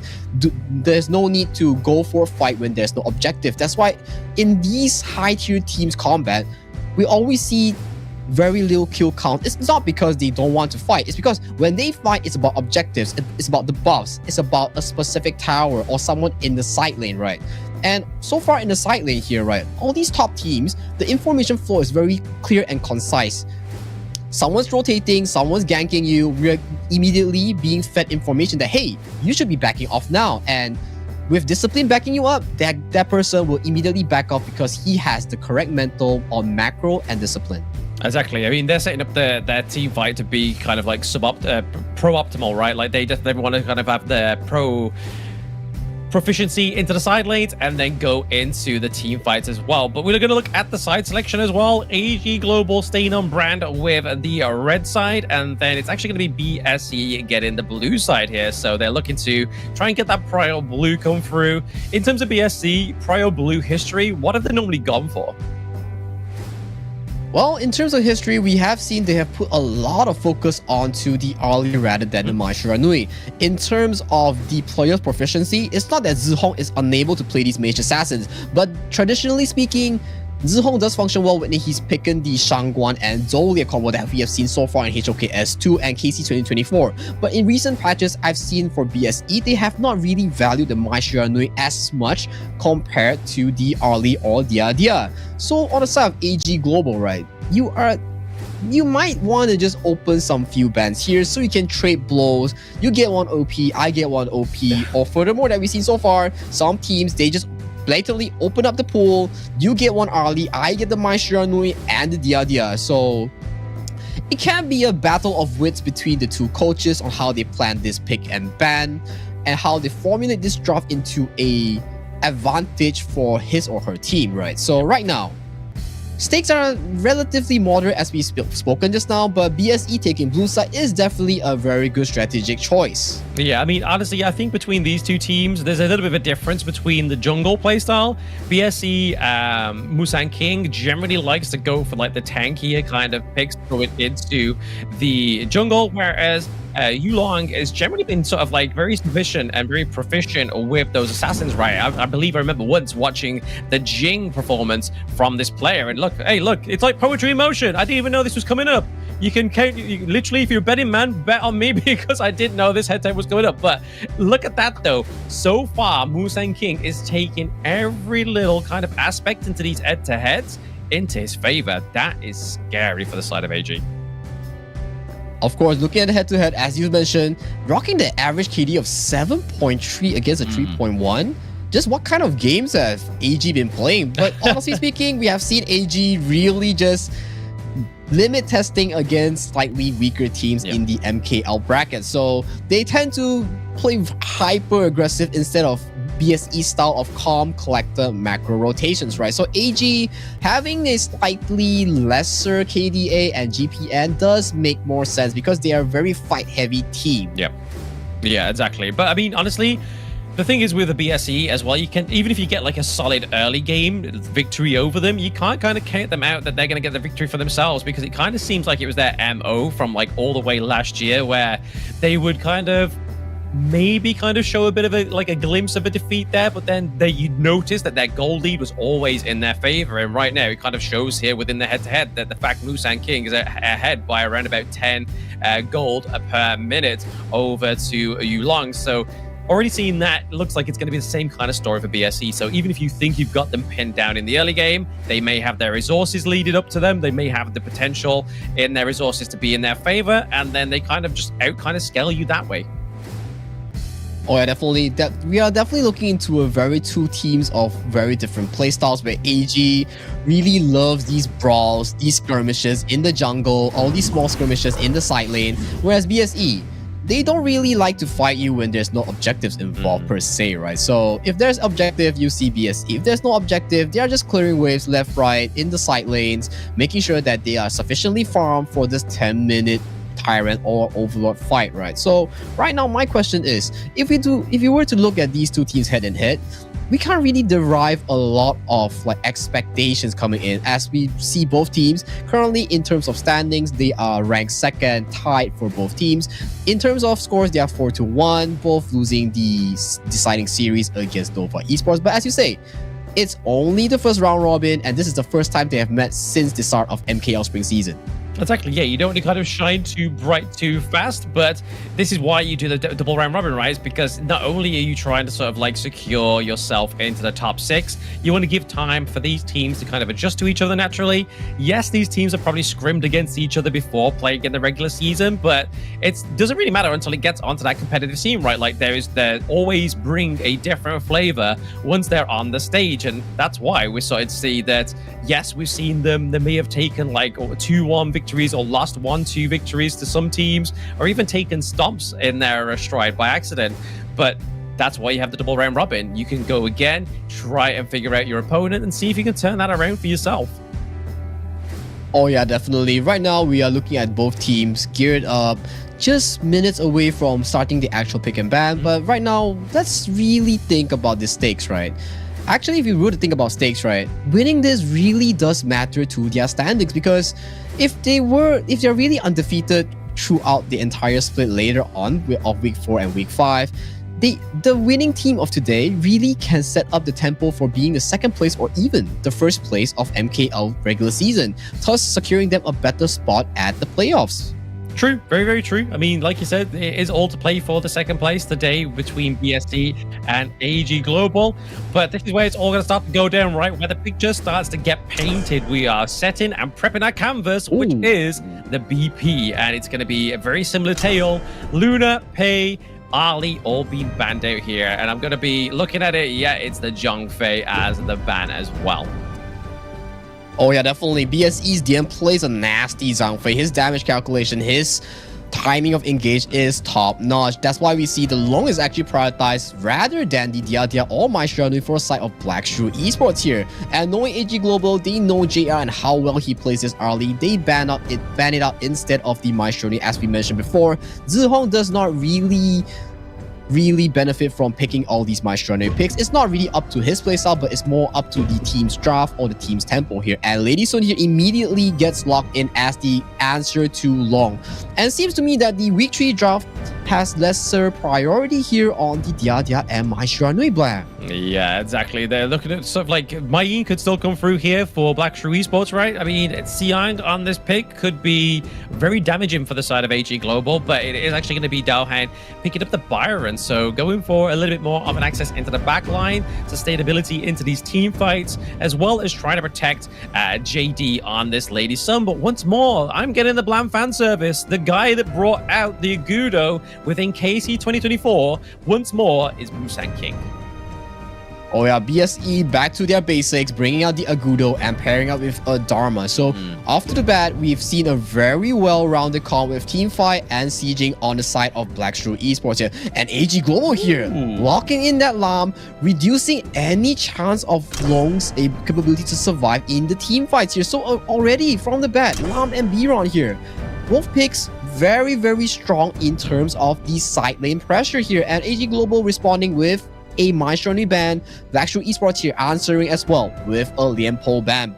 Yeah, I mean, they don't want to sort of like go up against any sort of like counter AoE onto the side of AG Global, right? Like the Lianpo into the likes of Agudo, Musang King here means that not only can you kind of knock off Xiang on the Dharma, you can kind of disrupt the whole kind of wall growth, expecting the healing to come through, and then all of a sudden you got Tremor Smash right on top of your noggin, and then like that's 4 of your teammates knocked into the sky, and then that's when like Lady Sun and both the Byron come through and just kind of catch up those Lonely Stranglers, right? But looking over here, they do want to try and maybe go for something that's more CC orientated here, because I mean, if you look at that Zhuang Se ban there, I mean, that's the whole point of the Zhuang Se, right? Is the fact that they were able to kind of get CC immunity for the whole team. Oh yeah, definitely the butterfly effect being removed here from the side of AG Global's potential picks here is definitely great. And the Dia has a 4th pick here, being locked in for the AG Global here. And traditionally speaking, as Dian, he locks in the Dong Huang. Wow, another showcase of a first pick here coming in from MKL Spring Season 2025, Blam. I'm being treated. And Dong Huang. I'm being treated.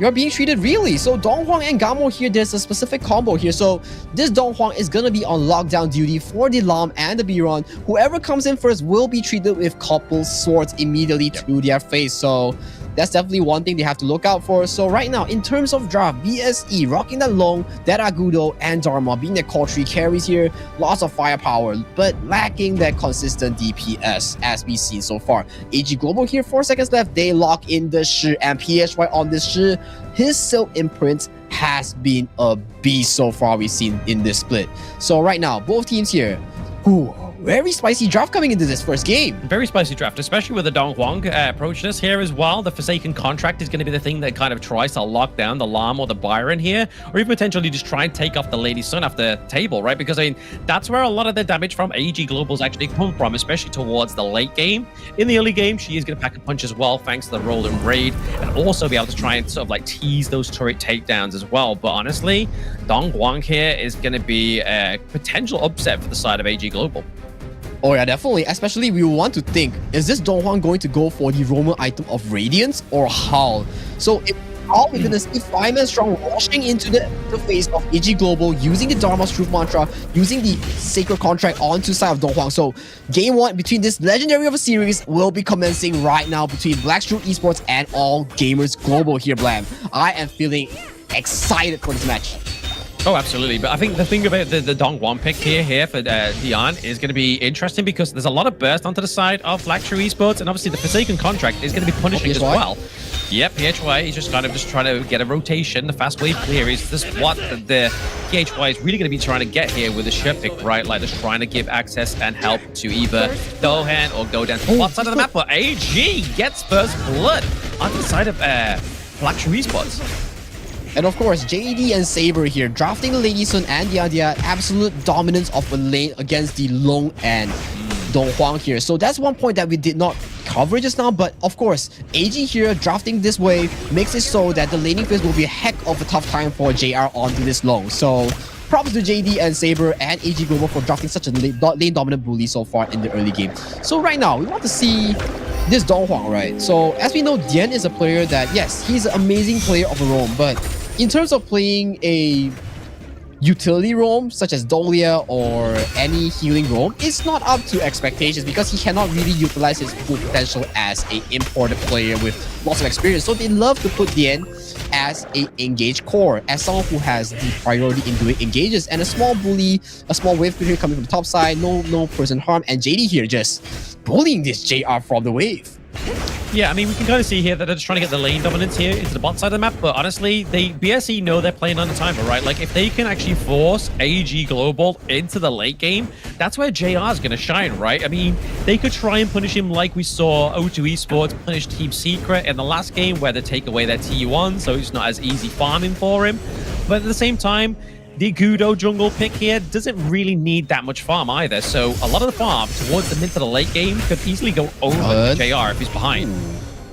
Wow, look at that flash Silk imprint coming from PHY, forcing out the flash from Zihong, and immediately this game has blown off many summoner spells in the early game so far, Blam. So right now, right, 2.5 minutes into the first game of the draft. Oh, cross validation into the mid lane. Oh, huge. Xiang with the Truth Mantra connects onto the side of AG Global. It's going to be PHY going down. As they're able to put pressure into this mid lane, means that they're going to be able to try and take this Azure Golem. And we all know how fatal the Azure Golem is for a pick like the Lam. And especially the Azure Golem goes to Zihong on the Ganmo, and that's just going to be more couple swords towards the side of the mid lane, and mid priority will be a heck of a breeze for the side of Zihong to secure, and thus slowly scaling a better laning phase for JR, maybe giving him a more better breathing room right now. And of course, Yang and Musang King, you noticing the fact that, oh, top lane fight? Yeah, they're not going to fight here. They don't have the wave. They don't have the wave. They don't have the wave. It's fine. But, I mean, you can see here, Dohan is just trying to push the wave here. It means that he can now go back to his T1 retreat. Maybe even try and contest this Fire Beak here. But it's not. He gets a smite on it. It's going to be going over to Musang King. He doesn't want to drop any resources anytime soon. And especially here, Dolphin here, playing the Byron, seems like he's buying a Blazing Keep as a first item, not a conventional Byron build so far. Maybe he's trying to be the front line that AG needs while Yulong plays his Assassin Lam, right? Yeah. Actually a very intuitive build so far. Very props to him. A very good respect for realizing the situation. So I mean, they need it for the AoE and wheel for the Agudo, right? They need to get rid of the healing aspects of the wild growth. So honestly, and damage over time as well, right? Like it definitely does the damage over time, and you can kind of see the difference of taking the Blazing Cape rather than not taking it. Oh yeah, definitely. That is a very good point as well. Since Blazing Cape provides the passive Imperil, Imperil reduces the healing of the enemy team. So a very good pickup here coming in from AG's Daohen, being the sole tank of all gamers global here. And that's the Blazing Cape being picked up. So 4-man strong going to the bot side of AG Global, might be trying to force his tower down, but a fast wave comes in from all gamers. So this early game, right? We're tight neck to neck. Nothing too crazy so far. 1-to-1 kills. So yeah, these two top teams, man. So nothing too crazy being opened up so far.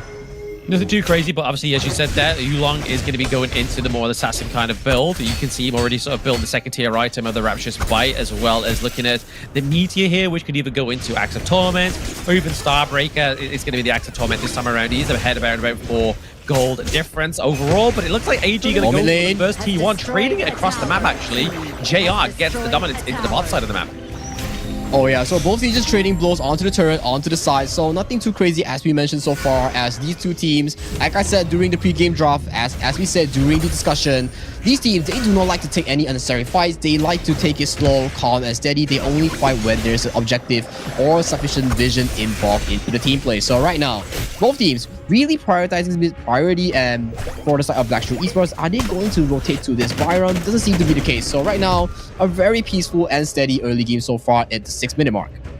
Yeah, again, I think we expected nothing less, right? There's a lot of respect on the gorge between these two teams, and like you said, they only really take fights when there is objectives to be captured, and right now there's nothing to really be captured, just kind of trying to mitigate the control of these vanguards coming through right now. But honestly, in terms of how the mid lane looks, it definitely looks a little bit more healthier to the side of Black Shrew than it does over the side of AG. But in terms of the gold lead as well, Black Shrew is slowly kind of like mounting it up. The right, the winds do connect onto Yulong as well as the Flaming Palms. They do take a lot of damage onto him, but Daohai into the backside of the team fight. It's actually going to be Musan King picking off Saber as well. Daohai looking pretty low. It is going to be a double kill going over to Musan King on the Agudo. Wow, Musan King timing his Blood Rage, timing his Gorge Mobilization. For those who don't know, Gorge Mobilization provides this CC immunity. It cleanses up one-time CC, thus allowing him to use the Blood Rage, stall so much time, even though PSY got such a nice silk imprint onto him. And making a 1-for-2 exchange so far, so still a very even game for both teams here. So let's talk about how both teams want to approach the team fights, right? Looking at the side of Black Steel Esports here, you have Dian on the Donghuang, you have Xiang onto the Dharma here. So look, those are your two core engages here, right? You want to look for big engages, maybe look for the Howl, maybe look for the Radiance, charge towards enemies backline, right? So on the side of AG, right, you want to protect AG Yulong, you want to protect AG JD, thus that's why AG Daohen on the Byron is going full tank instead of the conventional Axe of Torment, Pure Sky type of route, right? So my question is, right now, JD here, scaling to a 5.2k goal lead. Yulong scaling to a 5.6k goal lead. Oh, Gorge Mobilization here. Not okay. So yeah, back to my point. Sure. A bit of a premature. yeah. So back to my point right here, Blam. So JD and Yulong are pretty well fed here. We have to see the 10-minute mark where how both teams look to execute a team fight. Can Xiang and Dian get these amazing engages? Look at that. Dian just completed his haul. He's ready to make these big engages, and BSE Xiang just rotated towards this move up, and a fight is about to break out. Bench breaker indeed. I mean, they're taking a bit of a fight around the Azure Golem, but it's going to be ultimately JR to get in the T2 down into the far lane, which is going to be crucial for the side of AG Global because they are now going to have less of a safety net going through. Daohan isn't able to get that Azure Golem. It's going to go over to Musan King. So down goes Daohan, and down goes the Azure Golem. That's slowly but surely cementing that gold lead for Black Steel Esports. Oh yeah, definitely towards the tempo of Black Steel Esports right now. Definitely a calm, steady tempo. As we say, they love playing the objective. What was the objective just now? It was the Azure Golem. They fought around the Azure Golem. They won around the Azure Golem, immediately rotating for the mid lane tower. And then what's after mid lane tower? It's back to the Tyrant. After the Tyrant, it's back to farming their own jungle. It's such a methodical, slow, but precise kind of tempo that you can expect from such a top tier team. Yeah, it's well timed, and like they say, every good thing comes in threes, right? Azure Golem, Tyrant, T1 into the mid lane. I mean, that seems like to me an early game trinity of an Honor of King's objectives if I've ever heard of one. Oh man, exactly. And even though that was happening, I think before the fight happened around the Azure Golem, they even secured themselves a tier 2 at the bottom lane as well. So AG Global here, from that one play itself, blew the gold lead to a 3,000 right now, and they're not looking at the top side right now. Not good at the top side, but I mean, they're trading a T2 potentially here for a T1 down to the bot side. I don't think that's a good trade, chap, but at the same time, we're seeing here a potential bit of a fight. We do have a bit of the critters coming through here just to put a bit of pressure to force away the side of AG Global. They potentially could get the T2 down into the bot side of the map. They've got to be careful, though. Yulong is susceptible to a lot of CC onto the side of Black Shrew. That is definitely true as well, but look at Yulong though. He's behind enemy lines and no one has spotted his vision yet. BSEDM might check him out right here. Oh, he's gonna suppress it! Suppression, yep, the Forsaken contract comes through, and the Forsaken behind enemy lines is not gonna be fruitful for the side of AG Global. It is gonna be Yulong getting taken down here. We do have quite a good dominance here for the side of Black Shrew Esports into the top side of the map, setting up this Shadow Tyrant. And again, it's the same telling story that we've seen already in the past 2 games, Argy, is whoever controls the Tyrant in the early game seems to be winning the matches. Oh yeah, definitely, especially for that play specifically alone. DN got that Forsaken contract onto Yulong, and that was around 10-minute mark where the Shadow Tyrant has spawned. So there's no counterplay or answer play coming from AG because they don't have a jungler nor the smite to secure a counter objective here. So props to BSE, props to DN for spotting out this flank from AG Yulong. Yeah, again, it was a really good phase check, right? Like, they knew if he's going to be anywhere, he's going to be behind the neutral objective, right? He's probably waiting for potentially Musan King to be alone to try and take a 1v1 there. But honestly, the way Black Shrew Esports are playing, they're playing very much close to the chest. Like, they're very close-knitted in terms of how this team is kind of assembling around themselves. Well, definitely. And right now, back to basics. Black Shrew Esports utilizing the Shadow Tyrant, countering the Crimson Golem here. And looking at the AG side, they are banking on Yulong, on the Slam to look for these big flank engages. And look at BSEDN. He's actively scouting the jungle, looking for the whereabouts of Yulong. So Yulong here, having a very pressured time right here. I would say this Forsaken contract from DN, this pick alone, this Donghwan pick alone, has been working out wonders for the side of Black Shrew Esports. It's not only that, though, as well, right? Like, I mean, even though Donghwan Dion here doesn't have the most items, he's still going to be able to sort of, like, tank the damage from Yulong, maybe exhaust some of the skills come through as well. But right now, we're seeing that AG Global are trying to kind of force a fight around the Shadow Overlord, but Dowhen doesn't want to get caught out here. He is a strong piece of front line for the side of AG. He's just zipping around. He's got the resistance and sustain so far. Siang and Musan King are looking to collapse onto them, where we see AG looking to push into the mid lane as they get the high ground turret for themselves. Wow, beautiful macro here coming from BSE, and even securing a kill on AG's Dowhen's Baron. So they dragged AG left and right, securing the mid tower while securing the kill on AG Dowhen as well. Masterclass of a performance so far in game 1 between BSE and AG Global here. Yeah, playing a little bit of an unorthodox game here, but right now it's going to be BSE that are definitely playing for the win in this one. JD down, PHY and Saber down, and this is going to be the crystal for game 1, surely, for the side of BSE with a 12-minute and 30-second victory. Wow! Amazing game of macro rotations and knowing their priority, focusing on what's the objective and fighting around the objective by Black Shrew Esports here. And I want to give like a compliment towards the coaching staff of Black Shrew Esports. Whoever suggested the pick of Donghwan here deserves a raise there. That Donghwan immediately limits making the Lam useless. I want to say useless, but he didn't have much of an impact that game if you were to see just now, right? Yeah, it limits his impact. He's not useless, it just limits his impact. But it's kind of like it's a better kind of counter to what a Liang normally shows. Like in the other leagues, whenever an alarm comes through or anybody that's high frames, they generally like to lock in something like the Liang because they know that even if they get the suppression, it's not going to punish their support or their mid lane. But because obviously with the Forsaken contract, the reason why it's called Forsaken contract is yes, you get the suppression, but you also take the same amount of damage as your enemy that's currently suppressed within that Forsaken contract. So being Dion on this Donghwan didn't actually use the Forsaken contract that much. He was just there to try and just get the vision onto Yulong. Oh yeah, definitely. Dion, although he's not rocking the best KDA, let's look at it. 008. Oh yeah, it's actually a pretty good KDA, but I gotta give props to this man. His Forsaken contract, it was never wasted a single moment. I do feel like every Forsaken contract was used to really zone off whoever that's in front of the core carries, which is who? BSE Zihong on the Gun and Mo. JR on the long. So all this, he played it out so patiently, so methodically, and BSE, just as they suggest, really showed us how to play a calm, collected game of Honor of Kings in Heroes Gorge in Game 1. Yeah, I mean, honestly, like for the side of Black Shrew Esports, you know, normally when you're having that back and forth between these two teams, you get a bit of a like caster anxiety, like, oh my gosh, like what's going to happen? I'm not too sure what's going to pop off. But Black Shrew Esports, I just felt calm. I felt like I was listening to kind of like ocean music. I was like, they're winning, but they're winning calmly. This is a very strange kind of sensation that I'm having right now. But honestly, they were very methodical. They were very clear with how they were going to win this game. Oh yeah, definitely. Getting the right engages on the right time at the right objective. Everything was really according to their books. The macro play was immaculate. It was just immaculate from the side of Black Shrew Esports, Blam. Absolutely. I mean, definitely. I don't have any qualms with it. I couldn't pick any holes in how they played that one right. I mean, they didn't really drop many lives either over to their side as well. JR played a fantastic macro game, as you can see here. Lung just basically being used as a little bit more of a siege mechanic rather than laying the smackdown onto the enemy team there, using the Flaming Palms to do a lot of damage, because he only finished with about 25.1k damage overall. Oh yeah, especially that all these things, it points to one thing.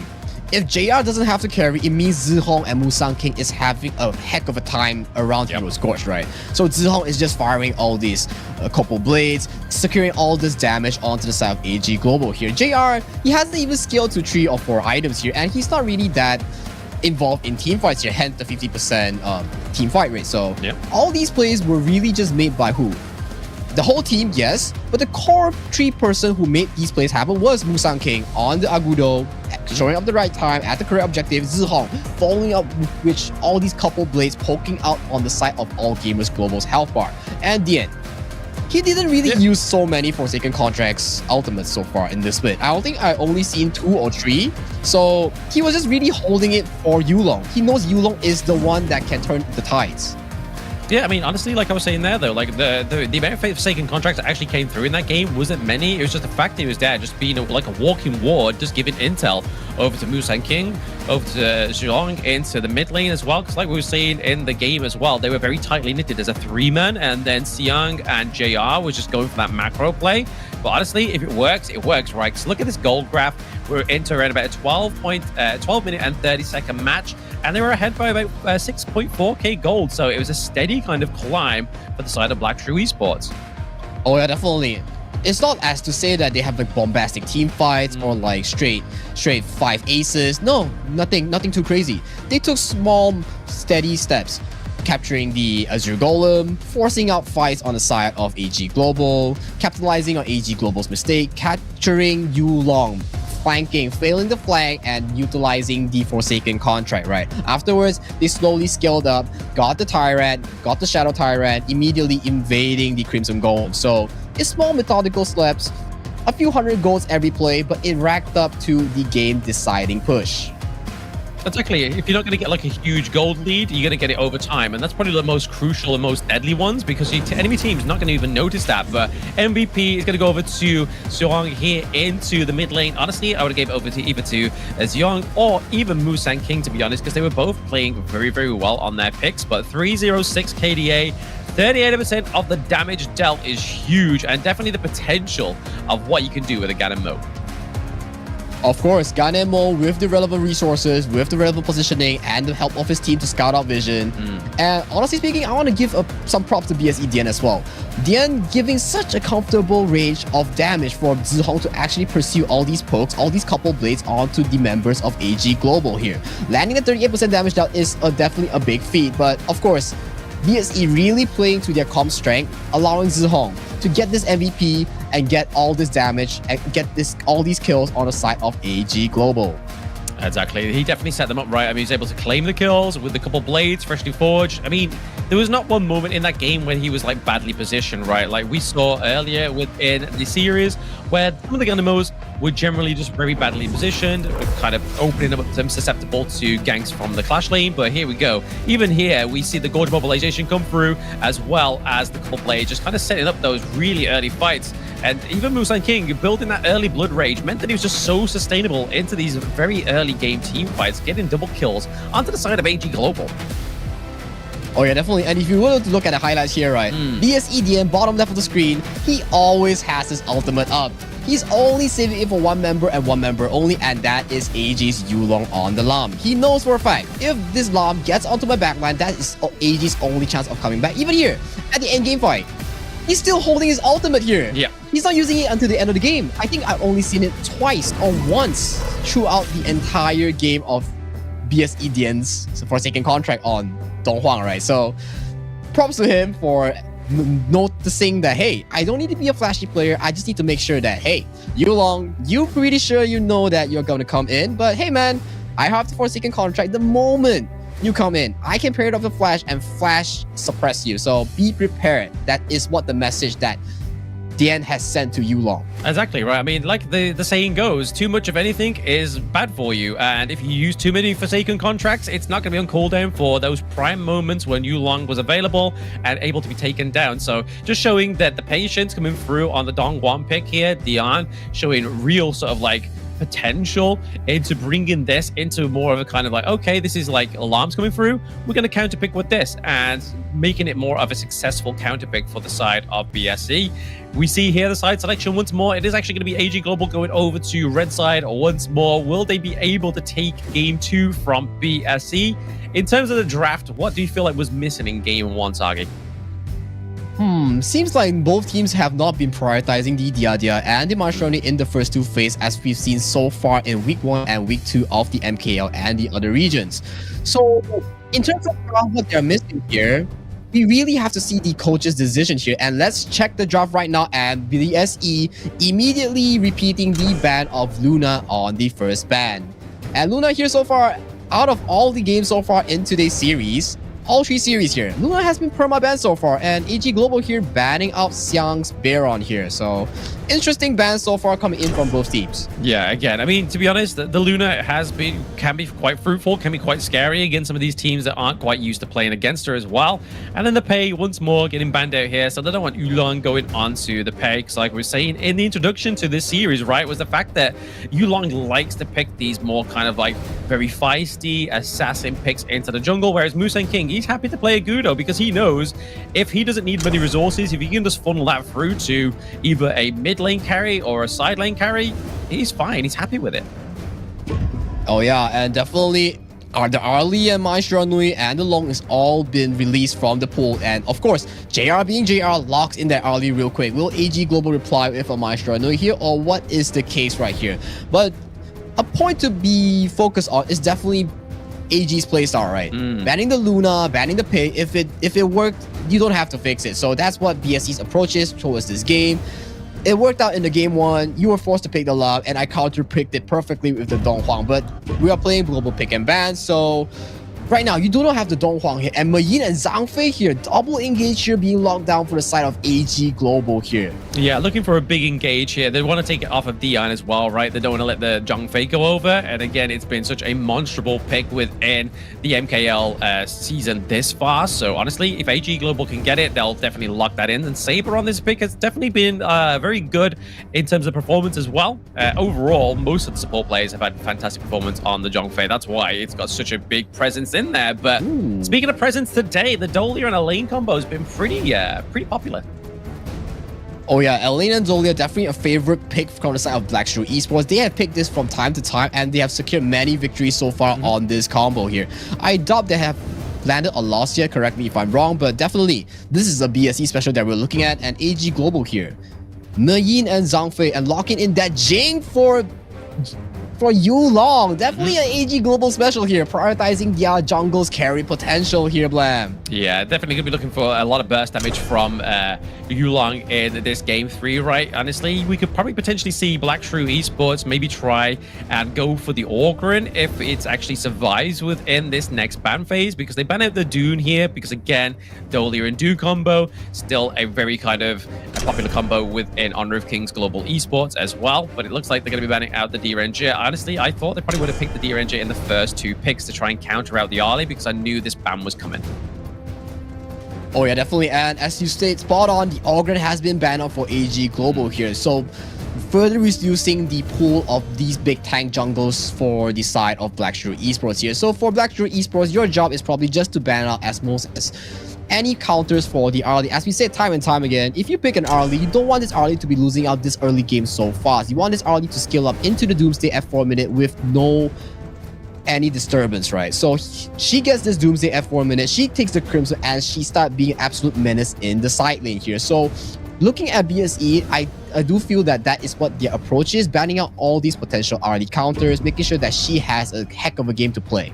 Yeah, exactly. I mean, it's kind of like they're forcing them to go into the lung here for the side of AG Global, because I mean, they banned out the Marco, they banned out the DRNG here, and I feel like the only really one they can go for, they've played the Lady Sun, if I'm not mistaken, in the last game. Yes, they played the Lady Sun in the last game, so it's feeling like the lung being like last selected here in a draft is pretty unheard of, especially with the rest of the leagues. But honestly, the Yixing and Zhang Fei combo is another thing from the West League that's been doing very, very well in terms of using the Wolves on my board, either zoning and then using Unbridled Outburst. Can be a great control combo for this for the side of AG Global.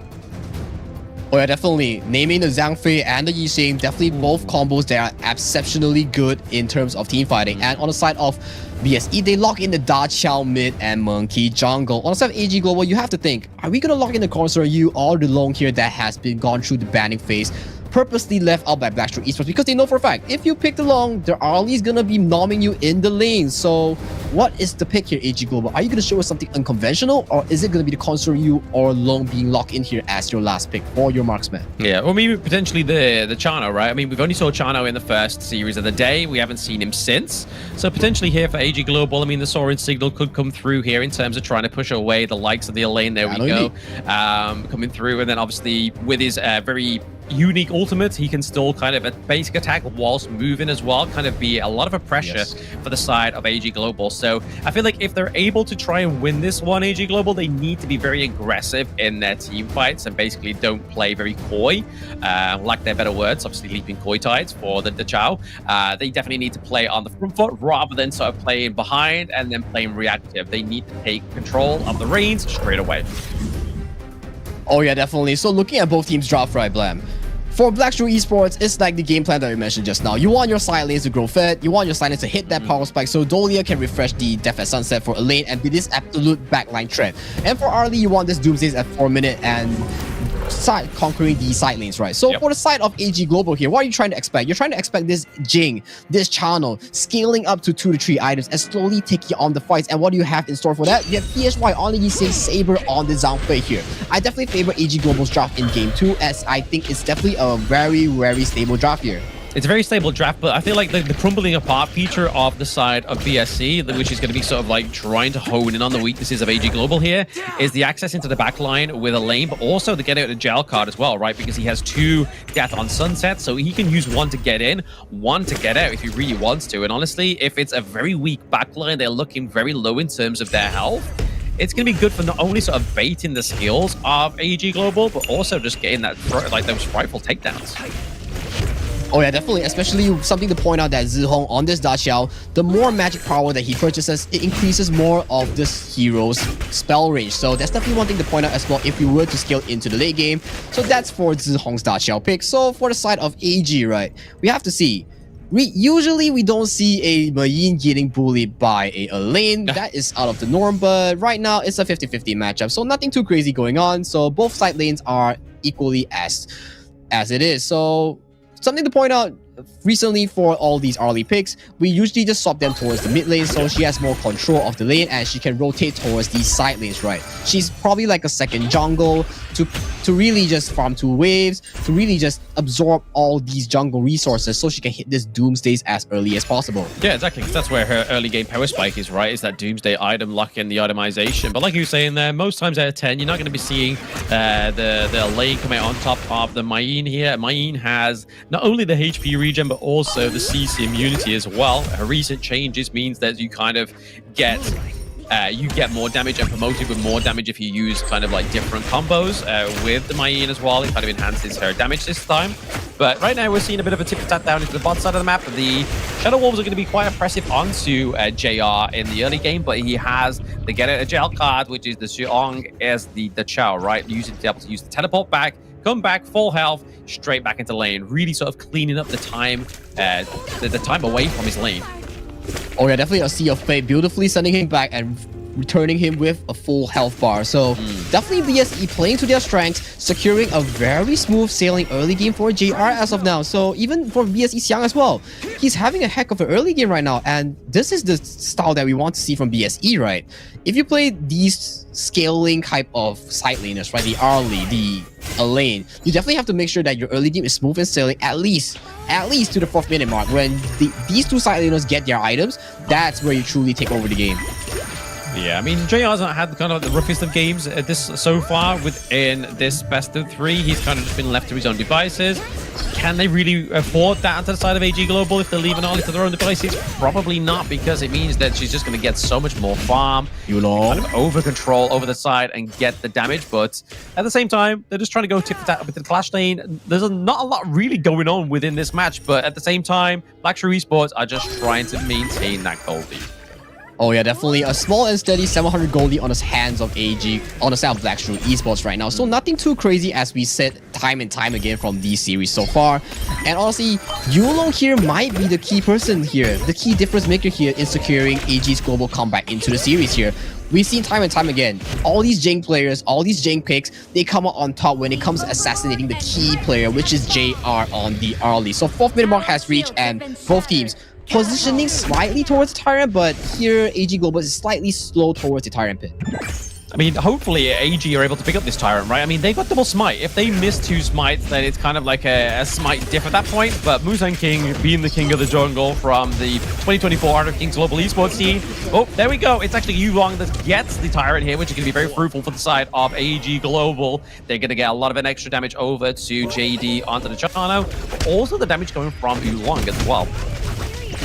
Oh, flash engage coming from Daohen, forcing the entire health buff of JR and the heal spell coming from Dian. So a small trade coming in on the side of BSE and Daohen with the health bars here. But yeah, with that play, Xiang didn't come in with the Sea of Fate, with the Eye of the Whirlpool. He immediately takes off the tower, prioritizing his own farm here. So props to Xiang here, acknowledging the fact that, hey, we can't fight in the early game, so we gotta outscale you to a specific point. So right now, 5 minute mark, 1,000 gold lead toward the side of Blackshrew Esports here, and we mentioned so far, BSE gets the optimal setup for JR. Oh, JR gets engaged here. Yeah, just use the mirror domain. It's not going to be enough though. I mean, they've got Monkey, right? Like, we covered this in one of the previous series. Monkey is just so gosh darn tanky. Like, if you're going to try and take him down with just a Jing on your own, you're going to have a hard kind of try. It's going to be a very sort of commendable effort, but it's not going to happen. The thing that like really concerns me most is the fact that Xiang has managed to get the priority into that clash lane. Like, honestly, that means that he has so much more free room to just help out, try and pick up the back line of AG Global in these coming team fights. Oh yeah, definitely. Especially Musang King here is solo pushing all the members of AG Global outside of this blue side and securing enough space for JR to take down that bottom tower right here. So amazing stuff coming in from Blackshrew Esports here. And right now, this is the segment that we always talk about for early teams, right? They love to let early be dominant in the side lane and funnel all the resource towards her so she can build this early menace into the side lane and secure as much control as possible. And this is what BSE is doing right now. They're showcasing us how to really execute this early comp. Yeah, I mean, JR's ahead by a whole level, right? Like, he's definitely got the XP lead right now, probably got the gold lead as well, but right now it's Yulong. He looks pretty low. Same with Saber. Saber uses the Unbridled Outburst to keep alive as well, trying to push away the side of BSE, trying to contain them into towards my board, but didn't quite connect the way that they wanted to. And right now, they're getting pressured, both on those side lanes from both Xiang and JR.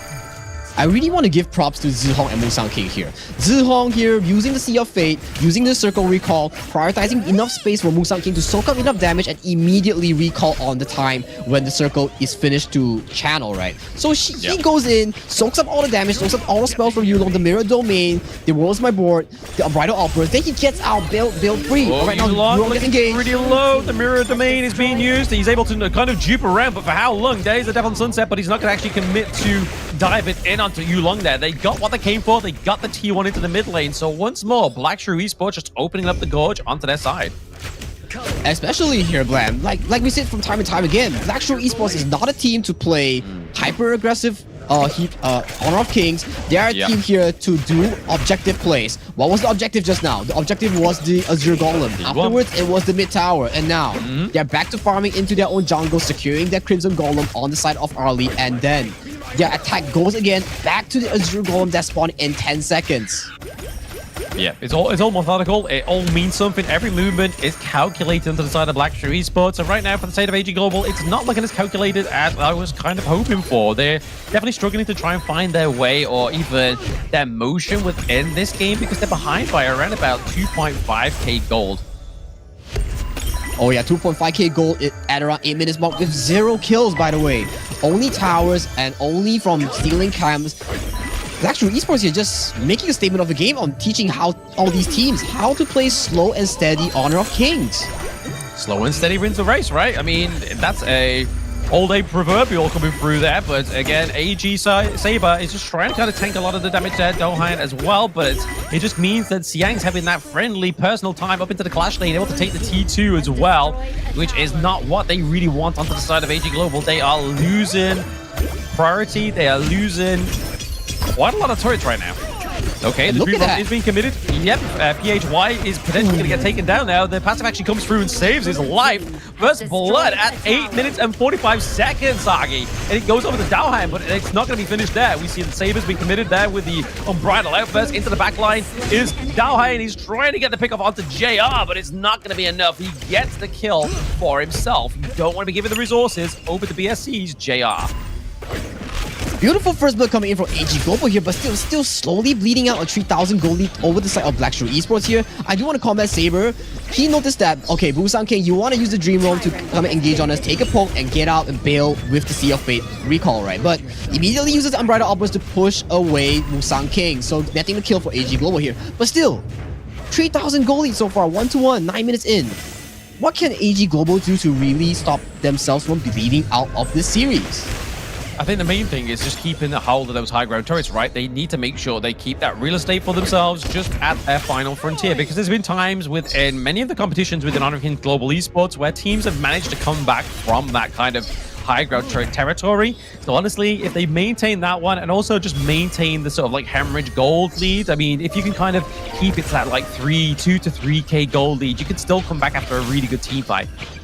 Oh yeah, that's definitely true. I do agree with you as well on this plan of AG Global, and especially they have the Licking Insurance on Channel, the Channel on JD. The moment he hits that Daybreaker into a Blood Reaper, that's where he starts to get oh my goodness, yes, a big fight here for the side of BSC. They do start with a bit of a confrontation, and PHY, I don't think he has his passive. No, it is Musan King coming for revenge. He was like, guy, it saved you one time, but this time I'm gonna claim the kill. Musan King.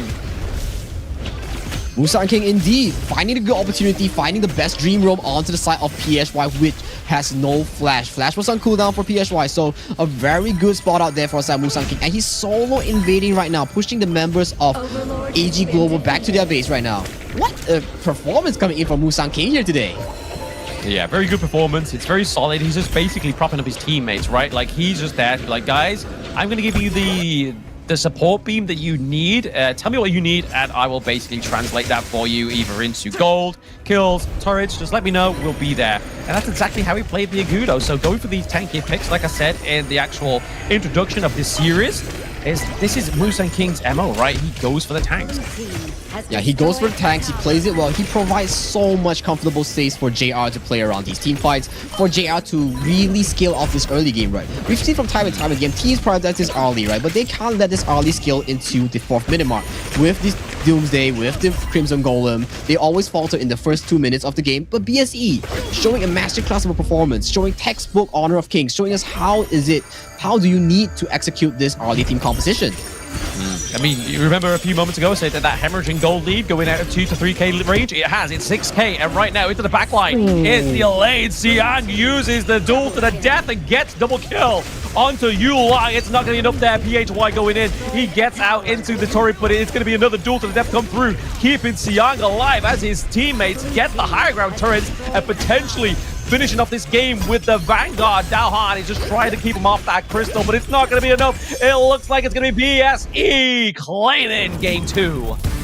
What a way to end the series with a clean 2-0 dominating fashion from Blackstreet Esports here. Honestly speaking, if you were to tell me this game would end in a 2-0, I would believe you, but in this fashion, not what I had in my notes today. Nope, not what I had in my notes today, honestly. We thought that this was going to be the banger of the day, right? Honestly, I felt like maybe game one was probably a lot better. Well, match one, shall I say. But BSE with the masterclass against AG Global, it seems like there was a little bit of a revenge there from the defeat that they took in the Season 3 Malaysian qualifier going into this best of 3, right? Well, honestly speaking, I do agree as well. They came back strong. They came back with hunger. The hunger for vengeance on the side of All Gamers Global here from BSE, right? That masterclass of a lane, he literally just dove 2 towers in to finish off JD's channel and following to collect the kill onto the Jing as well. So, wow. What performance here coming in from Blackstreet Esports here. Yeah, it's not one man's job, it's like the full team's duty here. Yeah, Musang King, Zihong giving so much space here, right? Yeah, he gave so much space, but this is the point of the Dolly and the lane combo, right? This is the thing that AG really lacked, especially playing from the behind. It's like the access to the backline, Dohan towards the end there, yes, he tried to get the kill, but Jing, Yulong just never really had the time to shine because there's just so much CC coming from the side of Blackstreet Esports, from the Wavebreaker, the Leaping Koi Tides, and then on top of that, they had Monkey, they had Musang King. There was just going to be enough frontline to soak as much damage as possible before even trying to take a team fight. Honestly, I do agree as well. So right now, we've seen so far Blackstreet Esports breaking down how it is to fight against AG Global, who likes to play the jungle-centric team compositions, right? So is this a way of exposing AG Global to the entire MKL league? Because right now, BSE plays such a slow and methodical game, showing us drafts, showing us play styles to really counter this Yulong-centric carry style. Exactly, they definitely did it. And I think it's the same kind of song and dance as we saw in game one, right? Was the fact that they really kind of pushing this strategy of JR and Siang to be the kind of macro play that we saw in game one, and then Musang King and Song was just kind of like the spearhead of Blackstreet Esports, just to force those team fights and just basically just have way with them. Oh yeah, definitely. And I want to give props to BSE as well. The way they played the Da Xiao and the Monkey was really, really beautiful to watch. Every dream roam is not meant for a kill. It's to chunk out the health bars of AG Global, then the Musang King can return with the Face Recall, and then they get to push out the objective because already All Gamers Global's health bar already rock bottom. Yeah, exactly. The CFA's coming in clutch here. The Dachau into the mid lane is something we haven't seen for quite some time, honestly. There was like a certain point within Honor of Kings Esports where the Chow was coming through quite frequently. It wasn't really going to be the support role. It was just down into, it was up into the mid lane, and it does a lot of damage as well. I mean, you see in there, 41k, only 5k behind in terms of damage from an Arlie, which is unheard of. Yeah, it's amazing stuff, especially all these Koi Tides, all these Tide Breakers from the side of this Da Xiao, really slowly chunking off on the side of AG Global here, making them unable to protect any of their objectives, be it the Crimson, be it the Azure Golem. Just look at this chart. It's actually the same thing as we mentioned just now. It's not an entire Skyrise chart where it immediately hops onto a 10k gold lead like the series that we've seen so far in Team Secret series, right? It's actually a slow methodical, I chunk you out of your resources, I take bit by bit from you, and we slowly scale into a game-winning push after the first objective, which is what? The Tyrant, which is what? The Shadow Overlord. Yep. Really, really beautiful play coming in from Blackstreet Esports. Yeah, it's just a masterclass, right? I mean, it shows that you don't need to all be going in for the kills, and you don't have to be sort of super duper aggressive in the early game. Honestly, I feel like if some of the teams were actually being aggressive against Blackstreet Esports in the early game and actually converted into kills, I feel like that's the way around Blackstreet Esports' this sort of MO here, where they slowly start to gain that gold. But MVP is going to go over to this time to none other than the king, Musang King, and getting the KDA of 111. That's not normally an MVP takeaway, but it's the damage taken, it's the damage dealt, and it's the overall gold. He's basically just going there. He is the support beam. He is the bench for the family of Blackstreet Esports. Definitely Blam. Especially that game just now, there wasn't really a lot of kills just now. I think he had like total of 4 kills before the game ended, so props to Musang King and the team, right? Yep. Musang King really gives so much space to JR, sharing his gold, sharing his jungle camps with JR, allowing him to grow into such a monster during the 4th minute mark and towards the end of the game, and making sure that his Elaine, the core carry of the two teammates, right? The JR on Arlie, Elaine on Xiang, right? These two got such a beautiful early game, uncontested, uninterrupted, and they really scaled into the big monsters up for the team fight in the later stages of the game. Exactly. Just setting him up. I mean, we're going to see it in the MVP highlights as well. It's just how he kind of is very methodical around the gorge, how he's able to kind of just take and soak a lot of the damage into these early game team fights, and then it's kind of like allow Xiang, Ali, the JR on the Ali as well, just to come through and just clean up those kills. Oh yeah, definitely. Let's check out the replay real quick. And this was the 1-4-1 trade that we have so far just now, the 8-minute first blood. And this was Musang King capitalizing on PHY, knowing he has no flash. And this was the game-winning push. Death as Sunset goes back to the back line, immediately demolishing JD, farms for 10 minutes, but immediately useless and takes away Yulong. And man, what a play coming in from Blackstreet Esports. And this is the end day standings right here in front of you.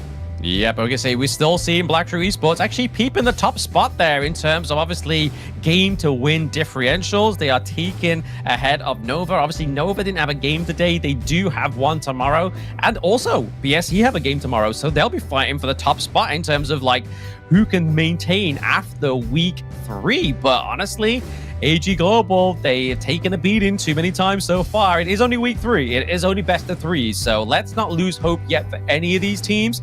The time when it starts to start, the fissure of all these teams start to split is when we start to get in that best of 5 format, right?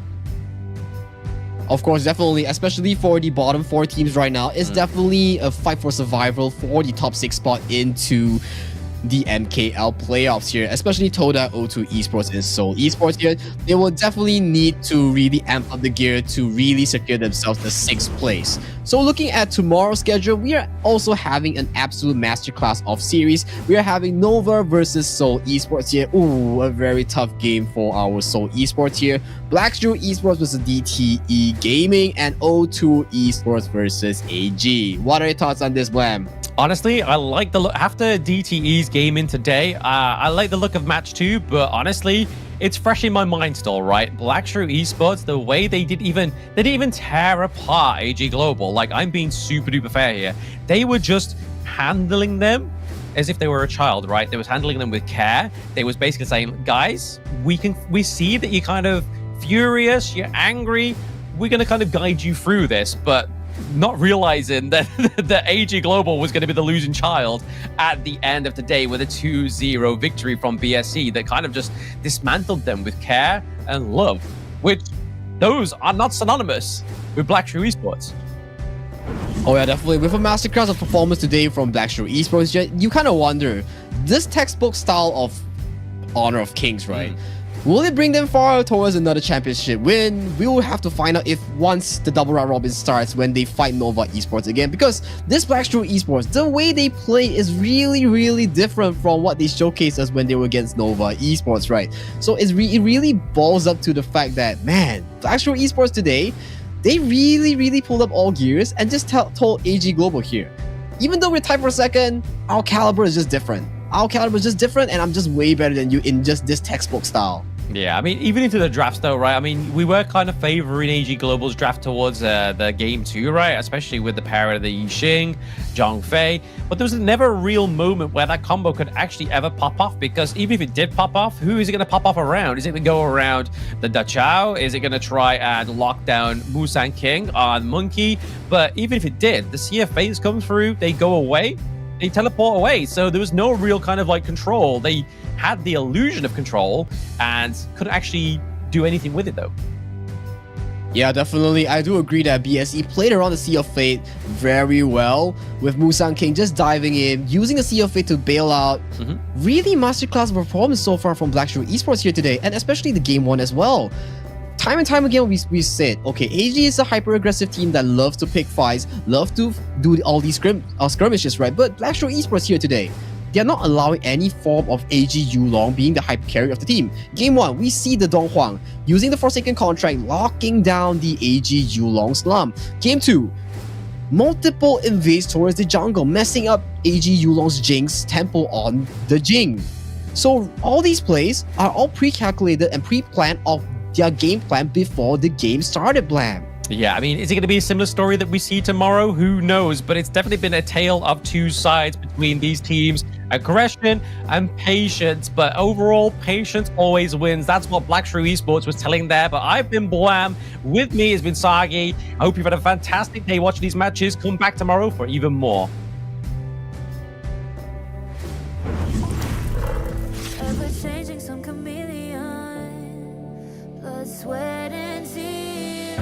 We'll never make it if we fall to everything that brings us down.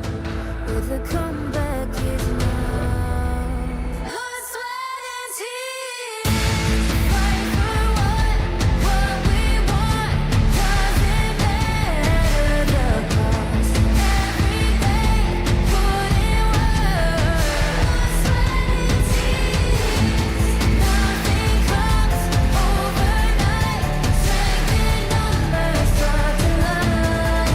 We don't bow to fear. Blood, sweat, and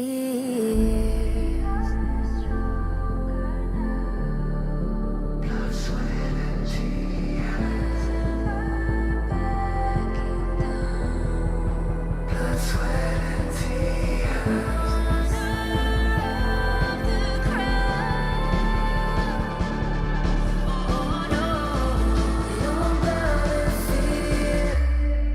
Blood, sweat, and tears. Fight for what we want. Doesn't matter the cost. Every day, put in work. Nothing comes overnight. Strength in numbers start to line. We don't bow to fear. Blood, sweat, and tears.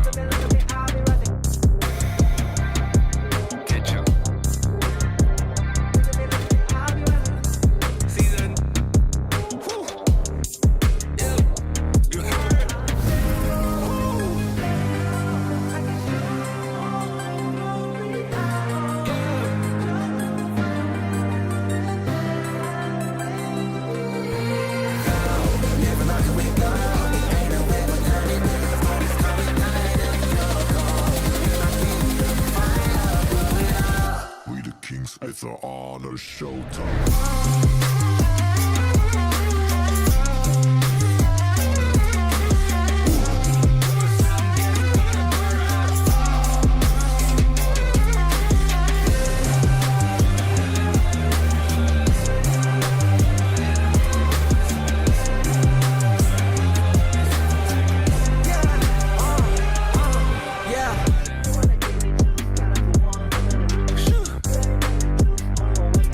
I can